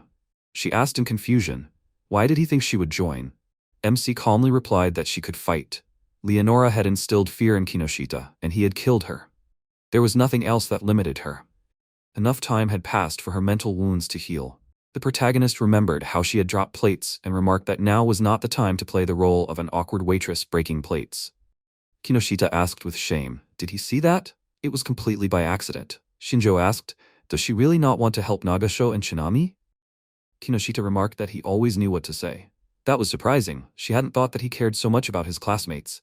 MC replied that he simply didn't want to lose the pieces that he could use. Kinoshita asked in surprise, isn't he a wanted man? Does the protagonist really want to join the fighting squad? Shinjo replied that they were still looking for him. Therefore, he had no chance of joining the army of the sacred country. She agreed and added that Reina wouldn't allow it either. MC put on his hood and headed to the window. clarifying that he would be acting from the shadows. Moving the pieces to the right place was part of his job. Currently, Kinoshita looked at the fist with confidence and thought that she would try, if her power could really bring a request. At the same time, Kanzaki was watching them from behind a tree. The protagonist had clarified some time ago that it was something like this. Does she have any questions? Kanzaki said that she understood why he needed Kinoshita. They would be able to take advantage of the enemy's weakness. But would it really work? Shinjo calmly added that he hadn't fought him himself, but he believed that they would be able to come up with an effective way to counter him. They needed to think things through carefully before acting. He confidently added that he wanted to see how much they had grown while he was gone. MC asked her to pass this on to Mito, and Kanzaki agreed. Currently, someone called out to her. Mito, heading towards her, suggested going over the plan again. He raised his fist with confidence in his abilities and clarified that they would not lose this time, and Kanzaki agreed with him. The comrades began to talk and discuss the plan. One of them asked if everything would be okay. At the same time, Maya, holding a sandwich in her hand, noted that if the protagonist were in their place, he would come up with a better strategy. Shinjo replied that if he told them what to do, they would never become independent. Now his goal was to kill the Demon King, and he needed them for this. They had power, but they had poor control over it so far. He would help them, give them hints, but the most important thing was how they would act in battle. There they would have to think for themselves. After a while, knights appeared at the gates of the fort. Amelia, sitting on a horse, clarified that they were on time. She sternly raised her weapon and ordered the knights to attack. The demons joyfully exclaimed that it was them again. In vain they let them retreat last time. Amelia confidently asked the knights not to be afraid. They must clear the way for the hero candidates. The demons raised their weapons smiling and ordered to kill all the humans. After some time, the hero candidates began to fight the demons. Mito was surprised to notice someone in the tower. He saw Stongai smiling maliciously in it. Mito wondered if the king was really waiting for them. Stongai happily noted that the hero candidates had arrived. This time, he would not let them go. The door to the tower instantly broke into pieces due to a powerful explosion. The students confidently entered the tower and turned their attention to the standing golems. Mito ordered to act according to plan. In the cracks in the ceiling of the room, MC, sitting on one knee and looking into the hole, clarified that for now they had everything. Mito raised his weapon and ordered to act according to plan, when suddenly his comrades quickly rushed into battle. Nagasho looked at her friend and asked if everything was okay. Kinoshita agreed and asked to rely on her. She activated water manipulation and raised her hand to create streams of water. Stongai turned his head to the side with interest. The water quickly poured over the golems. Arashi jumped on them with rage, clenching his hand into a fist with the intention of attacking. He dealt a powerful blow to the golems, creating an explosion. Mito instantly struck them with his sword, leaving a bright trace behind him. Several students attacked the golem, and it screamed in pain. The candidates confidently destroy their opponents. All the golems were destroyed, unable to revive. Nagasho joyfully exclaimed that this was good. Stongai, rubbing his beard with his hand, noted that this was a water technique. It was not there last time. Could she really be a newbie? Several more golems appeared near the king. The protagonist noted that everything was as Maya had read. She smiled and replied that if the rock connecting the golem stones is wetted, it will be harder to control them. The effect is even better than she expected. Mito turned his head to the side and asked his comrades to watch. Wet golems do not recover. He ordered his comrades to hit them. Kinoshita raised her hand, enveloping it in water, and agreed with him. She used a large wave and doused the golems with it. The students quickly ran towards them with the intention of attacking and began the battle. Stongai smiled maliciously and wondered, do they want to destroy his golems first? This time they have a very good strategist. The king knelt down and placed his hand on the floor and created magic seals. Stones flew up from the seals and the king thought that the golems were just soldiers. But this is the real power of the earth. Stongai quickly directed the flame-shrouded stones towards the students. Hashimoto confidently raised her hands in front of the stones and used telekinesis. The stones were instantly enveloped in light and stopped. Stongai was surprised and asked, "What is this?" He wondered, did she interrupt his control over the earth? Kanzaki raised her hand enveloped in mana and used control. The king's body was instantly enveloped in bright lightning. He was unable to move. He clarified, "Is this submission?" Arashi ran up to him and shouted, getting ready to strike. Stongai created a mud wall, raising a stream of smoke and stones. A powerful explosion instantly thundered, but Arashi was only able to strike the mud wall. The king grinned maliciously and noted that he could not penetrate his defense. Mito used distance reduction and instantly appeared behind the king, raising his sword. He struck a powerful blow, leaving a bright stream of mana behind the weapon. Stongai calmly raised his sword and blocked the attack, exclaiming that he could not be stopped like this. Hashimoto raised her hand and used telekinesis. She quickly sent the rocks towards the enemy and thought that the stolen rocks were returning them back. Narumi used wind manipulation and sent wind spears from his hand. Stongai was attacked by the students from all sides. He thought that they did a good job. The king exclaimed that it was still not enough to break through his defense. The stone wall instantly expanded and threw the candidates aside. Kinoshita sent streams of water from her hand and ordered them to head here. The water hit the enemy wall with force and it instantly disappeared. Stongai noticed the empty space and thought that this was bad. He thought that the wet ground was losing its hardness. Spears and rocks flew towards him at great speed. Mito confidently exclaimed that this was the end. Arashi raised his fist in rage and ordered the king to die. The comrades simultaneously struck the enemy, leaving behind beams of mana. Stongai flew to the side and thought that for now it was bearable. However, at this rate, they would achieve their goals sooner or later. All or nothing. All the magic that the king used for defense, he will put into the attack. Stongai with terrifying fury filled his body with mana and clenched his palms into fists, creating magic seals. At the same time, MC used his skill and a dagger instantly pierced the king's head. Stongai felt severe pain and fell to the ground. The students were very happy and raised their hands up, exclaiming that they succeeded. Mito and Arashi defeated Stongai. The comrades tensely thought that it was not them at the last minute. They did not have time to think as Arashi noticed the weapon lying near the enemy's body. He took it in his hand with fury and looking at it exclaimed that this is the dagger. This can't be. Mito turned his head to the side in surprise and looked at the hole in the ceiling. He suddenly asked, "Is this Shinjo?" Arashi angrily clutched a dagger in his hand, called him a freak. Narumi approached them smiling and noted that their plan worked. Mito smirked and agreed with him. His face instantly changed and thought that everything was going according to plan. Thanks to Kinoshita, they gained an advantage in the fight. But at the last moment, Mito felt that a huge amount of magic was emanating from Stongai. They wouldn't have managed it themselves, so MC intervened. Hashimoto looked happily at the main one and clarified that she didn't understand why he was sad. Isn't now the time to rejoice? Mito looked down sadly and was about to say something, but Hashimoto, leaving, asked him to tell everything later. After all, they defeated one of the 4 heavenly kings. She pushed him in the back and exclaimed that everything was fine now. Mito fearfully asked her to wait. His comrades happily surrounded him and praised him, exclaiming that Mito was a very good commander. The leader smiled gratefully upon hearing this. Arashi looked down with tension, thinking about his own business. His comrades exclaimed with pride that he was a good boy. How Arashi had defeated him. The student would follow him to the ends of the earth. Arashi irritably ordered them to shut up and clarified that it was not he who had killed him. His comrades looked down with sadness and asked for forgiveness. Student number 6, Ozaki-ko, sternly crossed his arms and said that he understood why Arashi was so upset. Arashi clarified that his comrade had seen it too. Ozaki replied that he had been there after all. He asked him not to worry about it so much. It was just the final blow. The one who had cornered one of the 4 heavenly kings was Arashi, and that was a fact. After a while, Mito, standing on the roof, raised his opponent's head and exclaimed that the king of the land of Stongai had been defeated. He determinedly ordered the Demon King's army to lay down their arms. The demons were very surprised and dropped their weapons from their hands and asked, "Did Mr. Stongai lose?"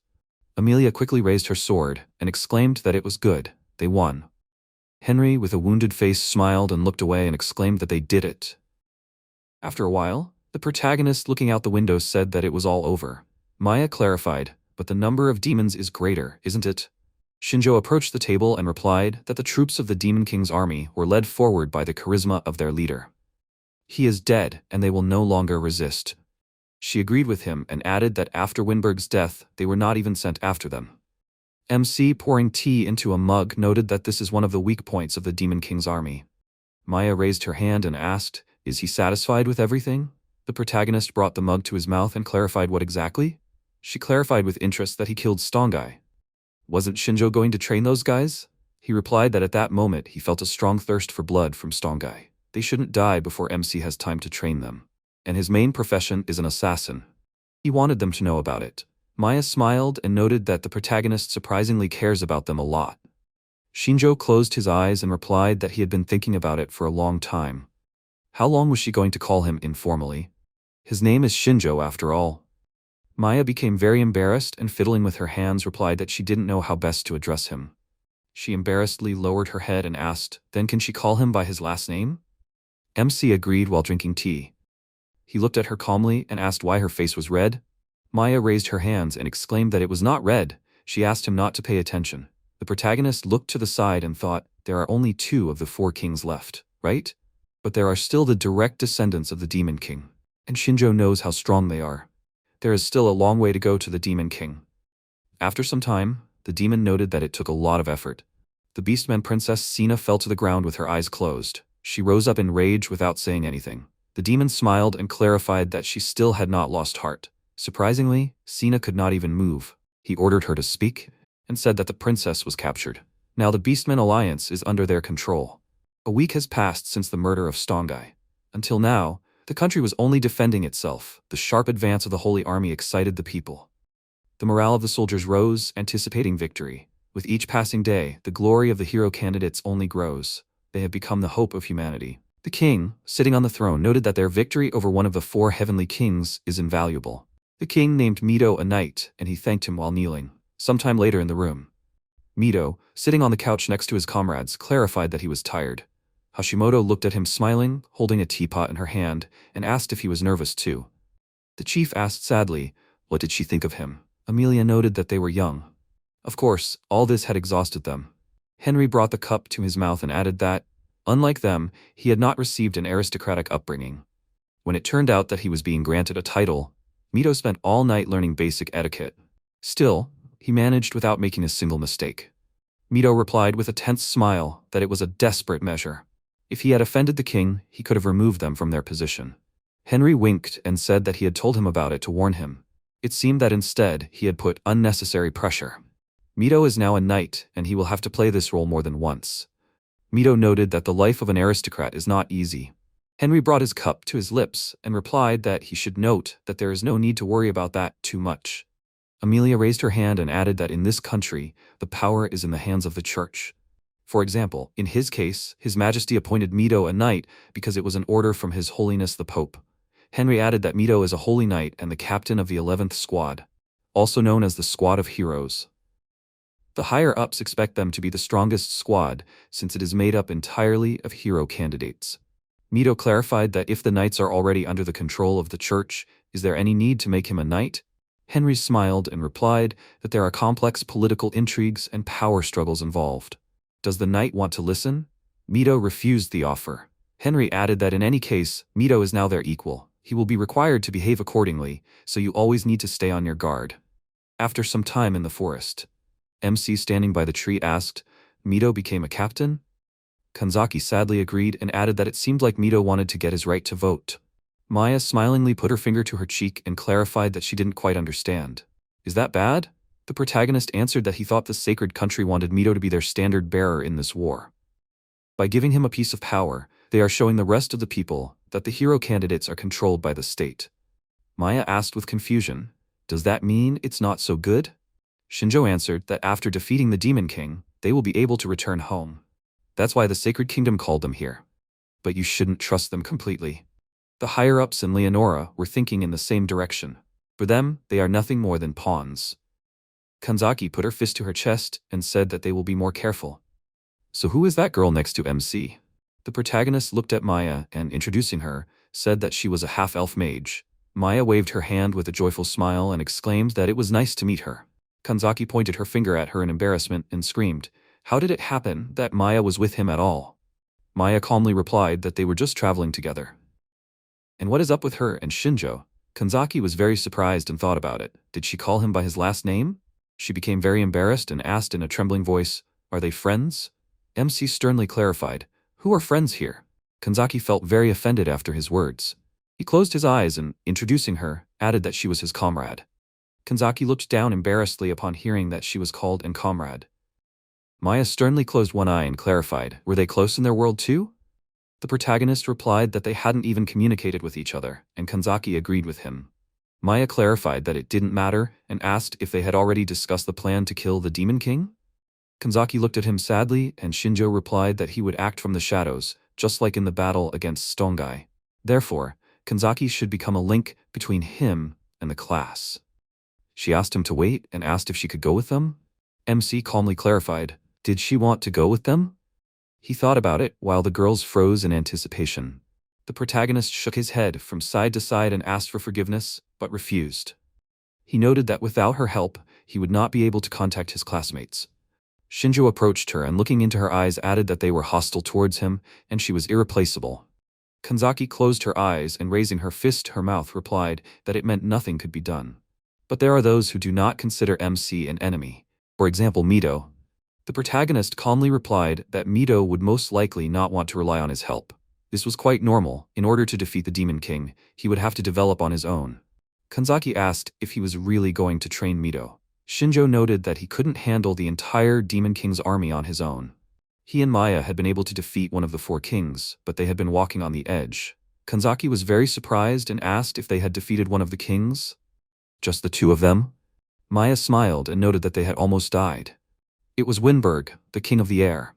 Kanzaki thought that it was someone like Stongai, who the entire class had fought and they had won together. Shinjo trusted this girl, which meant that she wasn't that simple. Compared to them, Kanzaki had been able to do almost nothing against Stongai. MC said that there was someone in the Demon King's army stronger than the 4 kings. Right now, they were too weak to achieve their goal.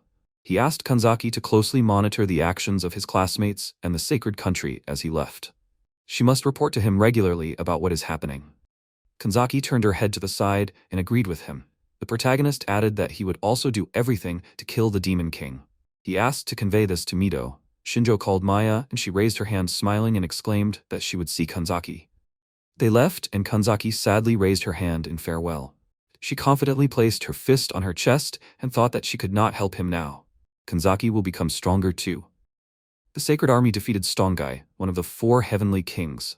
This was the beginning of a large-scale offensive. The newly formed 11th Squad, also known as the Hero Squad, furiously advanced the front line. Having recaptured all the nearby lands, the Sacred Army moved towards the Ergano Mountains. The city of Neutrath was successfully recaptured. This was possible not only due to the death of Stongai, who was in charge of the front, but also due to the death of Winberg, who was in charge of the troops' logistics. This caused confusion in the ranks of the Demon King's army, but the Holy Army doesn't know about this. The students celebrate their victories standing at tables with delicious food. Narumi drinks alcohol, foaming a little from her mouth. He smiled and exclaimed, "How good! This is a victory ceremony." Hashimoto put her hand on her head and asked, "Does he drink alcohol?" Narumi happily gave a thumbs up and replied that here at 15 he was already considered an adult, which meant he could drink as much as he wanted. Hashimoto irritably hit him on the head with her hand and exclaimed that they are going to return to their world. Will he get drunk there too? She confidently left, taking his mug with her, and Narumi sadly extended his hand towards her and screamed because of the drink. Mito and her comrades laughed at this. Nagasho, holding a glass in her hand, noted that Hashimoto is just as stubborn. Today we can turn a blind eye to this, right? Hashimoto pointed her finger angrily and exclaimed that her friend was the same way. This wine really is, right? Nagasho took a sip and replied that it was just juice. Mito looked at them tensely and thought, is it really true? Student number 13, Sasaki Satoshi, noted that he couldn't even believe that everything was going so well. Mito paid attention to the conversation between the 2 students. Sasaki added that he thought that something was wrong with the Demon King's army. Could defeating just one of the 4 heavenly kings have such an impact? Mito tensed up and agreed with him, and said that he also thought that everything was too simple. He approached his comrades and added that perhaps this was some kind of trap. Amelia also decided so, but in the end, they still didn't find anything. Nagasho calmly noted that Mito was thinking too much. The Demon King's army was just a bunch of fools. Mito replied that Shinjo might have influenced them from the shadows somehow. Nagasho was very surprised and asked, what could he do? Kanzaki put her glass on the table and agreed with Mito. She added with irritation that while they were fighting at the front, Shinjo was attacking the rear of the Demon King's army. The students were very surprised and exclaimed, is this serious? Kanzaki smiled confidently and confirmed this and answered that MC told her that he killed one of the 4 heavenly kings, the one responsible for these lands. That's why their defense is so bad. Sasaki asked with surprise, the protagonist defeated the heavenly king alone? Mito noted that if this is true, then Shinjo is amazing. Narumi clarified that he guessed that MC was doing something, but he is just a monster. Nagasho screamed with rage, do they believe this? It is obviously not true. She called out to Arashi and barked. He thinks so too, right? Arashi irritably turned his head to the side, biting off a piece of meat. He remembered holding the protagonist's dagger. Arashi continued eating the meat and asked, how would he know? Nagasho looked at him irritably and asked, "What's wrong with him?" Hashimoto angrily put the mug on the table and clarified that even if it was true, she was not going to forgive him. Nagasho confidently agreed with her. Mito covered his mouth with his hand and asked Kanzaki, "What is Shinjo doing now?" She sadly answered that she did not know, but his goal is to kill the Demon King. Initially, the lands of the Demon Kingdom were located west of Neutrath. After a while, MC confidently stands between the ogres. The enemy quickly raised his weapon, growling. The protagonist jumped to the side without getting hit, but suddenly another ogre appeared from the other side, ready to attack. Shinjo instantly waved his hand, throwing dirt at the enemy. The ogre growled in confusion when dirt got into his eyes. MC raised his hand, emitting lightning from it, and asked it to pierce the target. Suddenly, an ogre's hand appeared out of nowhere, and the protagonist asked in surprise, "What is this?" The ogre lowered his weapon, growling. Instantly, Maya used Salamander. The ogres were engulfed in flames, and they screamed in pain. Shinjo stands among the fire and corpses of ogres. He thought for a moment and asked Maya not to imitate him. She descended to the ground and replied that if MC were not in danger, she would not have intervened. The protagonist looked at his hand and noted that it was not working well so far. He thought that he had improved his control. He could barely do basic techniques. Maya was surprised and noted that he had the thunder attribute. Shinjo noted that the attacks were fast and powerful, but it was much more difficult to control them. Maya said that he only recently started learning, and he can already use basic techniques. Is this even normal? You shouldn't look back at your friends. They gained control over the attribute through a blessing. MC calmly looked at his hand with lightning coming out of it, and replied that he had wasted a lot of time practicing Thunderstrike. Why can't he still use it properly in a real fight? Maya raised her finger and noted that he was distracted by an enemy. The protagonist does not have a clear idea of the techniques in his head. It's the same in magic. To successfully cast a spell, you first need to create an image in your head. That's why it is not intended for close combat. Shinjo looked at it in surprise and replied that he needed it specifically for close combat. Otherwise, there is no point in it. Maya suggested that maybe it would work in his case. But isn't that too much of a problem? Why did MC want to learn techniques at all? The protagonist emitted lightning from his hand, and looking at them, said that he needed new power. In this state, he won't be able to defeat the Demon King. To be honest, he himself doesn't really like it. With techniques, he will have more opportunities. Her knowledge helped a lot.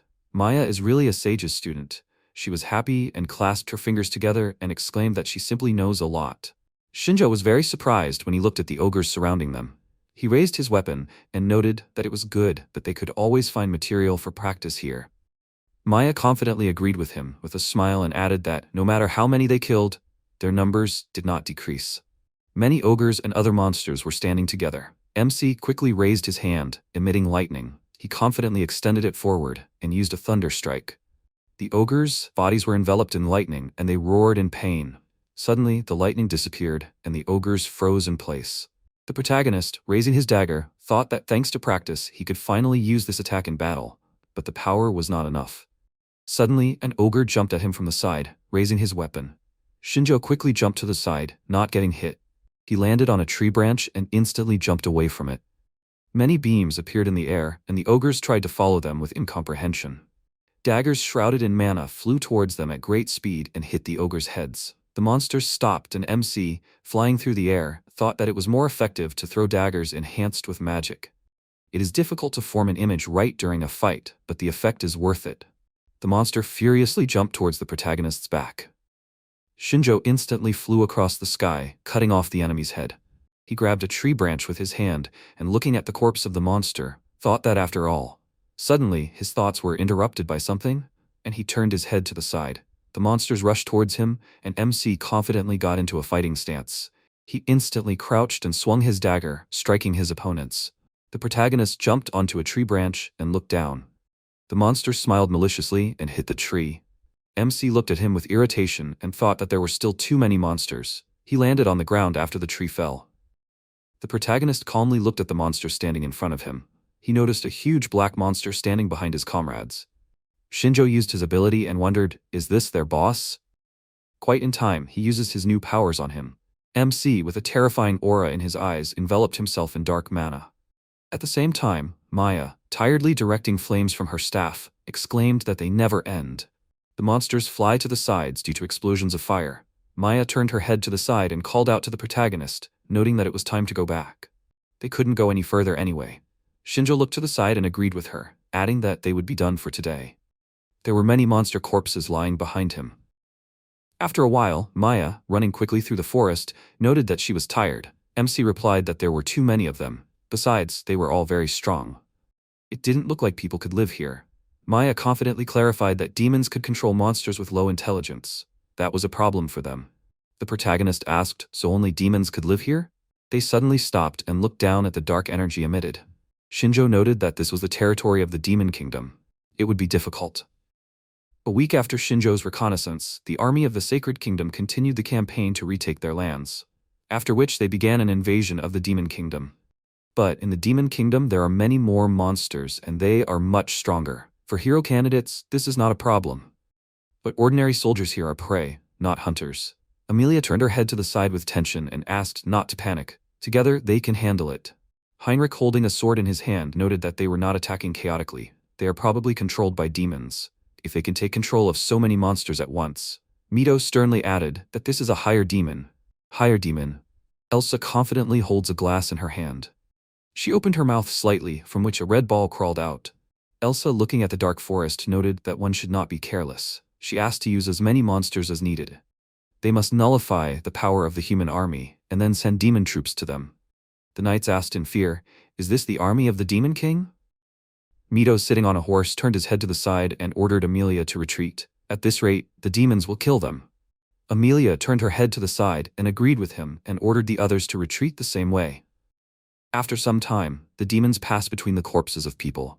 The demon, smiling, threw up the knight's body and noted that it was easy. The comrade added laughingly that they scared them. But why use so many monsters? The demon raised his hand and said that this was an order from Miss Elsa. She likes to play it safe. The comrade clarified that they really did overwhelm them with numbers. Now people know that it is better not to bother them. The comrade said that he heard that the Beastmen Alliance will soon be under their control. It seems that the top brass has begun to take the war with people seriously. The demon, leaving, noted that if this is true, then victory will be theirs. The hero candidates were able to defeat 2 of the 4 heavenly kings, but they can't handle this. At the same time, MC is watching them sitting behind a bush. Maya turned her head to the side with irritation and clarified, will they take control of the Beastmen Alliance? How is this even to be understood? She had never heard of this. The protagonist noted that this was interesting information. He asked Maya to help him and clarified that they needed to find out more. Sometime later in the city. In the doctor's room, they were treating those wounded in the battle. At the same time, the candidates were sitting at the table. Amelia, looking away, clarified that they had managed to reclaim their lands, but as soon as they entered enemy territory, they were routed. This is the situation now. Does anyone have any ideas on how to fix this? The knight calmly put his hands behind his head and replied that he didn't really have any. His comrade thoughtfully put his hand to his chin and noted that the problem was the endless stream of monsters. If they didn't find a way to deal with this, then there was no point in invading the lands of the Demon Kingdom. The knight, crossing his arms, asked to tell him if they had ever seen demons tame such monsters. He knew about the slave technique, but still. Henry replied that until now they had no tactics, they were just moving forward. It seemed that they had finally become serious. Mito sternly rubbed his chin with his hand and noted that they had an excellent commander. Most likely, this was a higher demon who had experience in fighting. The knight seriously closed his eyes and crossed his arms, noting that he had sent experienced scouts. There were most monsters in the forest near the border. If they could get through this forest, they would be able to give the demons a fair fight. Amelia clarified that the forest was large, they did not know all the paths, and the army would not be able to pass through it unnoticed. The enemy commander had probably foreseen this. The knight tensed up and agreed with her. The second knight clarified that, above all, they needed to remain calm. They had managed to recapture the human lands, but not without losses. More soldiers had died during the retreat. The knight agreed and added that at the moment, they simply needed to retake the lands. The soldiers' morale was high, but did they have any reason to move on? Mito was thinking when Hashimoto suddenly raised her hand and asked, but their goal is the death of the Demon King? The knight agreed and his comrade thoughtfully rubbed his chin and clarified that if only it were that easy. Amelia turned to Hashimoto and clarified, did she have any ideas? She smiled and put her finger to her cheek and suggested, why not increase the troops? Amelia replied that it would be difficult, that way they would only create more targets. Meadow thought that in this world, everyone's individual abilities were very different from each other. No matter how many soldiers they took, they would still encounter monsters, and there would only be more deaths. He looked away with confidence and suggested, "What if they focused on increasing the elite troops?" Amelia calmly replied that it wouldn't work. All the high-level soldiers were already on the front lines. It was unlikely that there was anyone smart left in the country. If they wanted to increase their fighting ability, all they could do was recruit more people and focus on training them. It will take some time, but it is the best way. The knight agreed, and his comrade noted that this was a good option. Mito tensed up and thought it was strange that he had not realized this until now. They have different goals. Their goal is to kill the Demon King, all in order to return home. But the Holy Kingdom has already fulfilled its main goal, so they do not see a problem in stopping the war. Henry thought for a moment and looked at Mito and asked, "What does he think?" Mito seriously replied that if they followed their plan, it would take years to kill the Demon King, and he wants to defeat him as quickly as possible. Amelia noted that they need time to train people. It will take at least 2 years to recover the losses. Mito responded sadly to this, and the knight raised his hand and added that they themselves would like to get rid of the Demon King as soon as possible. The reality is that they are losing on their territory. It will be difficult to continue the invasion. The second knight smirked and said that considering their initial situation, things weren't so bad. They were able to retake their lands, the soldiers could rest. All thanks to the hero candidates. Mito looked down sadly and thanked him. He thought that he couldn't argue with them, but they all wanted to return to their world as soon as possible. This was the desire of the majority. Would they agree with such a plan? Heinrich watched Mito without saying anything. After a while, they left the room and walked down the corridor. Heinrich said that he understood his position, but he had to admit that Amelia and the others were right. They needed some kind of power to turn the situation in their favor. Nothing came to mind. Mito calmly agreed and added that he understood that. Heinrich looked at him and continued that from personal experience he could tell you that haste was not always beneficial. Mito asked in confusion, what was he talking about? The commander calmly clarified that Mito didn't want to, because haste could kill them. That's why he was asking him not to rush. Mito looked down in fear. Heinrich looked out the window at the candidate training and clarified that the hero candidates were strong, but they had room to grow. By gradually building up their strength, they would be able to defeat the Demon King. Hashimoto sadly agreed and added that they wanted to get home as soon as possible. They almost died here. In that battle against Stone Guy, if it weren't for the commander, they would have already been dead. Heinrich clarified that demons have a clear hierarchy of power. The Demon King will be stronger than all 4 heavenly kings combined. The commander raised his hand confidently and said that everything depended on them. It was hard for him to say this, but he believed that in their current state, they would not be able to defeat the Demon King. Mito clarified that he understood this. They would discuss this with the others. He thought that Henry was right. There was no need to rush. Mito would not be able to forgive himself for losing any of them. No matter how many years it took, they would return to their world. After some time, they entered the hall to the other candidates. The comrades were very scared and asked what this meant. Mito confidently answered that everything was as he said. Student number 17, Hideki Tachibana, raised his fist in fear and was indignant. But when would they return home? Hashimoto looked tensely to the side and replied that the soonest, in 2 years. The comrades felt fear and hopelessness upon hearing this. Mito raised his hand and clarified that they should not rush. If they acted against the Demon King now, they would only die in vain. He wanted them to understand that. Arashi got really angry and asked, "Has Mito completely gone crazy?" Mito replied that he, too, wanted to quickly defeat the Demon King and return home. But the military had a different point of view on the situation. Was Arashi really suggesting that they themselves infiltrate the demon lands and fight their way through hordes of monsters alone? Arashi replied that everything had already been decided. The state was not their ally. They were simply using them, just like their disciples. Arashi confidently noted that they had no reason to help them. Mito became angry and clenched his hand into a fist, exclaiming that if they did not do this, they would die. They could not fight forever. That was why they needed the support of the sacred state. Arashi replied that it was not necessary to attack directly. Small groups also had their advantages. Their target was not the Demon King's army. All they need is the head of the king himself. Mito furiously asked his comrade to listen to himself. It was too dangerous. He exclaimed that even if everything worked out, many would die. Arashi became even angrier and replied that they were talking about killing the Demon King.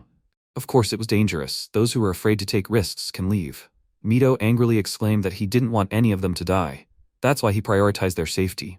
He ordered them to stop being afraid. Arashi became very angry and jumped on him. raising his fist and asking him to wake up already. Mito activated the sword that banishes evil. He instantly put a shield in front of him. Arashi dealt a powerful blow, creating a bright explosion. The students, frightened, covered their faces with their hands from the stream of smoke. Mito clarified, did his comrade really think that he could win with such strength? He sternly noted that they were talking about the Demon King. They were almost killed by one of the 4 heavenly kings, so they must become stronger. Arashi smiled, raising his fist, and answered to win. Suddenly their bodies were bound by chains, and Kanzaki interrupted him, ordering them to stop. She confidently raised her hand and ordered them to calm down. Do they really want to destroy the castle? People will come running here now. Mito sadly asked her for forgiveness. Arashi tensed his hand and instantly broke the chains, ordered them to shut up. Kanzaki, looking at them, noticed that he managed to break the control despite the fact that she put in almost all her strength. Arashi clarified that only in a real battle can one become stronger. By overcoming difficulties, they temper themselves. Does comrade understand this? Mito remained silent, and Hashimoto confidently agreed with Mito. Nagasho calmly clarified, what is the point of attacking if they all die? Tachibana, looking at comrade, noted that this world is not so bad. Sasaki said that he would rather die than stay here longer than necessary. Tsunami raised her hand and agreed with Arashi. Nagasho was surprised and asked her friend why. Tsunami replied that she understood Mito's concerns, but she needed to get home as soon as possible. Kinoshita looked at her sadly and replied that they all wanted to go home. Tsunami, with tears welling up in her eyes, replied that her mother was in poor health. She was worried because her mother had been alone all this time without her. Ozaki turned his head seriously to the side and crossed his arms, agreeing with her. He clarified that he had a sister at home. Their parents had run away and their relatives didn't need them. Ozaki should get back to her as soon as possible. Hono, looking down sadly, noted that this was a compelling argument. She was also worried about her family. Hono couldn't wait 2 years. The students looked at the principal with sadness and anticipation. Narumi smiled and raised his hand, continuing that his girlfriend was waiting for him. He also wanted to go home as soon as possible. Student number 36, Muta Atsushi, clenched his fist in joy and asked, are they, naturally, on Arashi's side? Student number 21, Togawa Kenta, thoughtfully pressed his hand to his face and exclaimed that he would go to the ends of the earth for Arashi. Student number 25, Ninomiya Akira, confidently agreed with them. He would rather trust Arashi's determination than the uncertain Mito. His comrades were very surprised by his answer. Arashi turned his head to the side and asked, so what? Mito was scared and unable to speak and wondered what to do. Arashi confidently walked past him and said that he didn't even want to talk about it. He raised his hand as he approached the exit and clarified that he was leaving. Those who were willing to take the risk should follow him. Many of the students followed him. Nagasho and Kinoshita were very surprised to see their friend among those leaving and called out to her. Tsunami tensely closed her eyes and, asking for forgiveness, headed for the exit. The remaining students were very tense looking at their departed comrades. Hashimoto asked in surprise, is he not going to follow them? Narumi smiled and noted that they would need a messenger. Kanzaki seriously thought about what to choose. She wanted to quickly return home to her grandfather. Her feelings were on Arashi's side, but Shinjo said to stay next to Mito. After some time, under the night sky illuminated by the bright moon, Arashi's team was getting ready to leave. He sternly turned his head to the side, holding the reins with his hand, and asked if everyone was ready. Arashi ordered them to leave before they were noticed.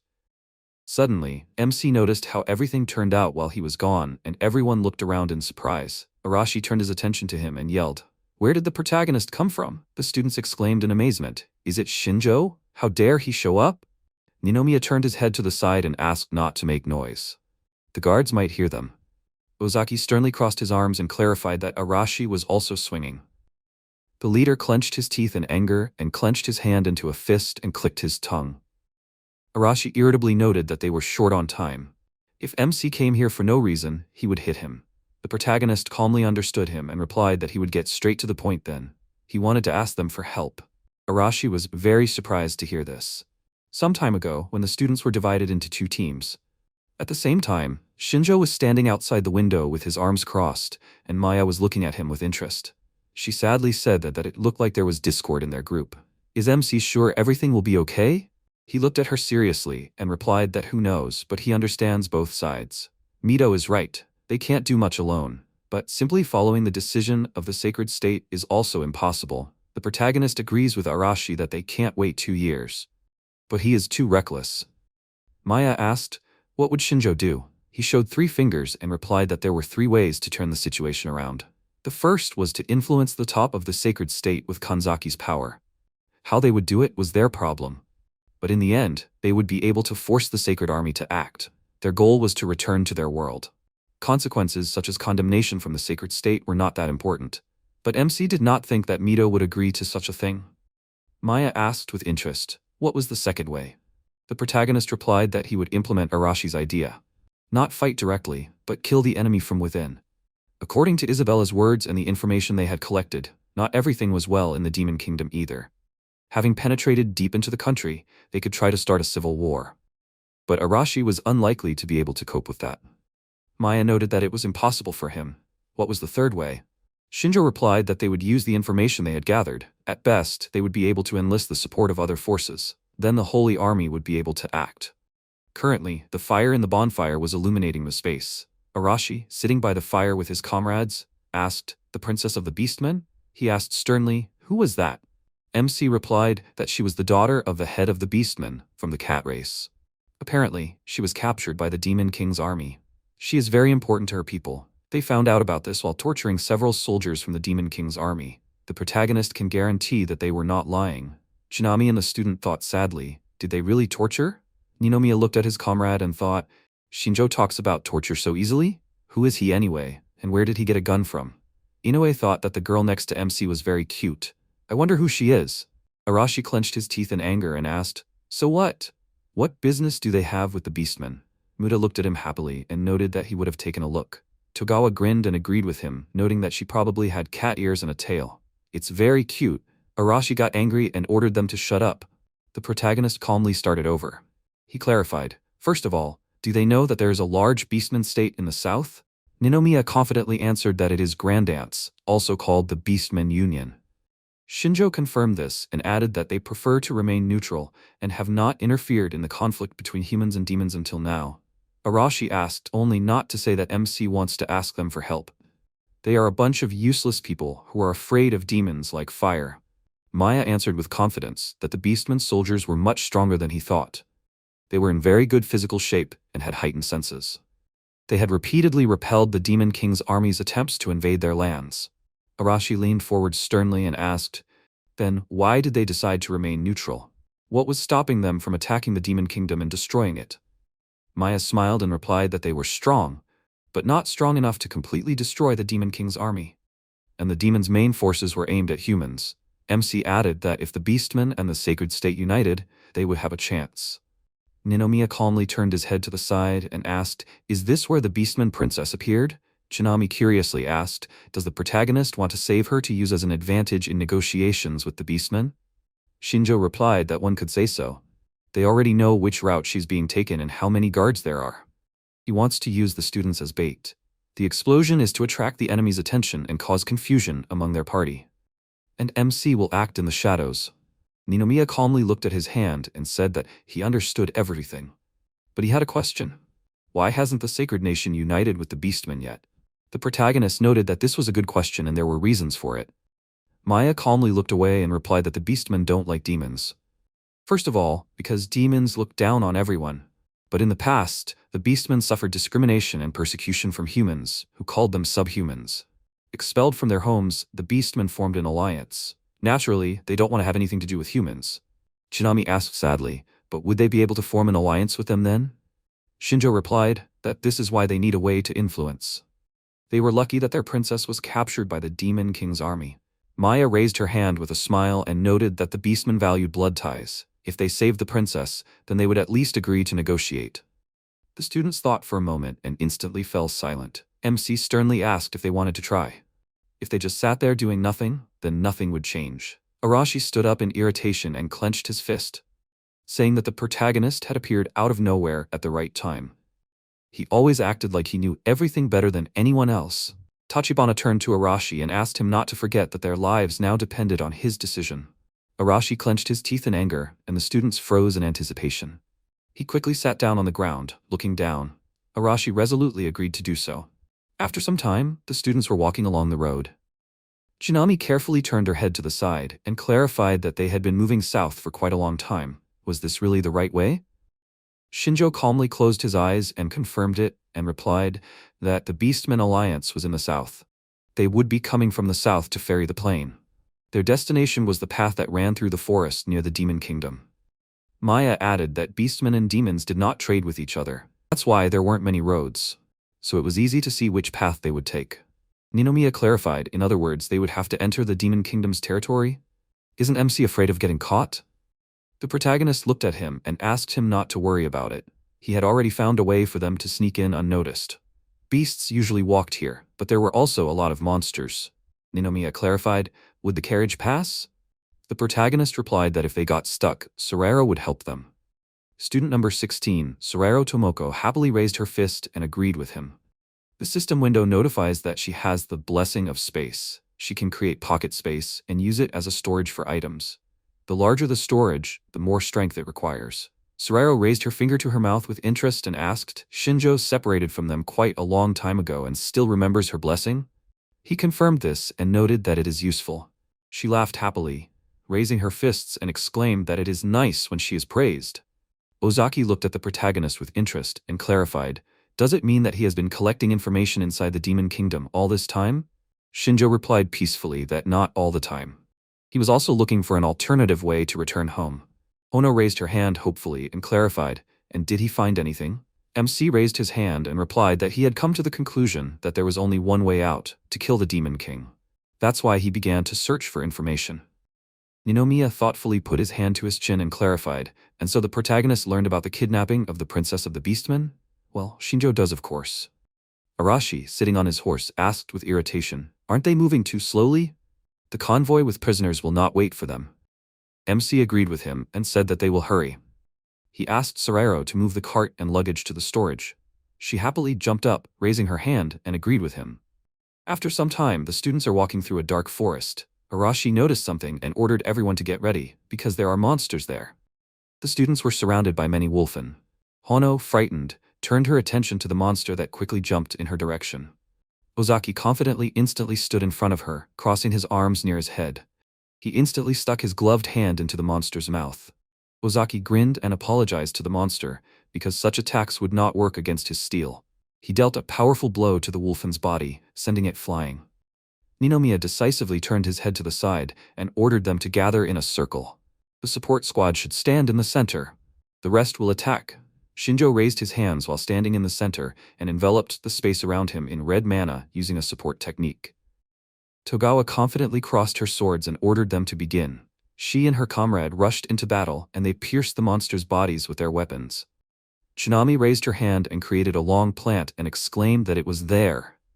The wolfen had almost jumped to the student, but Tsunami's branch enveloped his paw. He turned his head to the side in surprise, when suddenly Inoue plunged a blade into his head. The monster opened its mouth wide, quickly running up to Arashi, but the leader instantly grabbed it by the throat. Arashi sternly asked the weak monster not to get to him. He used his ability and a bright explosion appeared near the monster. The explosion disappeared and a wolfen with dark fur became visible. Arashi quickly threw the monster aside. He decisively turned his head to the side and asked if anyone was injured. MC seriously watched him, crossed his arms, and thought that they were all moving well. He didn't even need to interfere. And Arashi was worried about the others. He had the making of a good leader. Arashi clarified that if there were any injured, they should go to the healer. Then they would move on. The protagonist quickly looked away and turned to Maya. The monster with a terrifying look opened its mouth and ran out of the bush. Arashi turned his attention to him in surprise and yelled, "That's not all?" Maya instantly summoned the salamander. Suddenly, the wolfen was enveloped in a powerful stream of fire, and Arashi covered his face with his hand because of the bright light. The students looked in confusion at the wolfen that had fallen in the fire. Muda was very surprised by her strength, and Togawa noted with amazement that the monster had burned to ashes. This is cooler than Nagasho. Arashi looked away irritably and clucked his tongue and clarified that Shinjo's girl was copying him in vain. Maya blushed from excitement and exclaimed, "What does this mean?" She pointed her finger at MC and yelled, "Who is his girl here?" The protagonist calmly said that Arashi should thank her for her help. He looked at him with irritation and snorted. Maya asked with resentment if he could take his words back. Shinjo asked her to forget about it when leaving. There was nothing wrong with that. Maya exclaimed that this means everything to her. Muta gritted his teeth with offense and raised his fist and said that this irritates him. MC got such a beautiful girl. Togawa agreed with him and exclaimed that she also wants to find a beautiful girlfriend. Shinami raised her hands smiling and called out to her and asked, "Is she Maya?" She stopped and Shinami asked if she could talk to her. Maya is an elf, right? Maya quickly looked at the protagonist in surprise, and he asked why she was looking at him. Maya can do whatever she wants. She was happy with his answer and agreed with him. Shinjo smiled looking at the happy Maya with her new friends. Sometime later, at night in the forest near the cliff, MC looked down and noted that it was a good view. Arashi, sitting on a rock, asked, "Are they definitely coming?" He was already tired of waiting for them. The protagonist used his ability and asked him not to worry. Shinjo saw demons with his ability and clarified that he saw them. MC thought that there were 3 lower demons. 15 medium demons, there might be a couple more inside the carriage, and 1 higher demon. The protagonist looked at the higher demon. The system window informs that his name is Zaganda, age 57, race is a greater demon, gender is male. Attack, defense, and agility are B. Physical strength is A, magical power is B. Status is normal, skills are level 4 spear mastery, level 2 fire attribute technique, and level 2 subjugation technique. Arashi sternly clarified, "Is the greater demon their leader?" Shinjo looked at him and replied that it is likely. He asked Arashi not to let down his guard. Maybe he is not as strong as Stongai, but he is still a greater demon. Arashi got very angry and replied that he can handle it himself. MC will stand in the way, and he will kill him. The protagonist noted that he had planned to leave the demons to them from the beginning. Shinjo asked to let him explain his plan. It is very simple. First, Arashi will use an explosion to attract their attention. The rest should attack, taking advantage of the terrain. Everyone except Arashi should move in groups of 3. Inoue, Yanagi will protect Motono. They agreed with him. MC ordered Ozaki that if someone gets injured, he should treat the wound and bring him to Motono. Maya will cover them. She smiled happily and agreed with him. The protagonist asked to leave the supreme demon Arashi, because only he can fight him. While they are causing chaos, Shinjo will carefully make his way into the carriage and save the princess of the beastmen. If everything goes well, he will give the signal. Then the students act according to the situation. If they start to be pushed back, they will retreat.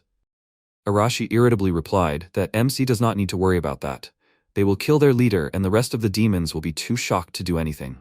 The protagonist agreed with him and noted that improvisation will be on Arashi. After all, they followed him. Togawa got angry and agreed and yelled, "What is Shinjo giving orders here?" Muta pointed his finger at him angrily and ordered him to stop giving orders. Arashi got very angry and ordered the fools to shut up. He quickly hit their heads with his fist. Arashi sternly raised his hand and looked at them and ordered them to be ready. "They are acting as MC said." After a while, Zaganda calmly turned his head to the side. The demon sighed heavily and said that he was very tired. His comrade looked at him and agreed, noting that they were walking from the very union of beastmen and had not made a single stop. The higher demon, sitting on a horse, clarified that they were almost there and ordered them to move. The demons shook with surprise and agreed with him. Zagadna calmly thought that they could be understood, because he was also tired. His body ached so much from riding a horse. But now it would not be possible to make a halt. The higher demon quickly opened his eyes and thought that he could check on the captive. He turned his head to the side and asked to let him look at her. And the demons should watch the perimeter for now. The assistants quickly began to watch and agreed with him. They thought that Zaganda also wanted to rest. The higher demon opened the carriage and Sina calmly looked at him. Zaganda sat down next to her and asked what they had here. He smiled sarcastically and scratched his chin with his hand and asked how the princess was feeling. They would reach the city very soon and she would be sent to prison. Now they were on the territory of the demon kingdom. The beastmen soldiers would not save her. Sina turned blue, puffed out her cheeks and said that the carriage was shaking too much. She felt bad. Zaganda closed one eye, brought his fist to his mouth and coughed and clarified that she should not worry. If the beastmen union obediently joined them, then she would be released very soon. The princess shook her head and clarified that they were wasting their time. Capturing her would not help them form an alliance with the beastmen alliance. The greater demon said terrifyingly that it seemed like she herself did not understand how valuable she was. The daughter of the head of the cat race. Sina looked at him in bewilderment and clarified that he really thought that she alone could decide something. She wished him luck, and Zaganda responded angrily. That's how they started talking. He insulted her and grabbed her by the dress.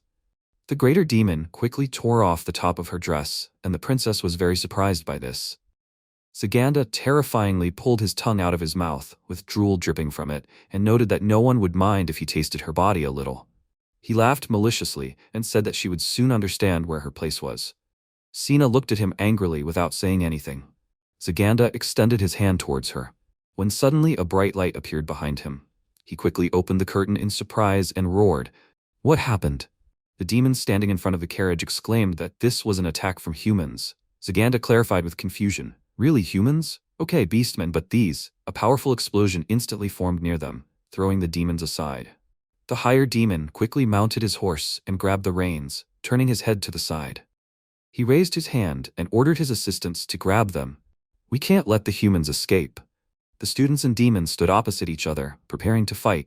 Muda and Togawa hit their opponents and ordered them to feel the blow. The demons screamed in pain, receiving multiple wounds from the hero candidates. Zaganda tensed up greatly watching this and wondered, were they really being pushed back? His elite soldiers? Arashi raised his hand, needing it, and heading towards Zaganda asked, is he the higher demon here? Zaganda raised his hand, pulling a weapon out of the dark portal, and barked. Who is he? Arashi smiled confidently, crossed his arms, and clarified that a weak creature like Zaganda did not need to know that. He came to have fun. The higher demon raised his weapon with terrifying fury, and running towards the enemy, ordered him to shut up. A human could not defeat him. A stream of dark mana quickly headed towards a powerful explosion. Arashi confidently stopped in the air, hitting the enemy's weapon with his fist. Zaganda smiled maliciously and raised his hand, asking, does Arashi really think that such a weak explosion can knock down a higher demon? Arashi was very surprised by his words. Suddenly Zaganda swung his staff, but the enemy managed to jump up. Arashi landed tensely on the ground, clenching his fist. He remembered Stongai and thought that Zaganda was strong, but not as strong as that man. If he put more miraculous power into it, the force of the explosion would also increase. Then he would definitely get it. But the explosion itself requires a lot of energy. If nothing was changed, Arashi would be able to make about 7 more explosions. When the miraculous power ran out, his physical indicators would also weaken, and then he would no longer be able to compete with him. Arashi knelt down on one knee, leaning his hand on the ground, and thought that there was only one option. He needed to force the higher demon to open up, aim straight for the head or heart, and hit with all his might. Zaganda looked at him and thought, is a human warrior also the owner of a blessing? It was strange that he had never heard of such a strong fighter. He must be a hero candidate. They defeated Mr. Winberg and Stongai, so they must not let their guard down. Zaganda quickly swung his weapon and brought it down, leaving a bright trail behind him. He thought that he didn't know how the humans found out about them, but their target was definitely the princess of the beastmen. There were many guards standing near the carriage with the princess. They wouldn't get to her anytime soon. Zaganda saw his assistants fighting the humans and wondered if they were pushing back his soldiers. He would probably have to help them. This boy seems to be their leader. The sooner they get rid of him, the better. The higher demon quickly headed towards the enemy. He pointed his weapon forward at great speed and thought that he would kill him with one blow. Zaganda uses maximum speed. Arashi jumped back tensely and looked at the hole in his clothes left by the enemy's blow. He turned over and stood on one knee and thought that the higher demon was fast. Arashi noticed him and thought that this was it. He grinned maliciously and noted that now it was his turn. Arashi activated the mine and it exploded near Zaganda. The higher demon's horse was instantly enveloped in flames. Zaganda tensely clenched his teeth, covering his face with his hand from the acrid smoke, and thought, could the enemy set traps? He looked at the ground and thought that he could not see anything on it. Arashi ran quickly and thought that the mine was good for surprise attacks, but it did not have the same firepower as an explosion. But now the enemy was open. Thanks to the smoke screen, the higher demon would not be able to find out where he was. Arashi quickly jumped up behind Zagand and filled his fist with fire, thinking that all that was left was to hit well. The higher demon quickly turned around and noticed that this is where the enemy was. He used scatter and bright beams were directed towards the enemy. Arashi was very surprised, clenched his teeth, looked at the light and thought that he would not have time to dodge. He felt severe pain, fell to the ground and screamed. His comrades looked in his direction in fear and called out to the leader. Arashi got to his feet and pressing his hand to the wound, he noticed that it hurt. He ordered them to stop looking at him and asked them to take care of themselves. Zagand clarified, the enemy concentrated the miraculous power in one place to protect himself from the blow. He thought that it would be hard to hit him because Arashi had the intuition of a wild animal. But the higher demon already knew how he fought. By touching a certain place, Arashi could set a trap there. By touching the opponent's body, he could activate an explosive strike. One spear would be enough to defeat him. Zaganda would keep him at a distance and tire him out. and if you watch his movements, you can find out where the traps will be. Arashi smiled confidently and thought that he knew what the enemy was thinking. Zaganda quickly raised his hand and used Scatter to send mana beams to the side. Arashi dodged them with great speed. The higher demon thought that this was good. He couldn't get close. As long as Zaganda kept him at a distance, the opponent wouldn't be able to touch him. He continued to strike, and Arashi dodged them. He sternly noted that the higher demon understood how his power worked. Zaganda smiled arrogantly and snorted, clarifying that unlike a child like Arashi, he has a lot of experience in battle. Arashi, smiling resolutely, raised his hand, filling it with fire and agreeing, replied that this was Zaganda's biggest mistake. Arashi activated the shot and sent a bright beam of flame from his hand. The higher demon, greatly surprised, exclaimed, "What is this?" Arashi, looking terrified, used maximum power. An explosion of enormous power thundered at the sight of the battle, throwing drops of blood to the sides. After a while, dark smoke filled the space. Zaganda, his mouth wide open, with burns on his body, lies on the ground. Arashi sighed with relief and looked at the dead enemy. The system window notifies that his blessing, shot skill, has reached level 2. Maya turned her head to the side in amazement and noted that this is cool. He really was able to defeat the higher demon alone. The demons clarified in fear. Did Mr. Zaganda lose? Ninamaya confidently raised his hand and activated support and increased combat power, announced that Arashi had defeated the supreme demon. Their formation was destroyed. We must finish them off. The students were enveloped in the bright mana of Ninomiya's skill. At the same time, several demon corpses were lying on the ground. Shinjo calmly looked at them while holding weapons in his hands. He headed towards the carriage and thought that she should be in it. MC calmly opened the curtain and saw the princess sitting on the floor. Sheena looked at him in surprise and clarified, "Is he a human? Have they come to save her?" The protagonist replied that you could say so. The protagonist freed the princess of the cat tribe of beastmen, and Sina asked, while acting like a cat, what was his plan. The protagonist noted that he wanted the same thing as the demons. They wanted to use her. Sina stated that he was a straightforward person. The MC said that he saw no point in lying. Would she believe it if he said that he came solely to save a damsel in distress? Sina noted that she would not believe that.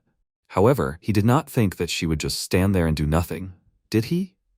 She then pounced on him using beast formation, and then a deafening roar was heard from the carriage. Shinjo jumped out of the carriage at the last moment and took a defensive stance, holding a dagger in his hand, while the princess of the cat tribe of beastmen prepared for another strike. The protagonist thought as he dodged the strike, she was fast. Beastmen have high physical indicators. The protagonist used the Thunder Shock ability on his opponent, who froze in place with a surprised face. Sina thought, gritting her teeth, is this really witchcraft? MC knocked the princess of the cat tribe of beastmen to the ground with a kick, and then twisted her arm behind her back, sitting on top. Shinjo thought that Thunder Shock was a basic technique. Although it is not the most powerful magic, but it helps to distract the enemy and gain an advantage in close combat. Sina thought, gritting her teeth, why is he so strong? The protagonist asked. Now she understands the difference in strength. Either she calmly follows them, or he ties her up. The choice is hers. Sina whispered that she agrees to go voluntarily. Humans are better in any case than demons. At this time, the protagonist's comrades fought with demons who did not understand where they even came from. Literally, the monsters considered these people to be monsters that they could not defeat. Arashi crossed his arms and gave the order to Tsunami to act, who used her magic to grab the fleeing demon. Arashi grabbed the demon's face with his hand and declared that he must convey the words to his demon king. Nothing personal, but they were coming to kill him. He should calmly await his fate. After a while, they gathered around the fire. Muda noted that they were lucky to find food from the defeated demons. Togawa said with a smile that the food still tasted good. Tsunami sadly whispered that she felt like a bandit. Tsunami's friend laughed and noted that they were bandits. Sina looked at the food in front of her in surprise. The protagonist asked why she was not eating. Sina looked at the food carefully and asked if she could really eat it. They gave her such good food. Arashi noted with a smile that it was barely decent food, and if you compare it to the food from their world, then it's not worth comparing at all. MC said, looking at her, that they need her. It would be a problem for them if she died. They already gave her food, so she should eat it. Sina thanked them and started eating, then admiringly noted that it was delicious. Hono's friend said with a smile that Hono always makes the most delicious food. Hono asked, sheepishly, did she really like the food? She was glad about it. Maya asked, turning to the princess of the cat tribe of beastmen, how did she get captured by demons? Sina explained that, while she was hunting in the forest, she was suddenly attacked by a group of demons. She was hunting in an area that was quite far from the demon kingdom. There shouldn't be any demons there, but they knew where to look for her. Shinjo stated that they were planning to take over the Beastmen Alliance, and that capturing her was part of the demons' plan. Tsunami asked what they would gain by taking over the Beastmen Alliance. Tsunami's friend pointed out that the demons had already invaded the Sacred Kingdom. Perhaps their goal was to take over the entire world? Sheena said that this sounded like demons. However, what did the humans want from her?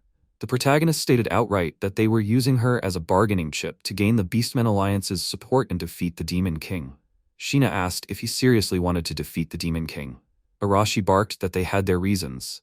Until they killed the Demon King, they would not be able to return to their world. Sheena pointed out that they were hero candidates. They had heard rumors about it. After all, it was humanity's trump card. The protagonist asked what her opinion was on the matter. If she cooperates with them, they will help the Beastmen Alliance. Sina said that she agrees to help. Let them consider it gratitude for saving them. MC calmly said that it was not a rescue. Sina insisted that the result was the same, and they shared a hot meal with her. In addition, she believes that the Beastmen Alliance will need outside help to fight the demons that are acting behind their backs. This is just her guess, but she believes that there is a traitor among the Beastmen Alliance leadership. In the morning, they left the territory of the Demon Kingdom, together with the freed princess of the cat tribe of Beastmen. Following the return route, they reached Nutrath. After a while, Mito diligently honed his sword skills, and then he noticed that someone had come. Nagasho said that Arashi and the others have returned. They are now at the gate. Mito was shocked by this news. At this time, the guards surrounded Arashi and his classmates and shouted at them, calling them deserters. How dare they come back? They dared to break the military regulations. Arashi barked that he knew nothing about it.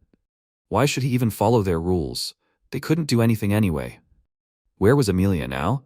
The guard commander shouted, ordering them to be captured. Do they really think they'll be allowed to meet her? Arashi scratched his head in irritation and said that this was a problem. What were they even expecting? Ozaki pointed out, crossing his arms and turning to Arashi, that it was all because of his behavior.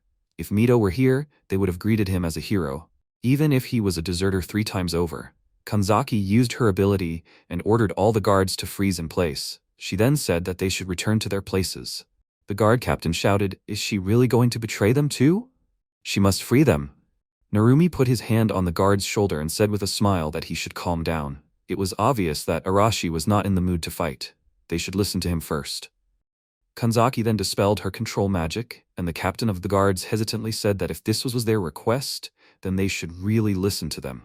Arashi angrily shouted through clenched teeth, why were they listening to him and not him? Ninomiya stated with a smile that it was obvious to him. Narumi asked, turning to Arashi, what was the matter? He would not have come back without a reason. Arashi noted that they could discuss it later. First, they should leave this place. Sometime later, in the palace, Arashi glared at Emilia and Heinrich. Hashimoto asked Arashi to stop acting like that because it was indecent. Arashi asked, is she going to be a good girl in this world too? She hasn't changed at all. Hashimoto noted that there was no point in him pretending to be some kind of bandit. There were people who were willing to listen to him. Arashi said that they should begin then. Chinami should go in first. Chinami went in with the princess of the cat tribe of beastmen. Heinrich and Emilia were surprised to see a beastman. Ninomiya announced that this girl's name was Sina. She was the daughter of the head of the Beastmen Alliance from the cat race. Emilia nervously asked, is she really the daughter of the head of the Beastmen Alliance? Heinrich asked why she was here. Sina introduced herself and said that they saved her from the captivity of demons. Mito asked in shock, did they really save her from demons? Sina said that the demons had penetrated deep into the Beastmen Alliance. They captured her and took her to the Demon Kingdom. Arashi noted that with her help, they would be able to negotiate an alliance with the Beastmen Alliance. They cannot wait 2 years. Emilia said that she understands their position. They were indeed thinking about forming an alliance with the Beastmen. Considering the situation, she couldn't say it was a bad idea. Arashi asked if she was serious. Emilia stated that they didn't expect half of the hero candidates to desert. They would have to make concessions even if they returned. Heinrich said that the hero candidates were the main force of their army. They had a strong influence on the soldiers. Therefore, he believed that they would not be severely punished for deserting.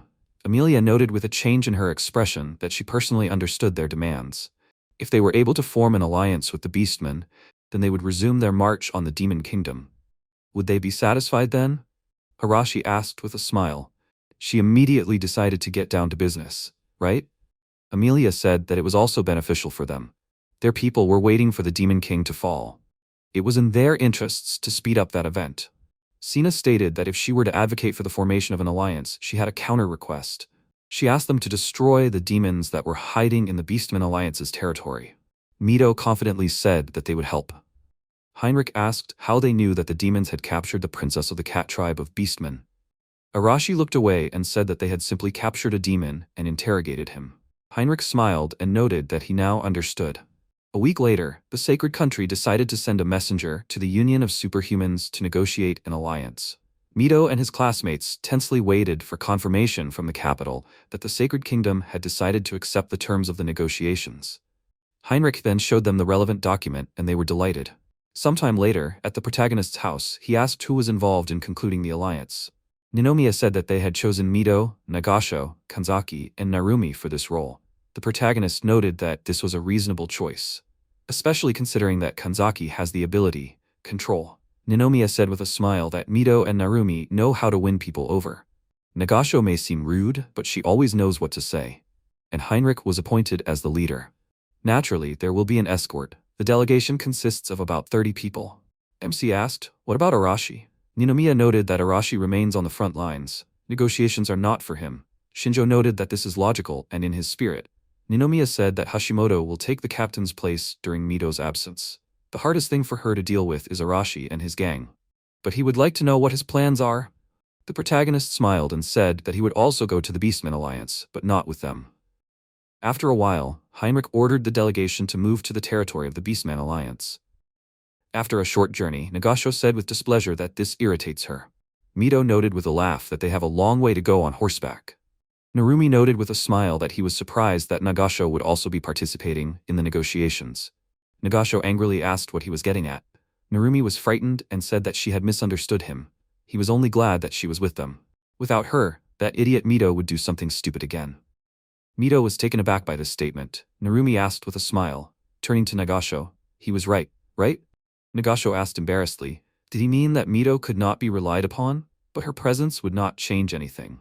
Narumi begged her to stop and not make such a face. Kanzaki thought that they were too noisy. She wanted some silence. Shinjo told her that he would also go to the Beastmen Alliance. Perhaps he was somewhere nearby? Heinrich looked thoughtfully at Kanzaki, who was looking around. At this time, the protagonist was watching them from the side and said, turning to Maya, that it was time for them to move. Maya noted that she was ready to go. She then asked, would they follow them all the way? The protagonist noted that he knew the way to the Beastmen Alliance, but he was not familiar with this area. It would be easier to follow the delegation, especially since Sina was there. After some time, during the delegation's journey to the Beastmen Alliance, Heinrich asked, turning to Kanzaki, why she kept looking around. Kanzaki nervously said that she was just afraid that they might be attacked by monsters. Narumi stated that even if they were attacked, everything would be fine with them. After all, Mito and Heinrich were with them. Kanzaki lowered her gaze and noted that this was true. Heinrich then turned to Mito and asked, Arashi and his group only left the fort for a few days, right? Mito worriedly said that it was exactly like that. Heinrich asked how they knew about the kidnapping of the princess of the cat tribe of beastmen. Nagasho said that they captured a demon and interrogated it. Heinrich thought about it and asked if they had done it too quickly. They got the information, immediately went to the rescue, and then returned. Even if they knew about the princess of the cat tribe of beastmen before leaving, they needed time to make a plan. Normal planning is not Arashi's strong point, and he consults with them. Mito asked if he was hinting at something.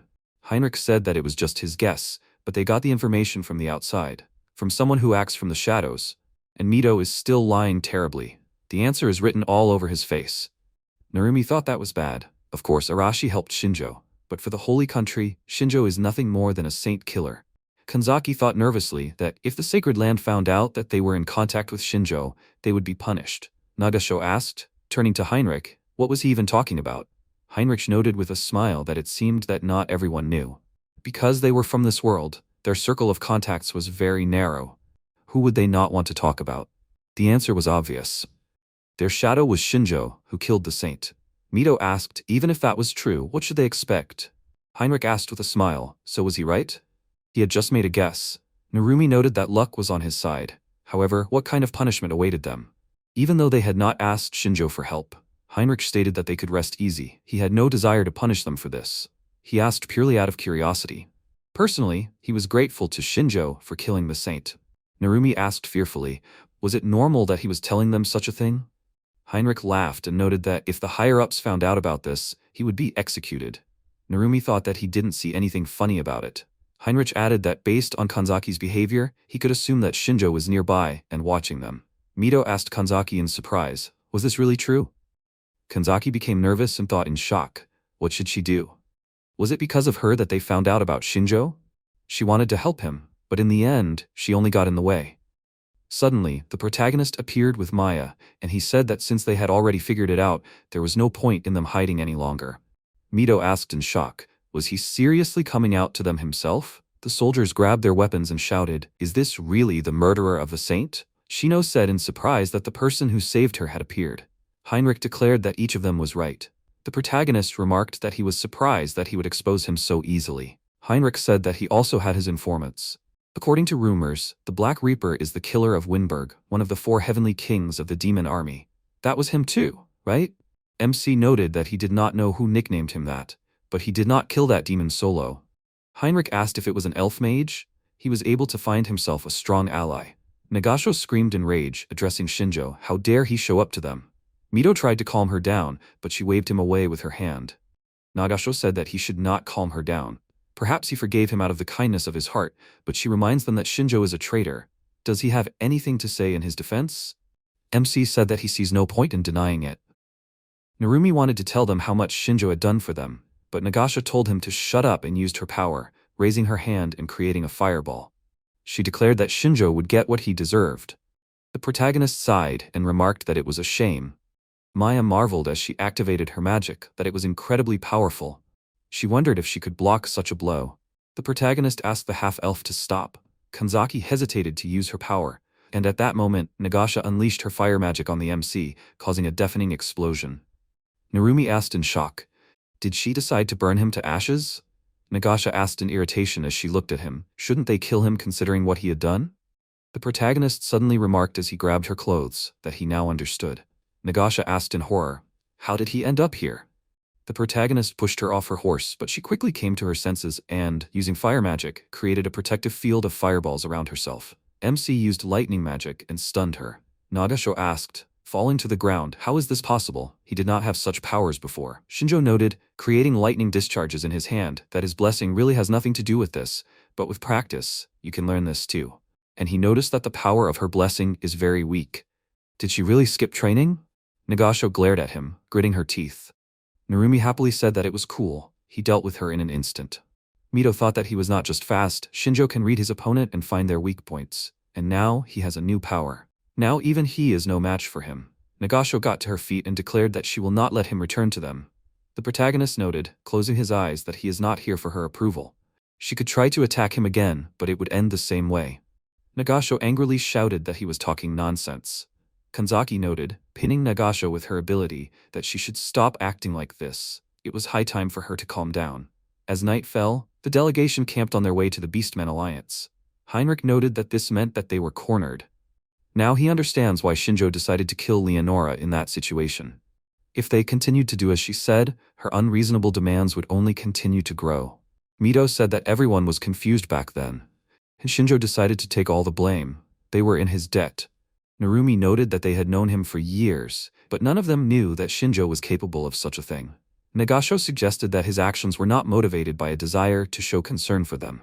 The protagonist noted that Nagasho was right. If they had spared Leonora's life, it would have caused a lot of trouble in the future, so he killed her.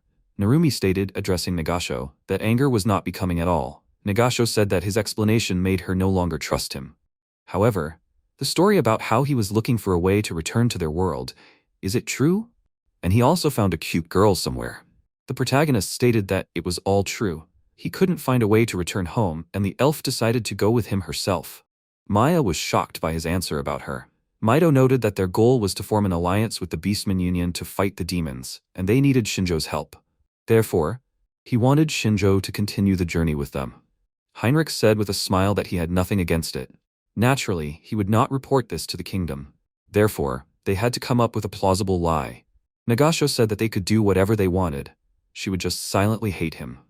MC noted that in any case, he was going to the lands of the Beastmen Union, and since no one was against it, he would join them.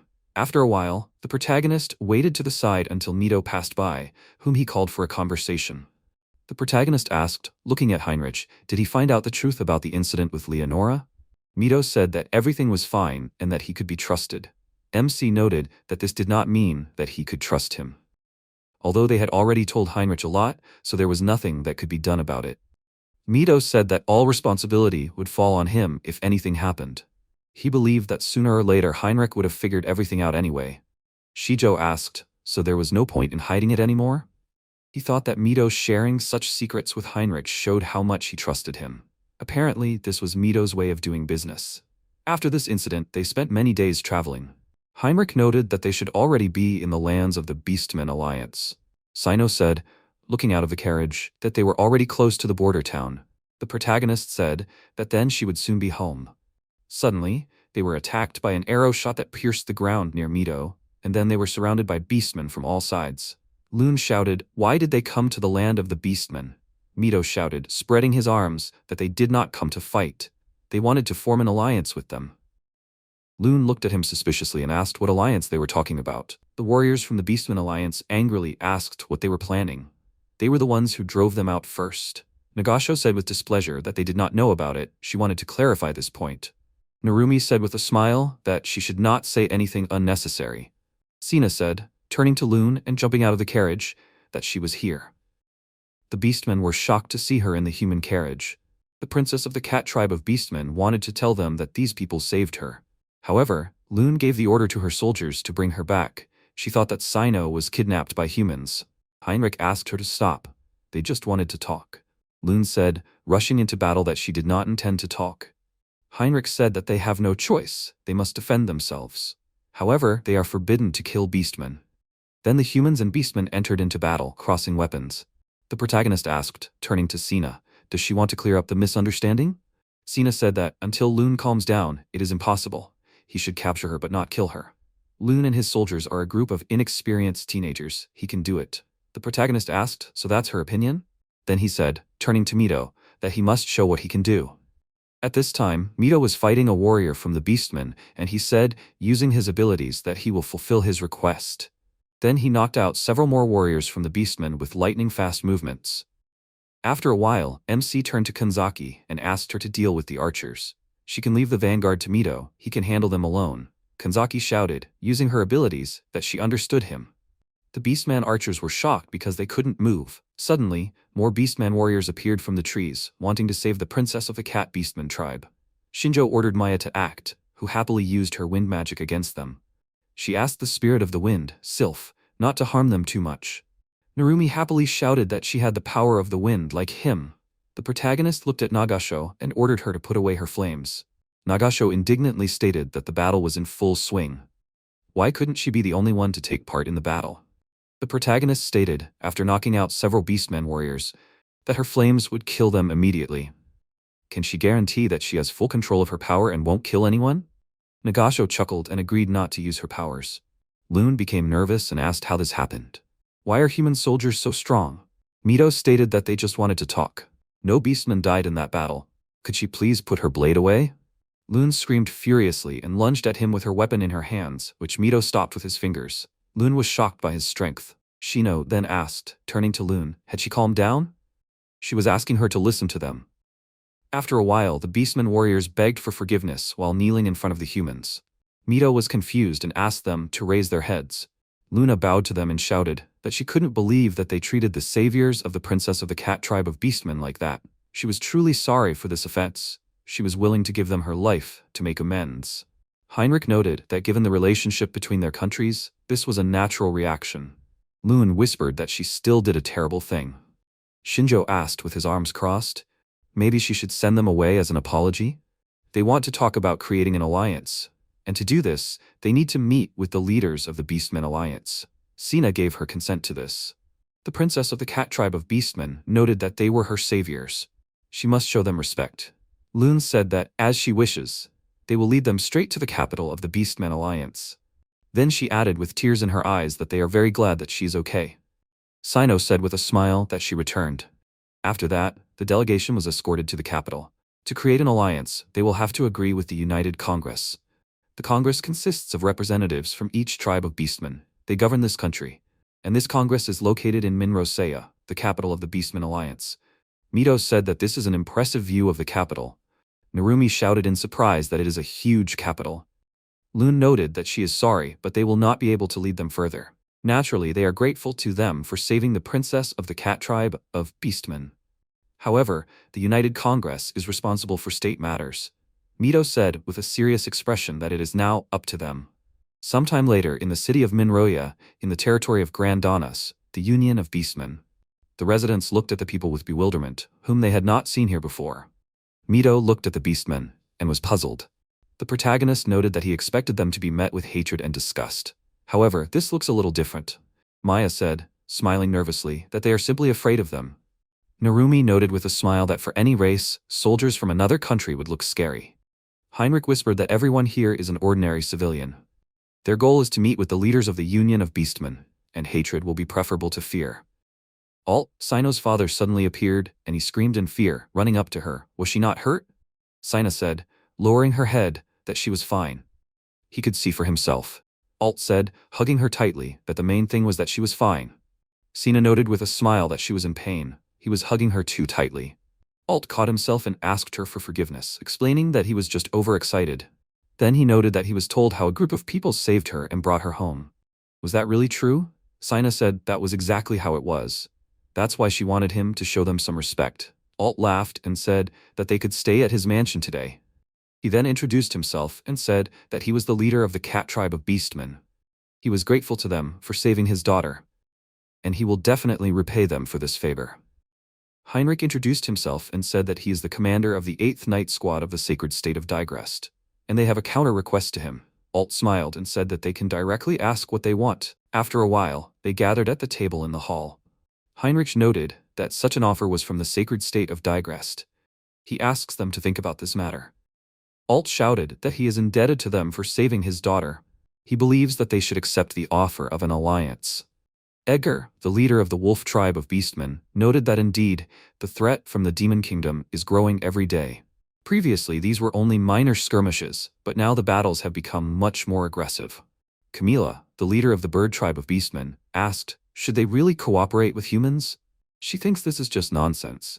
Have they already forgotten what they did to them? Max, the leader of the fish tribe of beastmen, said that he agreed with Camila. His father died as a slave to humans. Such grievances are not easily forgotten. Nils, the leader of the dog tribe of beastmen, reminded them that they were indebted to them for saving the princess of the cat tribe, Sina. They deserved a corresponding reward. However, this did not mean that they should just take and forget the past. Alt looked at Nils in surprise, who asked, humans were the first to drive them out of their lands, right? Aren't they being too selfish? Why should they want to help them? Camila and Max agreed with the leader of the dog tribe of beastmen. Heinrich said that he understood perfectly well that their request was selfish. However, they also wanted the war with the demon kingdom to end, right? Maxie shouted that he was being too impudent. They did not need their help to resist the demons. Edgar asked Max to calm down, and then he noted that they had heard that they had driven the demon army back to their territory. So, what did they need their help for? Mito stated that they wanted to infiltrate the demon kingdom to take the demon king's head. The representatives of the beastmen leaders looked at him with puzzled expressions, but then Edgar laughed and stated that he had an honest view, and he found it interesting. Camila asked what he was getting at. Edgar noted that he found it strange. According to his information, the humans were no longer at a disadvantage like before. This meant that they had not turned to them out of desperation. Mito repeated that they wanted to defeat the Demon King. That was why they needed their help. Alt noted, raising his voice, that the demons were causing damage to their country too. He wanted to know their true intentions, but he did not expect things to turn out this way. Edgar raised his hand and declared that he also wanted to form an alliance with the humans. If the Demon Kingdom completely switched to them, then the Beastman Alliance would have no chance of winning. Therefore, if the Holy Kingdom lost, then they would be next. In that case, it would be better for them to unite with the humans and destroy the common enemy. Mito, Kanzaki, and Narumi were happy with his statement. Camila stated that she understood his reasoning, but she was still against this alliance. No one knew when the humans turned from allies to enemies and at what point they would want to stab them in the back. Max noted that even though it was a good offer, Humans simply could not be trusted. Nils crossed his arms and declared that he was also against forming an alliance with the humans. Although it sounded tempting, where was the guarantee that they would not be used as bait? Sina asked, turning to Nils, why he had changed so much. He was not against humans before. Nils noted that with age, one's point of view can change. Alt thought for a moment and reported that the majority of votes were against the alliance. Edgar noted that such a serious decision could not be made so quickly. They should think it over again. He wanted to know the details of their history. Let them live with them for a while. Alt happily declared that the cat tribe would give them rooms. He was still going to thank his daughter's saviors. Camila said that they could do whatever they wanted. She would not change her mind anyway. Max noted that he would also stick to his opinion. The protagonist decided to use his analytical abilities on the head of the dog tribe of beastmen. After some time, in the mansion of Alt, the head of the cat tribe, they gathered at the dining table while the maids were laying out dishes on the table. Alt happily shouted, raising his mug, that he thanked them for saving his daughter. Today they can eat and drink as much as they can. Mito thanked him for the treat and warm welcome. Nagasho looked at the dish in horror and asked if there were bugs in the dish. Kanzaki said reservedly that there might be bugs in it. The protagonist ate with gusto, and Maya followed suit. Narumi was having fun with the warriors from the cat tribe. After a while, Sina said to her father that it was time for them to get down to business. Alt thought about it and said that she was right.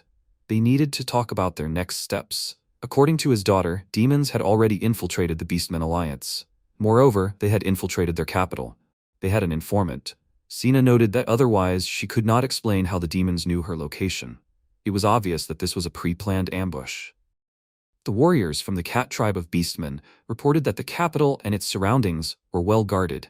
Demons could not have infiltrated their territory unnoticed. Then they noticed the displeased face of the princess of the cat tribe, and they said that they did not intend to doubt her words. Alt noted that they said it correctly. Beastmen have a keen sense of smell, and demons exude their own unique scent, so it is difficult to imagine that they were able to infiltrate their territory unnoticed. The protagonist stated that this means that they have a traitor. Someone hid the demons. He passes on information to them and carefully covers all traces of them, and that explains the situation. The warriors of the cat tribe of beastmen were outraged by this explanation. They cannot believe it. None of them will gain anything from this. Does he really mean to say that he trusts them? Alt ordered them to calm down and shouted that he was only making an assumption. The warriors of the cat tribe of beastmen apologized for their behavior.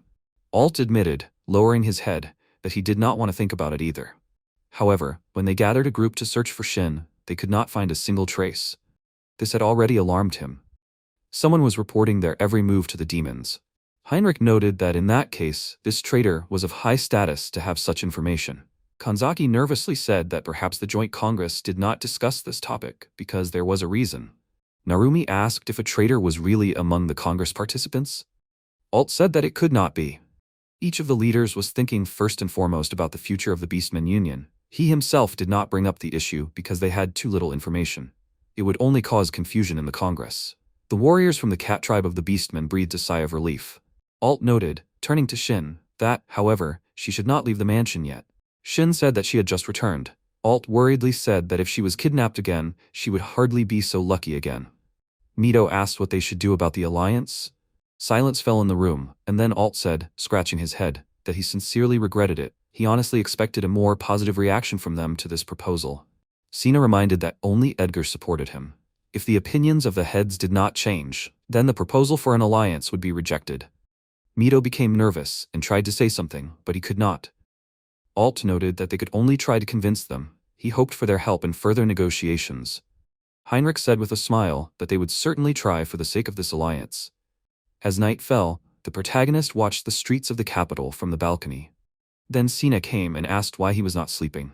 The protagonist said, turning around and looking at her, that he was thinking about the situation. He would like to gather more information, but he did not want to attract too much attention with his movements. Sina thought about it and noticed that he could really be smelled.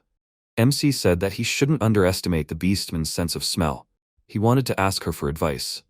Sina looked at him, puzzled.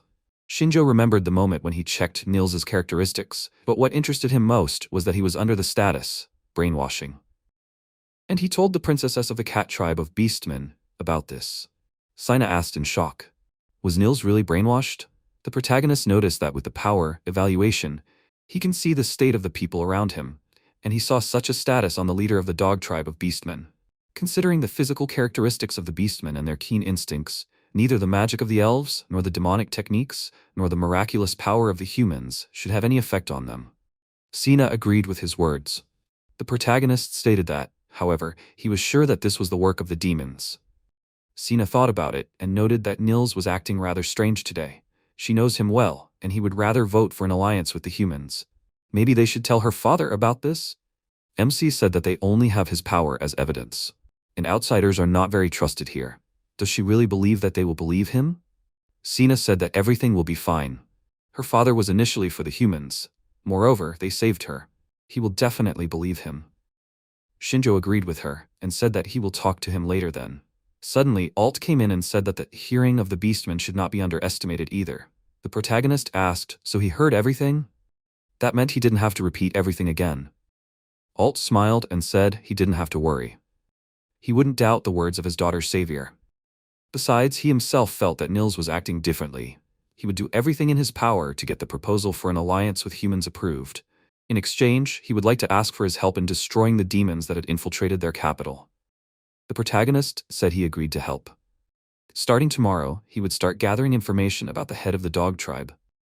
Mito and the others would negotiate with the other heads of the Congress. Alt said he was glad to hear that. Sometime later, in the mansion of the head of the dog tribe, Niels knelt in the hall. Bright, the higher demon, noted that they were now in trouble. They had taken control of most of the Congress. The Beastman alliance was already in his hands. His plan was perfect. He wanted to capture the daughter of the head of the cat tribe and give orders to his father through her. But the humans stole the princess of the cat tribe of Beastmen from them. Then he said, turning to Zaganda, that he only had one order. This is just a disgrace, not a higher demon. Niels angrily said, gritting his teeth, that humans have no sense of shame at all. They exiled them here, and now they are proposing an alliance. He will never agree to such a thing. Bright said that he is right. Humans are nothing but trouble. They must be gotten rid of before they have a bad influence on them. Nils said that, as he said, humans are their enemies. Sometime later, in the mansion of the head of the fish tribe of Beastmen, Max said, crossing his arms, that they cannot change his decision.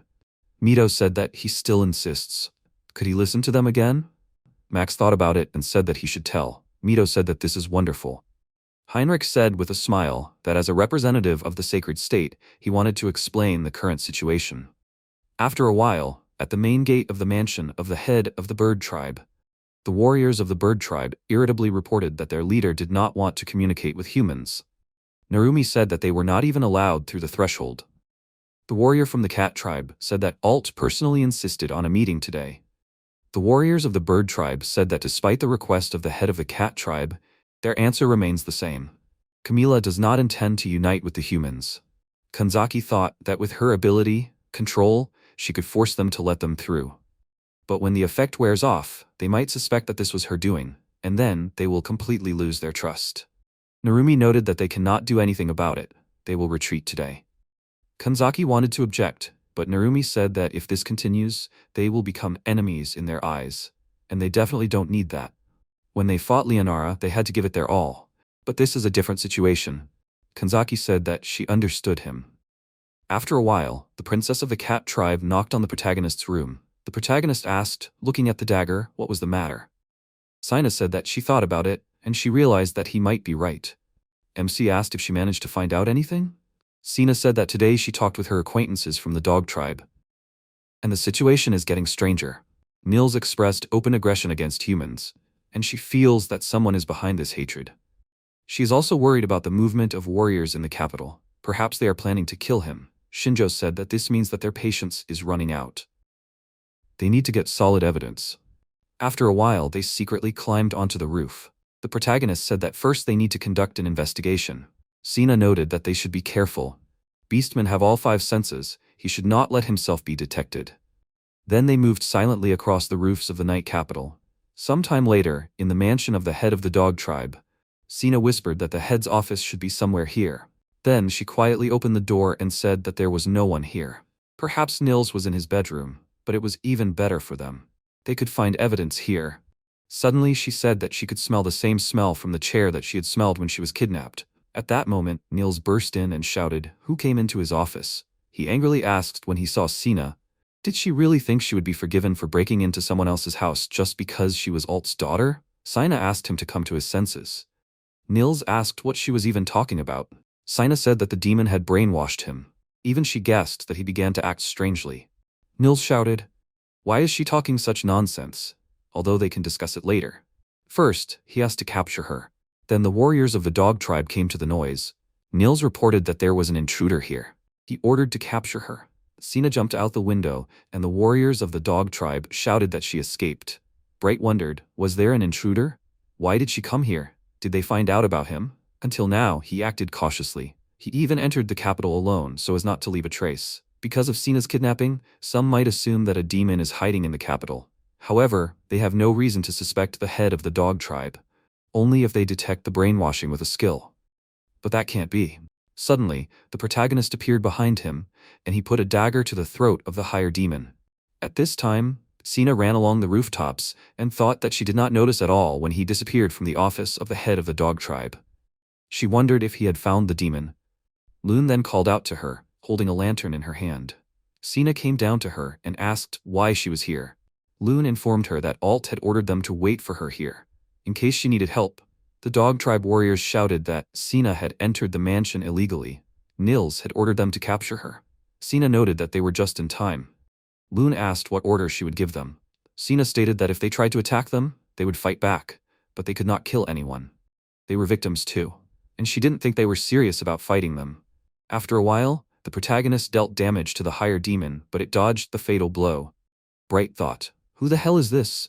MC threw a dagger at the demon, who blocked the weapon with his hands. Bright thought, throwing a plant pot at him, that he didn't have time to figure this out. He had to recover first. Shinjo cut the pot with his weapon, but at that moment, the greater demon escaped through the window. The protagonist followed him and asked if he really wanted to escape. Bright thought with clenched teeth, no one should know about the demon in the capital of the Beastmen Alliance. They would be in plain sight here. Then, he mentally contacted Nils and told him that he was attacked by a human. He had to go back to him. Nils said that he was sorry and he wanted to help him, but he had problems. The greater demon ordered that the head of the dog tribe help him. At that time, Nils thought that he couldn't leave right now. Alt said that they hadn't fought him for a long time. Nils asked, turning to Alt, what was he trying to achieve? His daughter had committed an unforgivable crime. They were provoking a war between the races. Alt said that that wouldn't happen. He would just make him open his eyes. Nils said that they were talking nonsense. Alt asked if he was sick of himself right now. Nils shouted furiously as he rushed into battle, saying that he had to stop talking nonsense. He was apologizing, but he had a mission. If he got in the way, he would defeat him. Alt gritted his teeth in a smile, and they punched each other, causing a deafening explosion. After a while, Narumi said that it had already begun. Nagasho asked, covering her ears with her hands, was this even normal? Narumi noted that it was bad. Now that the fight had begun, things would get complicated. He didn't want the responsibility for this conflict to be shifted onto the humans. Kanzaki asked, where was Shinjo now?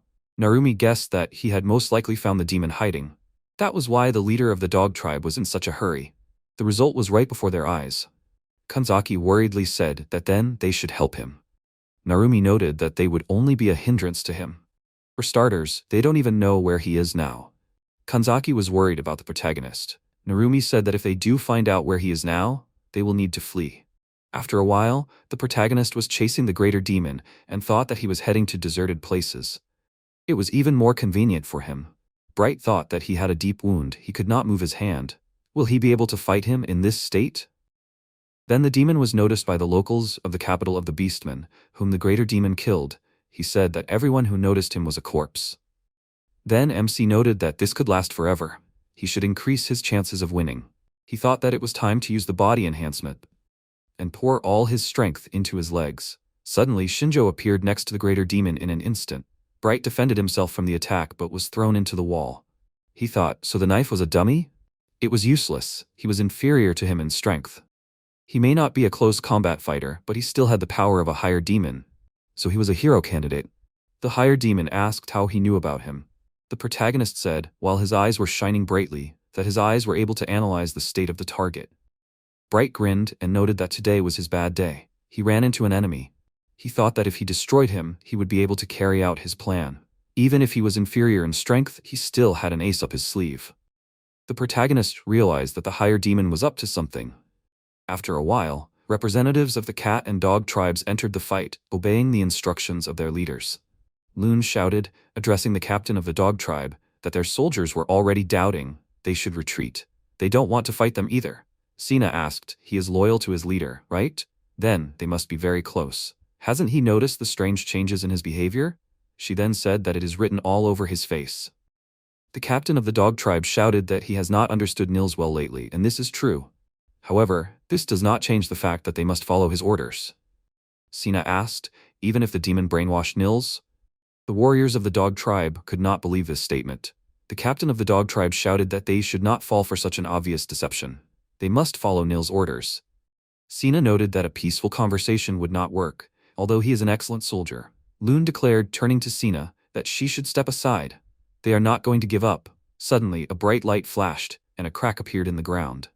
Then they saw Mito, who was standing on the roof, holding a glowing sword in his hand. Edgar stated that they should stop. After a while, the protagonist used his abilities, and a system window appeared with information about Bright, that his status was multiple stab wounds, several fractures, severe bleeding. Then he used the ability, Detailed Assessment, and the system window reported that in order to activate the brainwashing technique, he needed to touch the victim's head with both hands. The protagonist thought that he should be careful with this technique, but otherwise this demon was not a threat. Killing him would not be difficult. Suddenly, MC was attacked and surrounded by demons. Bright chuckled and said that he was grateful to him for following him. He led him straight to the demons. Shinjo noted that he ran through deserted areas to quickly get out of the city and join up with reinforcements. Bright noted that he even looked around. He would never have come here alone.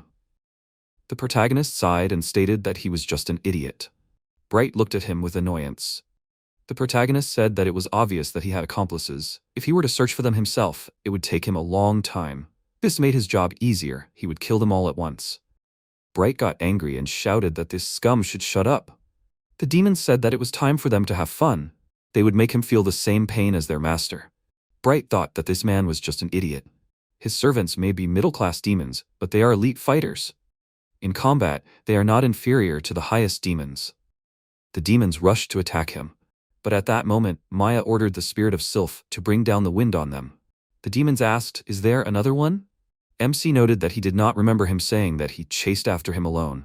Because he did not know how his technique, brainwashing, worked, he decided to take an ally with him. Bright shouted that there were only two of them. It didn't change anything. Maya used earth magic and rained rock projectiles down on the demons. The demons said that it was impossible. How could her magic penetrate the defense? Shinjo finished off one of the demons and said that while they were concentrating on protecting themselves from magic, they were opening up other weak points. Bright shouted that they were idiots. They shouldn't let their guard down. They had to show what the elite warriors of a higher demon were capable of. The demon used its cloning ability, and he asked if he could guess which one was the real one. The protagonist quickly stabbed the original demon with a dagger, who wanted to know how he did it before he died, to find out who was the real one. The protagonist asked if the demons didn't know how to use the information they received. The demons then used wind magic and rained a wind spear down on him. But Maya used her abilities and protected Shinjo. And then she dealt a crushing blow to the demon. After a while, Bright thought, gritting his teeth, that this was not supposed to go well. Suddenly, Camila appeared accompanied by her warriors, and she noticed that he was in serious trouble. Maya was surprised to see warriors from the bird tribe. The protagonist asked if this was the leader of the bird tribe of beastmen. He did not expect her to cooperate with demons. Camila shouted that she simply could not stand humans. Maya asked in confusion, was she brainwashed too? The protagonist said that she was not under the influence of the technique. She was helping the demons of her own free will. He thought he understood now. The leader of the dog tribe was brainwashed by the greater demon, and an alliance was made with the leader of the bird tribe. By kidnapping Sin, they would be able to control her father. Thus, most of the Congress votes would be controlled by demons. Bright said that they were too late. Camila stated that he was supposedly a demon, and without their help, he couldn't even defeat a human. Bright noted that he didn't even have anything to say to that this time. She should lend him a helping paw. Together, they would definitely deal with them. Camila noted that he rarely asked for anything. Although they were just partners, why wouldn't they really join the fun? MC thought irritably that there were 30 more elite warriors from the bird tribe. Does that mean that not only the leader but the entire tribe agreed to an alliance with the demons? Maya asked fearfully, what should they do now? Shinjo stated that they had no choice but to accept this fight. Camila ordered her fighters to attack. They couldn't let the other races notice them.